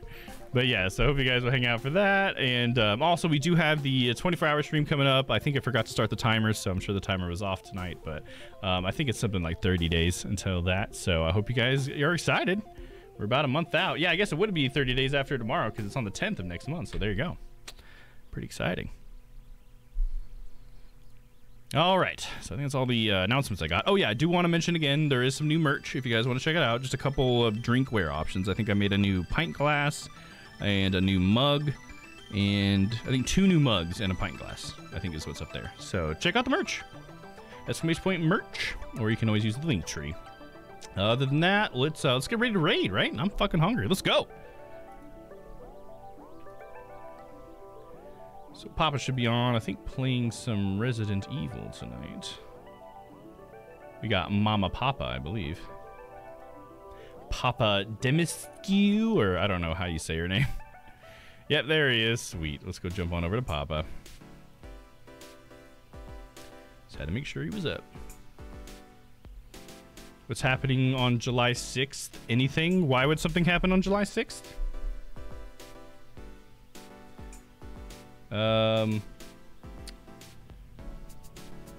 Why would something be happening on that day? Is it like your birthday or something? We certainly don't have anything special planned, so I'm not sure where that date's coming from. Here we go. Getting that raid command out there for you guys.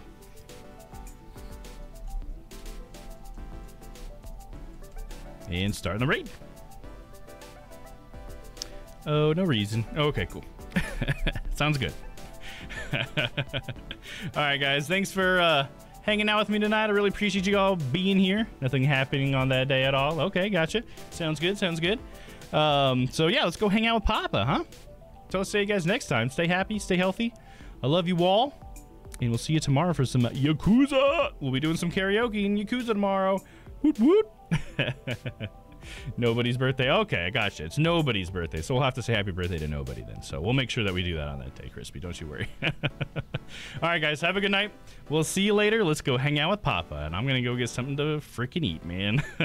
Maybe let Papa know I'm going to get something to eat, because I'm gonna immediately do it. All right, see you guys later. Have a good one. Enjoy Papa's stream. Bye-bye. Goodbye. Goodbye. Oh, hell yeah. Look at that rolling chat. Fuck yeah. All right. See you guys.